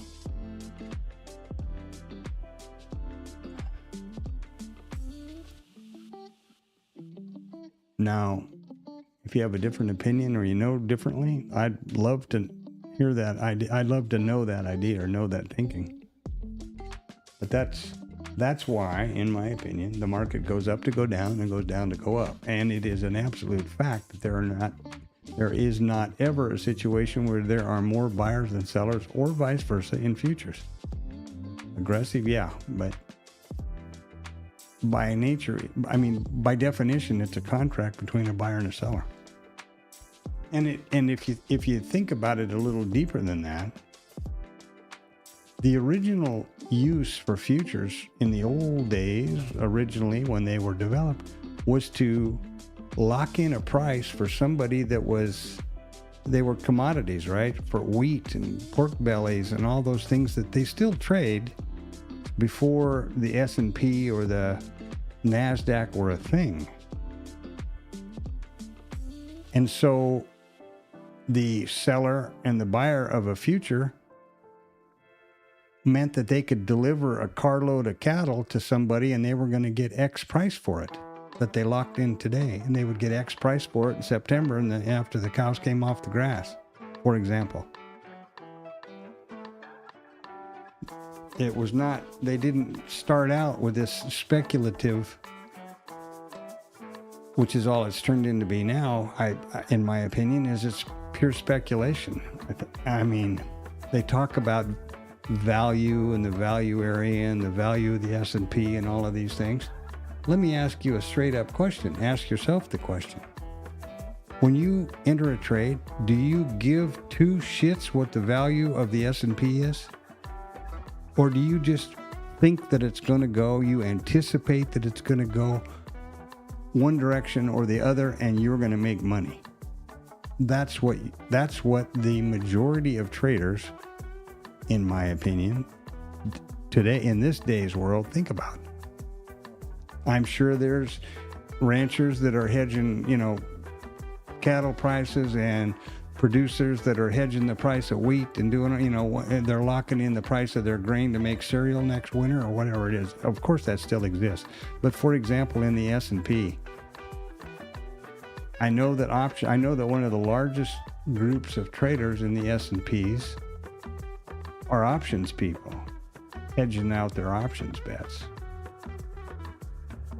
So, but is this concept that the market is, looking for the value of the S&P to trade, I really find I have a hard time swallowing that one, because I think that 99.9% of the markets that we look at and trade are 100% speculation.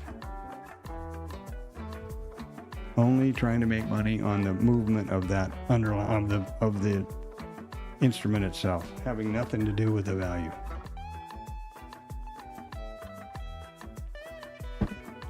Just my opinion.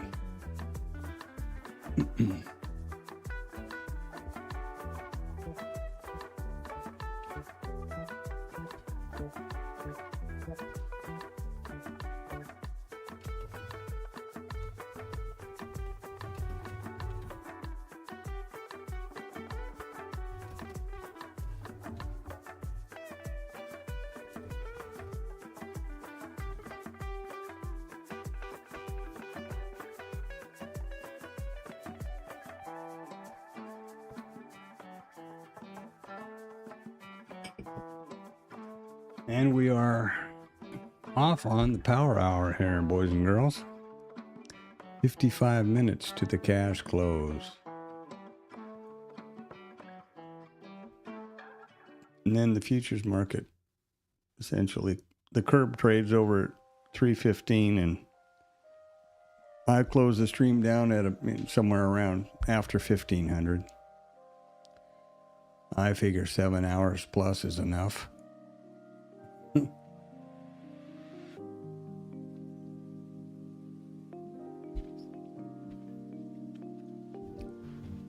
I'd like to know what's going on else. Let's see, we've gone around the pike here.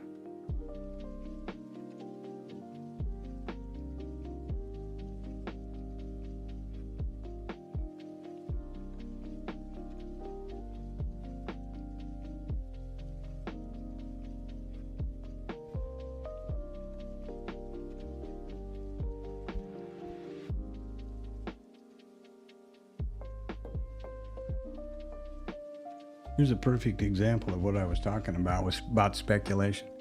Traders have fully priced in a 1/4 point Fed rate cut in September, giving absolutely no consideration to the economy, to the people losing their jobs, to the labor market, to anything. They want to make money speculating on the market. Period. At the expense or with disregard for anybody else on the planet. Or the underlying fact of the economy. Unemployment is rising, layoffs are rising, and inflation is rising. Neither one of those suggest a Fed cut. They don't care. So, I think that lends credence to my idea, that my thinking, that the bulk of the markets that we trade here, because I don't trade pork bellies or wheat or coffee beans or any of that stuff, any of the real commodities, but the equities and the indices which we trade, in my opinion, are 100% speculation. Now, something like the Mag 7 and the NASDAQ, which is basically, you could flush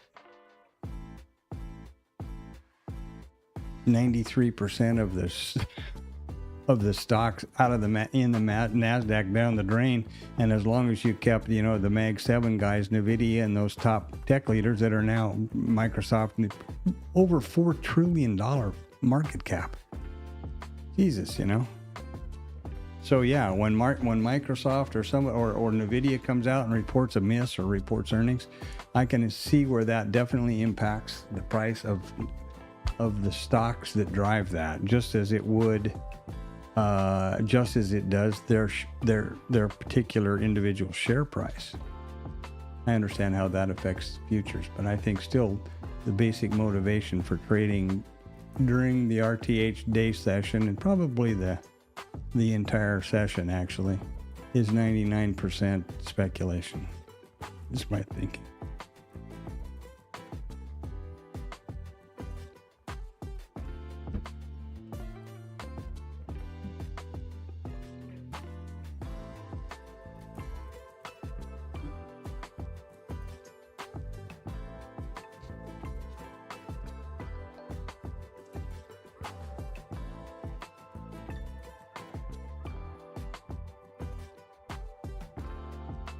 And this is the kind of trading where you just want to be patient and sit on your hands, or learn to knit, or whatever it is. Take up drinking, or something. I'm thinking drinking. 35C we have right now. That's stinking hot out there.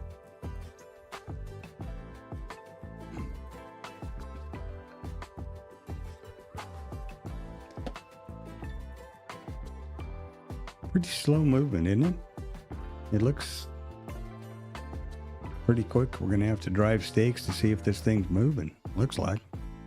The volume is still up. That's why I keep checking the volume, because it seems like, what, they all did everybody leave? And I don't know. Relative volume for this point in time is, where 90% of the normal volume is 802,000 contracts, and we're at 726. This is for the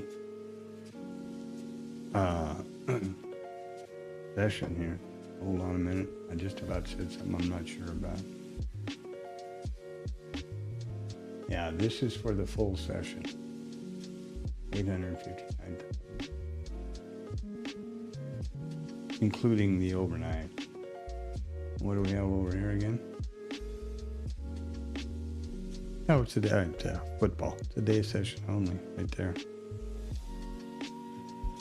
So there you go.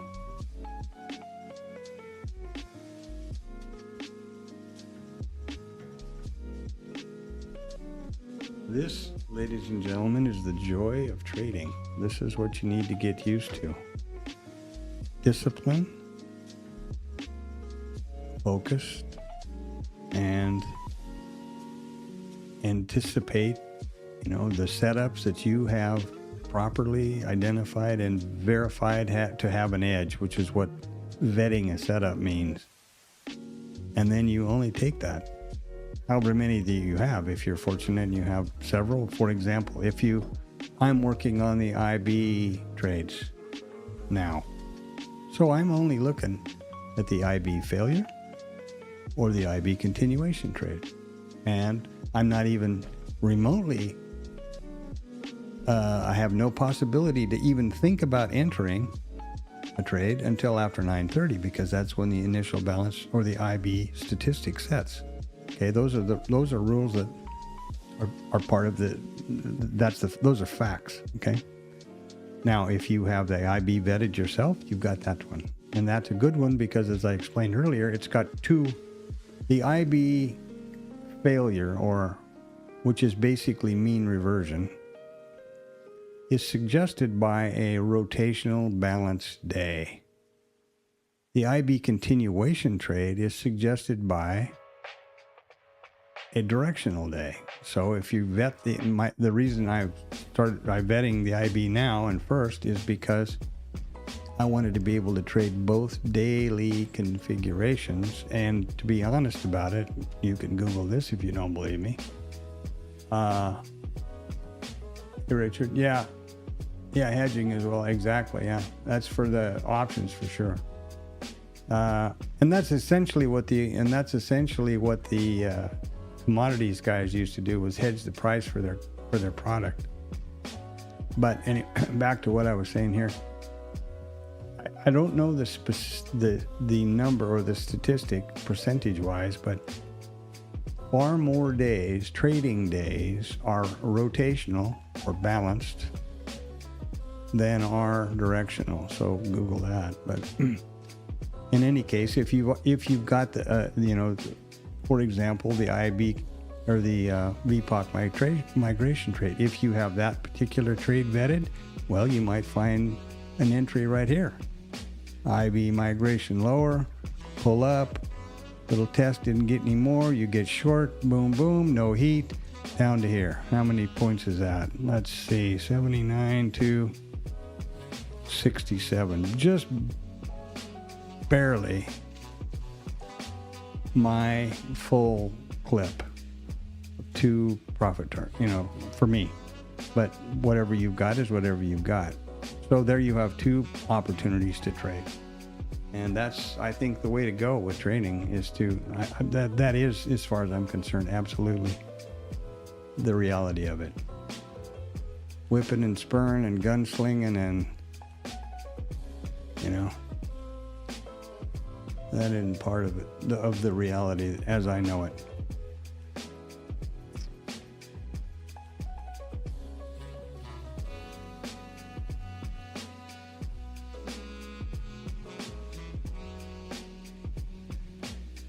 Okay, Richard, we're in the final throes here, my brother.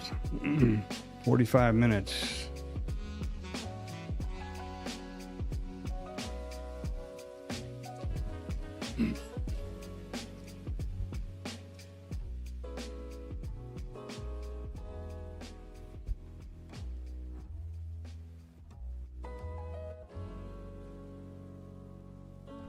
Yeah, I wish I knew more about the options market. Are you up to speed on options trading? I'm not interested in trading options because of things that I do know about it. Extremely volatile. Know what I know about it, what I believe I know about it from what I've read and studied and listened to. Unlimited risk, or you don't have any real defined risk, which seems strange to me, but they talk about that a lot, and people that are intelligent talk about that, so I don't get it.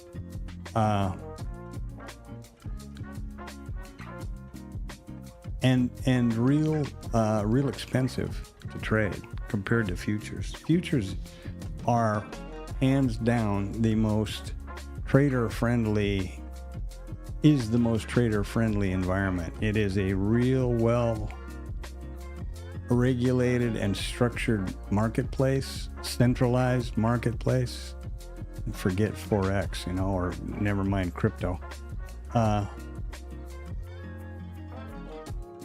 very definitely, very definitely settlement, all those, the market's going to trade from 1700 to 1600 5 days a week.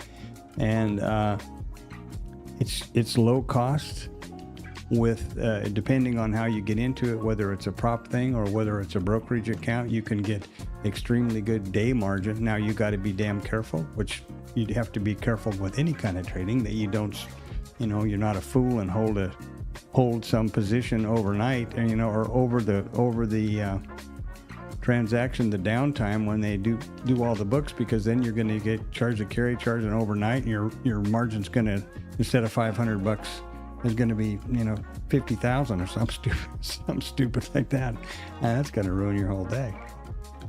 But with the prop world, that's, everybody knows about that one. So yeah, I think, and from a professional and a business point of view, you get 60% of it as regular income as opposed to capital gains, and the tax advantages to futures is really significant compared to stocks or options, as I understand it. Now, I have traded stocks before or equities, and I would never want to do that anytime soon, because I don't think it's a fair marketplace, or at least wasn't when I was involved, which was 99 through 2001.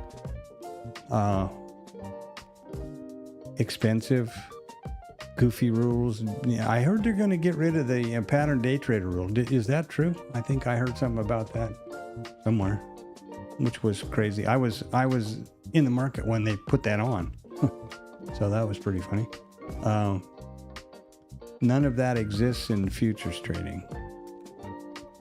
And there's no specialists, that see the entire book, but nobody else does. And so what do you suppose they do? Well, it's like the old locals that used to see the paper coming in, and they'd front run it all and then walk around like they were some kind of geniuses for making a lot of money. It's like, yeah, no kidding. Basically, if you did it now, it'd be illegal. Oh, yeah, I think futures is the way to go. Myself, for me anyway. And I was involved in Forex long enough to know what that's like. And I actually saw behind the curtain in Forex one time, and boy, is that ever a nasty can of worms. That makes the old bucket shops look like church, I'll tell you.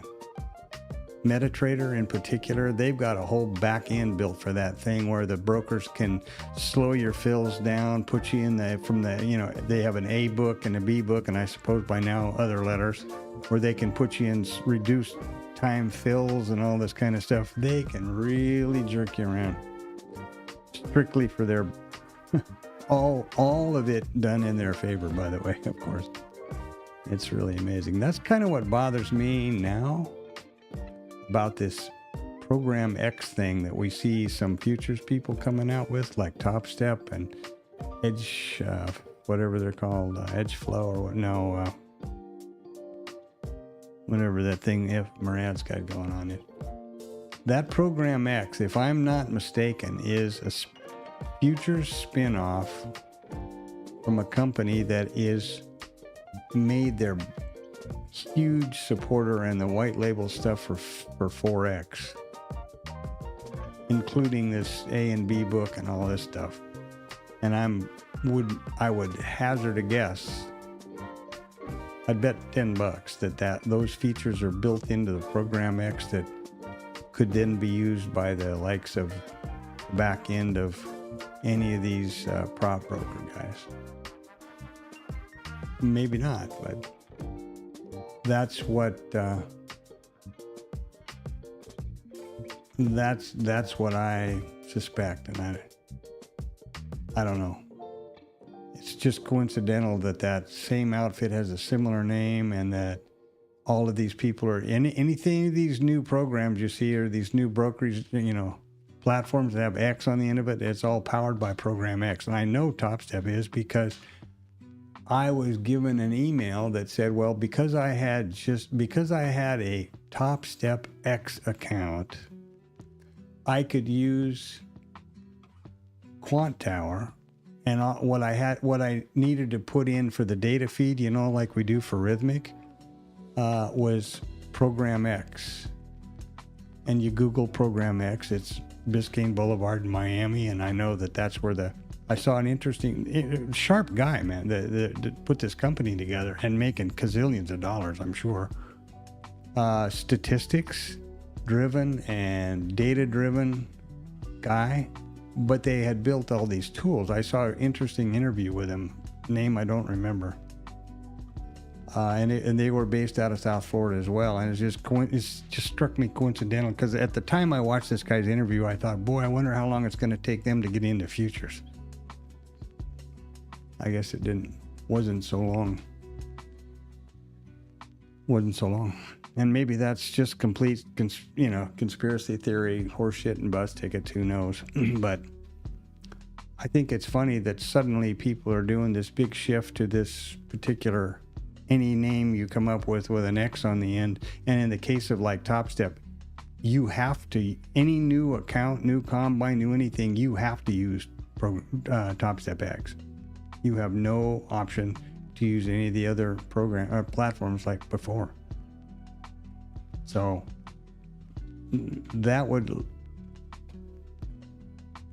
there's a couple, what would be the reasons for that? Well, maybe it's a lot cheaper. How much do you suppose it costs them to provision Rhythmic for Bookmap when I pay for the Rhythmic? I don't guess it costs them anything. And I pay for Bookmap.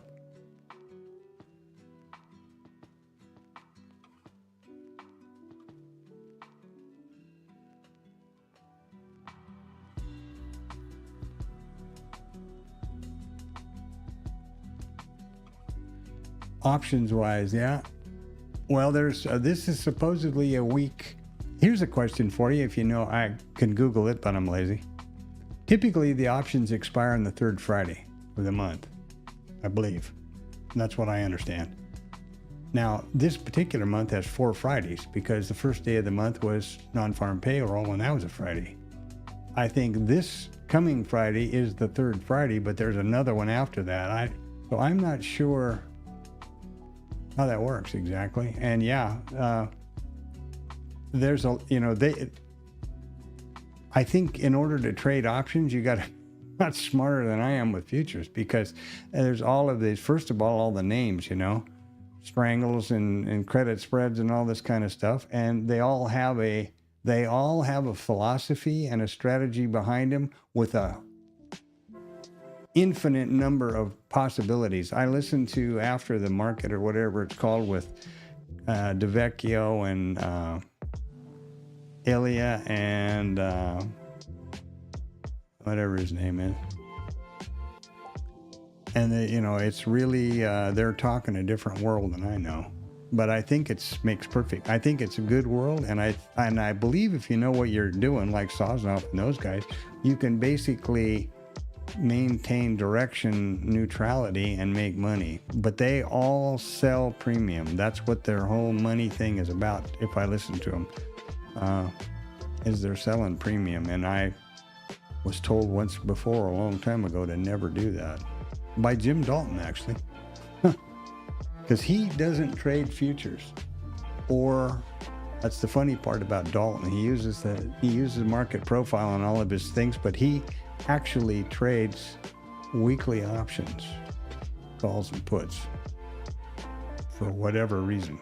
And one thing about Dalton, like him or not, or think he's, has really done all the stuff that he writes in his books or not, he does have the experience. He was head of the CBOT, I think, and was head of a desk, a couple of big desks, and he's been around a long time, so he definitely knows what he's talking about when it comes to experience, and I'm sure has it figured out.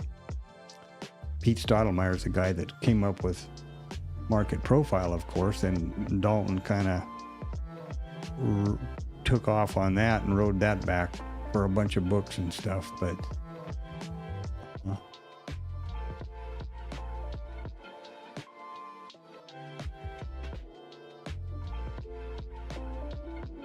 yeah. So we might see what happens here. I don't know. I don't know how much higher they can take this market, to be honest with you. Why? Why is it going up? Why is it continually making all-time highs when the economic signs and the numbers are not there? I assume they're getting as many people long as they can, and then they're just going to pull the rug out from under them, is my guess. But that's just my guess. 3 minutes, 2.5 minutes to the final curve, the bottom of that power hour. The next potential market maneuver would be the market on close orders at 1450. And lately, that's been such a non-event that I've been talking or whatever and not even seen it move the price line particularly. Not nearly as much as this right here. And looked down and realized that I had talked right through the MOCs. Well, I'm not sure the film about GameStop, but I have seen a couple. And one of your countrymen there, Patrick Boyle, actually he's Irish, so I guess he's not, but Patrick Boyle on Finance is a YouTube site. If you don't know already, you will appreciate his sense of humor, and he's got some real in-depth and real intelligent. He's was in America trading, was a trader and working for Victor Niederhoff in the beginning of his career, and is now back in London and also teaches at London College or Lord's maybe, finance. But he's got I assume, and had his own hedge fund, but I assume now that his YouTube channel has blown up so big that that's probably all he does. But he's got a great sense of humor, and all of his videos are really insightful, and I find them really interesting and, worthwhile. Puts out like one a week. Patrick Boyle on Finance. And a great sense of humor.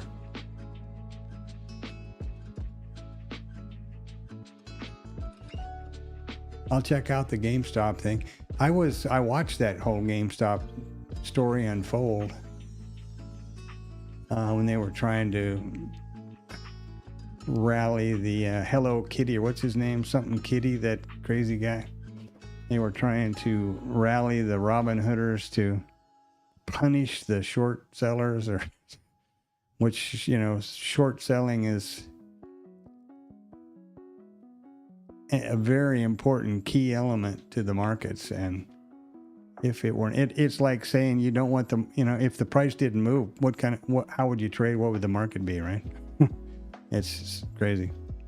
But I don't know the exact video you're talking about, but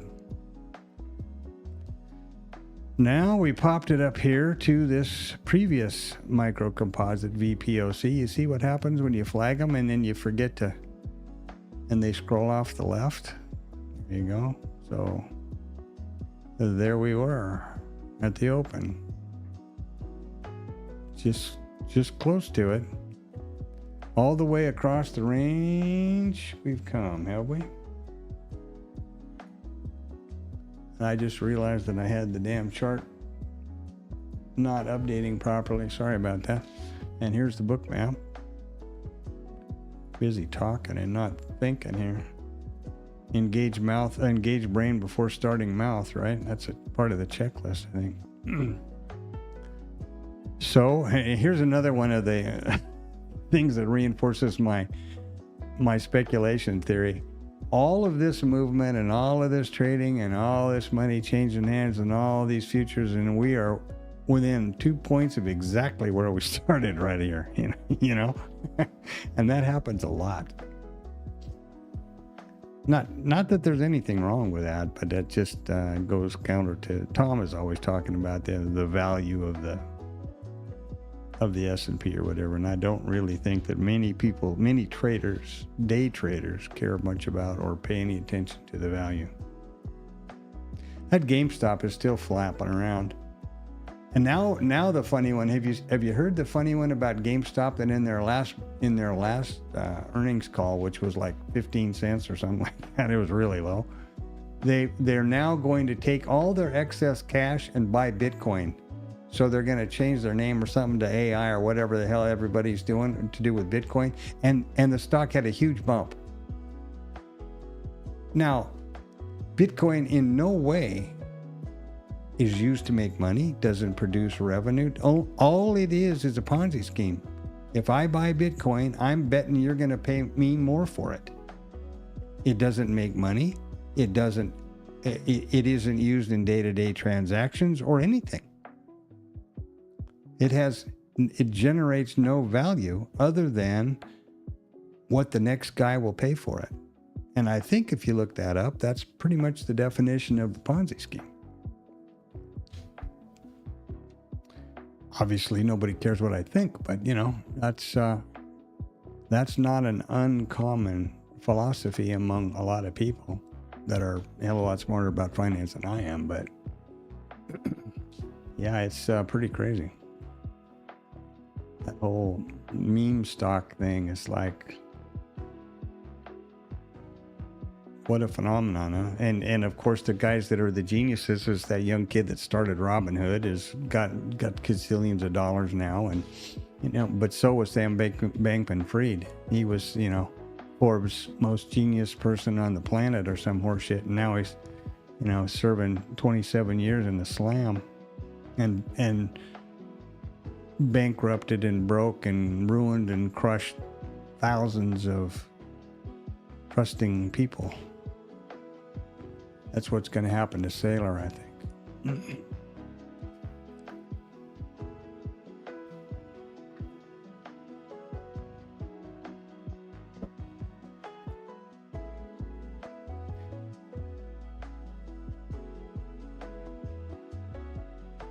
Of course, this is just my opinion. We've rounded the curve. We're heading for the home stretch, and I'm a happy guy. These kind of days are boring. It's nice to have people to interact with in the chat because it is, I'm not trading. I'm not going to trade. I'm not going to trade because I'm bored. That's for damn sure. And I would hope that anybody hearing the sound of my voice would not either. So it's nice to be able to talk about stuff or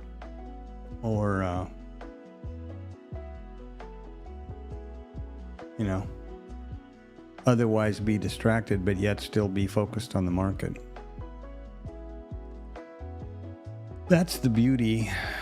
I have never done this, but that would be the beauty, in my opinion, of trading in a real prop firm, like S&B Capital or something, one of those, where you're on a desk, or you come into a desk and everybody's talking and doing everything.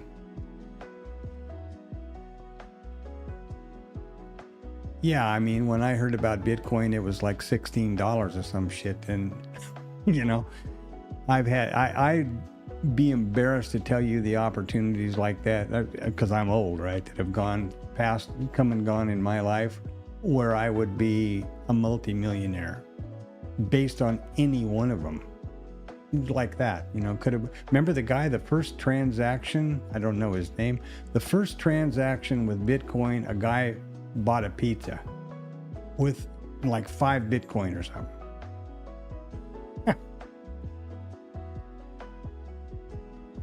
Yeah, it's crazy. I didn't buy Berkshire Hathaway when somebody tried to get me to invest in it, and I had some money because it was almost $900 a share, and I thought, are you crazy? $900 a share? That's astronomical. It's over $500,000 a share now, for example. Yeah. I very definitely remember when Apple, Microsoft, and Amazon all started and IPO'd. Could have invested in any one of them,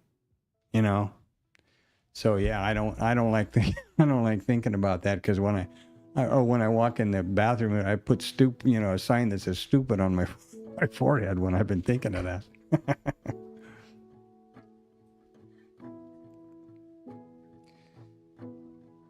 Well, pretty quick. We're going to be 10 minutes or so, or I guess it's 15 now to the MOCs.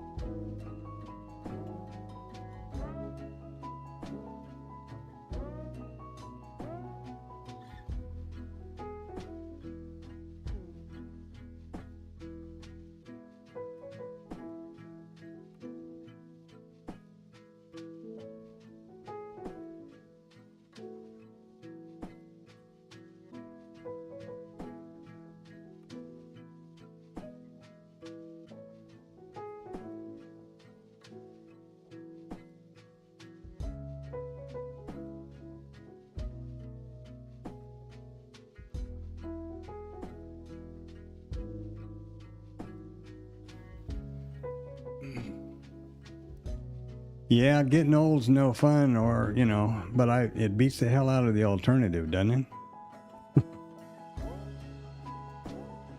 That's the way I look at it.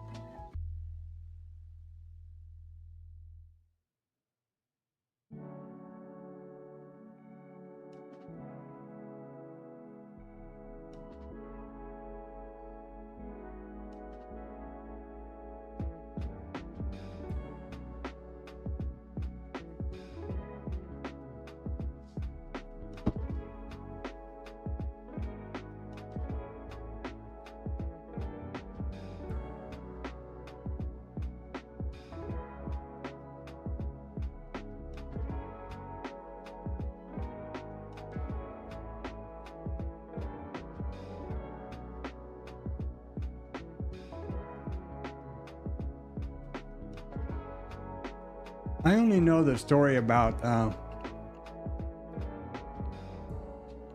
whatever his name, Nakamoto or whatever the hell they call him. No, that was the guy that was the admiral in World War II. You know, I mean, I only know a little bit of that. Take care, Richard. All the best.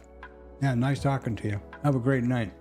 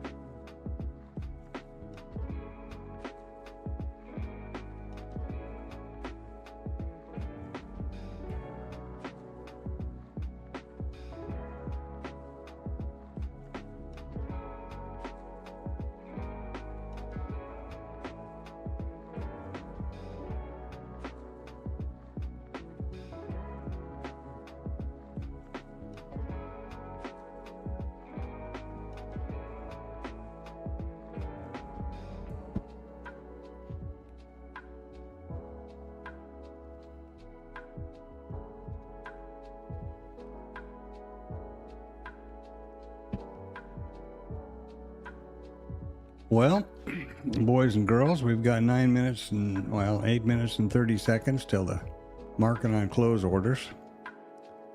This is the most optimal location to get hammered if you feel like doing that. If you're a masochist, I would strongly recommend against that, of course, but you know, that's just me.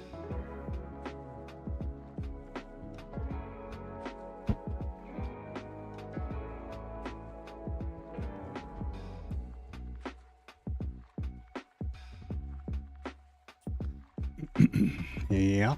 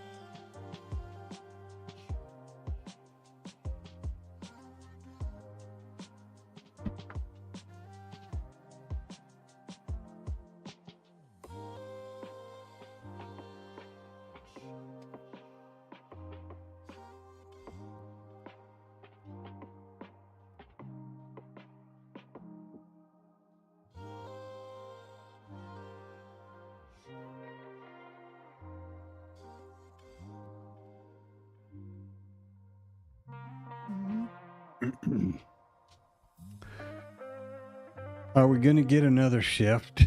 I doubt it. We're at 18,000 here. I would really doubt it. Remember that this is not magic, none of it. The POC just marks the price at which the most contracts have traded so far in the session. And isn't this, look at this mess. We've got the open. No, I'm sorry. We've got the VWAP POC, the overnight VPO, the RTH VPOC, the IB low. The mid was buried under there too. And and both, oh no, not the mid. The mid's up here, I'm sorry. And both VWAPs all stuck in a big pile at 81-ish. If you want to get your butt handed to you in royal fashion, there's a saying that I suppose you're aware of, which is don't diddle in the middle. And by definition, the POC is the middle. And then when you stack all of these boys on top of it together, that is a recipe for how would you like your ass cooked, you know? I think.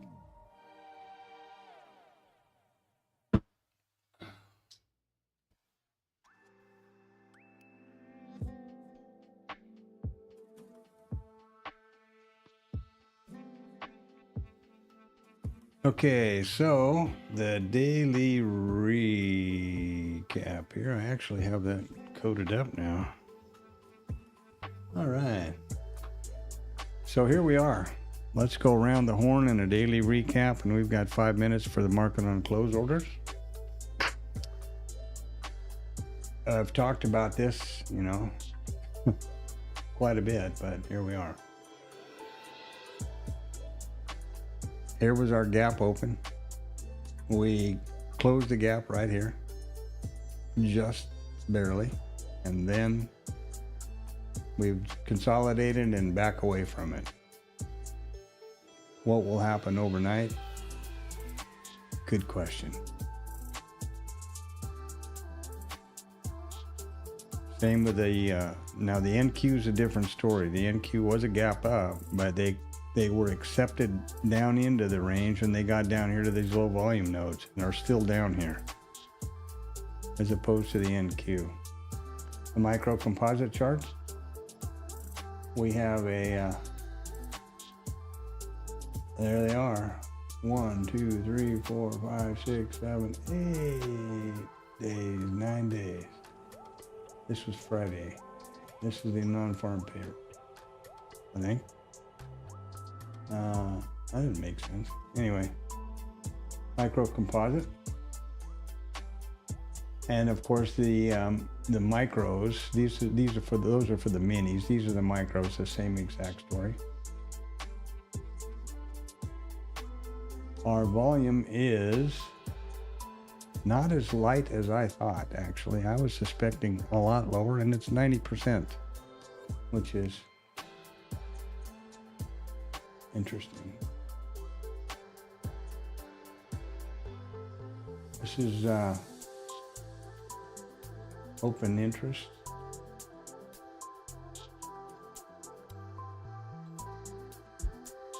And these are harmonic rotations. If anybody, standing offer, if anybody knows how to use this data, excuse me, to improve, my thinking was to improve an understanding for the volatility and more importantly for stops, you know, for your stop placement, which is the second big requirement in my risk neutral package. Let me know. And then we have the world famous minis. Looks like we're going to wind the day out about 0.22% up-ish. And our our book map. That's the entire RTH session right there before your very eyes. Every morning now I set this or vertical bar or line at the session open, only to provide a visual clue for me, I can glance to my left and see if I don't see that blue boy, I know that the session is scrolled off, so I bring her back. Because throughout the day, I want to keep be very aware of context and what we're doing in the day. And then if I reach a point, which I'm now working on vetting the IBs, the 2 IB trades, so when the IB has set after 9:30, and I'm anticipating perhaps engaging in a trade or with the market, then I can zoom in, right, and see the price action and whatever else it is. But that's the thinking now. Yeah, we're gonna end this thing damn near right back where we started. So this will be one entire giant day of joy and frustration for probably an awful lot of retail traders and 100% speculation.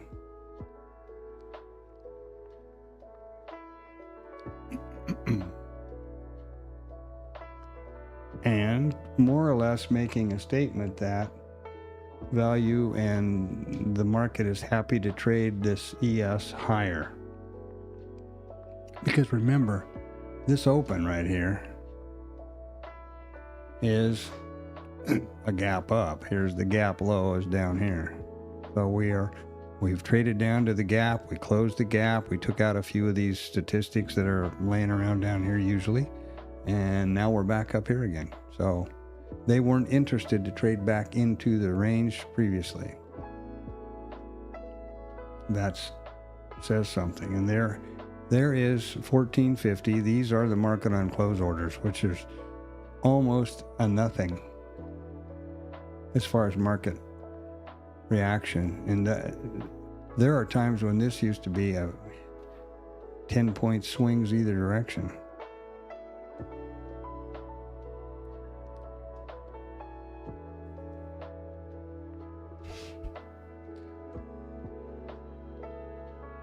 Let's see what they are.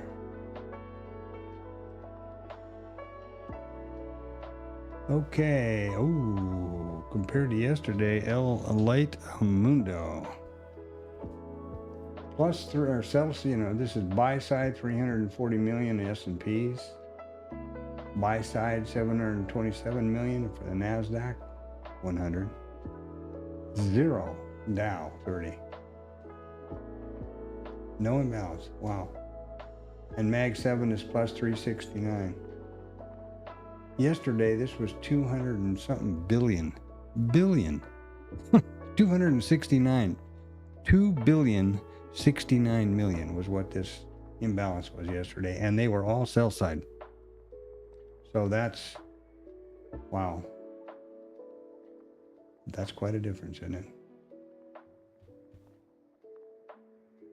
I need to read or study more about that because I'll be honest with you, I really don't know exactly how this applies, because what I think, the way I think it should apply doesn't seem to bear out. So there you go.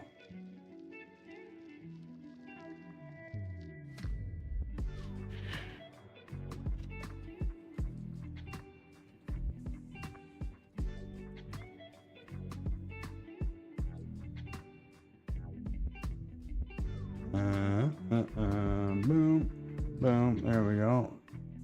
Sorry, I always get that wrong. Yeah. And here we are within a tick of the open. And we've got 8 minutes to the close.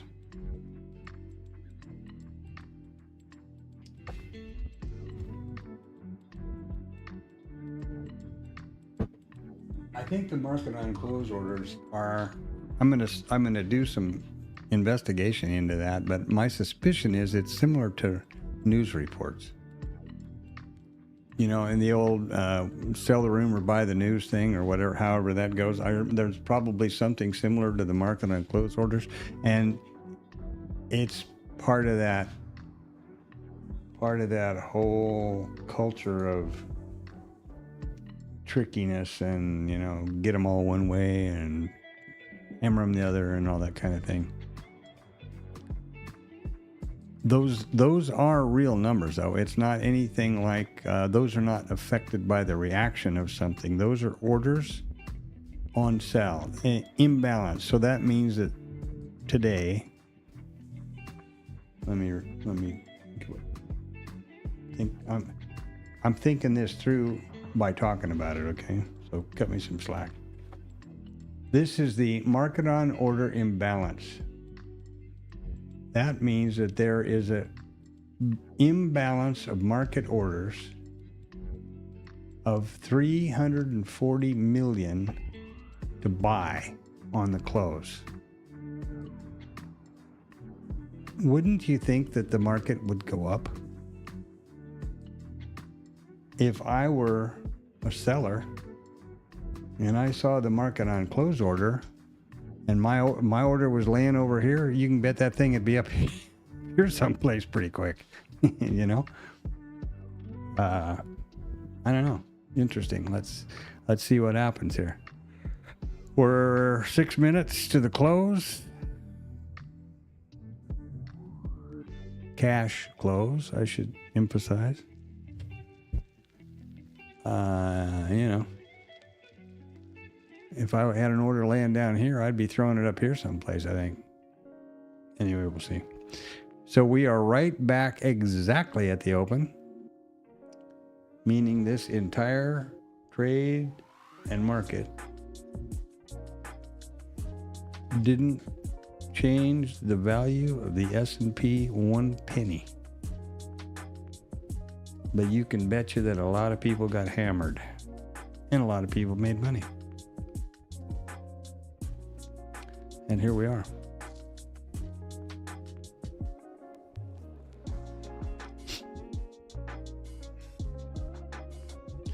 This is previous high, if I'm not mistaken.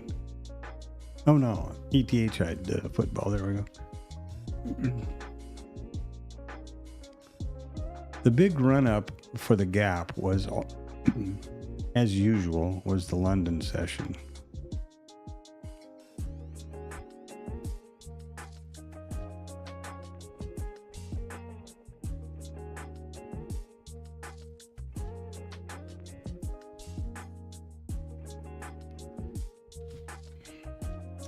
So we'll be closing the stream here in about 5 minutes or 4 minutes now. And remember that the stream starts every morning at 0800 Central Standard Time with a introduction and setup and reports and numbers and the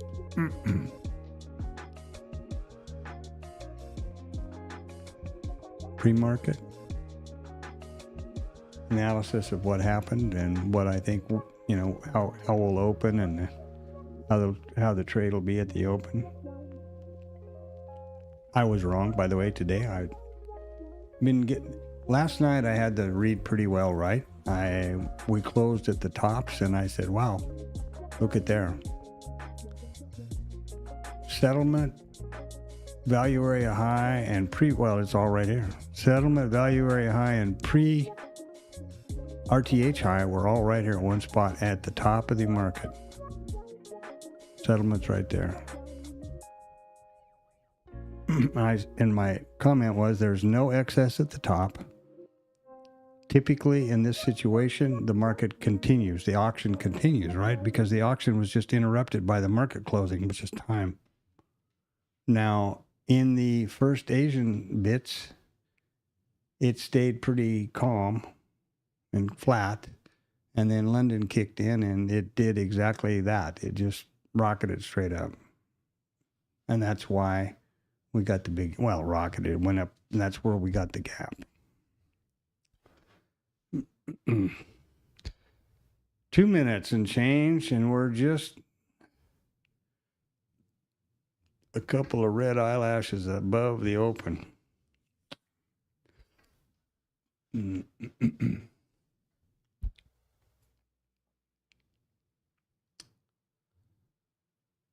If you're in here and just lurking, smack the thumbs up on the way out the door, you know, put something in the chat, say hi or die or whatever. Make a comment, don't, where are you from, something like that.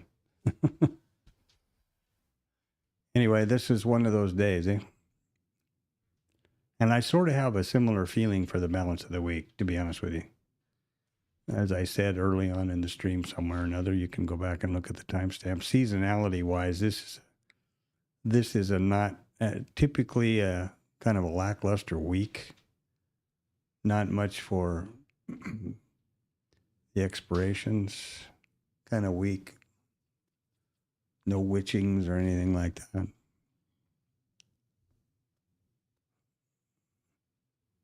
Earnings is just over with, essentially. There's some earnings left. NVIDIA, I think, is around the 20th, which is, okay, that's a real one. But the rest of them are kind of nothing. You've seen the reports and numbers we're getting some, but now there's the big question that everybody's going, well, so what? You're just making them up now. You know, you didn't like the numbers we've depended on since 1905. And so you fire the guy and you put in your guy who says he's going to probably just stop putting out the numbers. Well, there you go. That's not manipulation, of course. No, that's a good idea. It's weird. It's a really weird state of affairs over here. These balls are, and there's 1,500. Well, no, there's not. There's 10 seconds left. These are delta bars. That's how they're colored. Balls. That's how they're colored. And we might get a closing swing trade here, but I don't really know why, other than they're just over the moon crazy about getting it up at the top again. Why that would be, I don't know. These might be those sell buy orders coming in.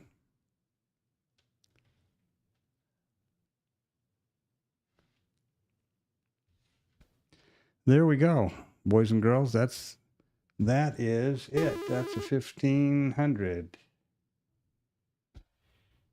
I think that's the right thing. I think that was the people clapping. Maybe it's the Ooga horn. I don't know. I forget about those pads on my mixer here. I never use them other than. I got to remember. I got to check what that really is. Maybe it's obnoxious. I don't know. So there you go. A lackluster day. Essentially nowhere. Here's the open, and here's the close. Incredible. So I'll be back tomorrow morning at 0800 with bells on and all bright-eyed and bushy-tailed. I suggest that you, hopefully, you stayed out of the market, you kept your powder dry, and if you got in the market, that you didn't get hurt, that you were profitable. Do something for yourself, your family. Have a great night. Do something healthy. Get away from the screens. Rest your eyes. Get outside. Get some fresh air.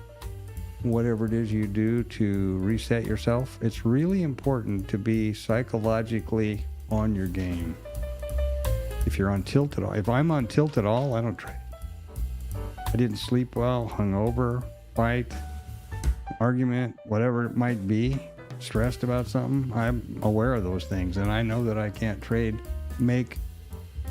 Trading requires real, accurate, fairly quick decisions, and you can't do that if you're not firing on all 8 cylinders. So if I'm on tilt in any way, I'm aware of that. I try to be aware of that, just as I'm aware of FOMO or those things. You can't do anything about that. If you're emotionally on tilt, or if you're FOMO or whatever it is, you're not going to make those feelings go away or control them. You have to recognize them and don't act on them in terms of trading. That's my definite advice. Have a great night, and I am going to take my own advice and go fix my lives.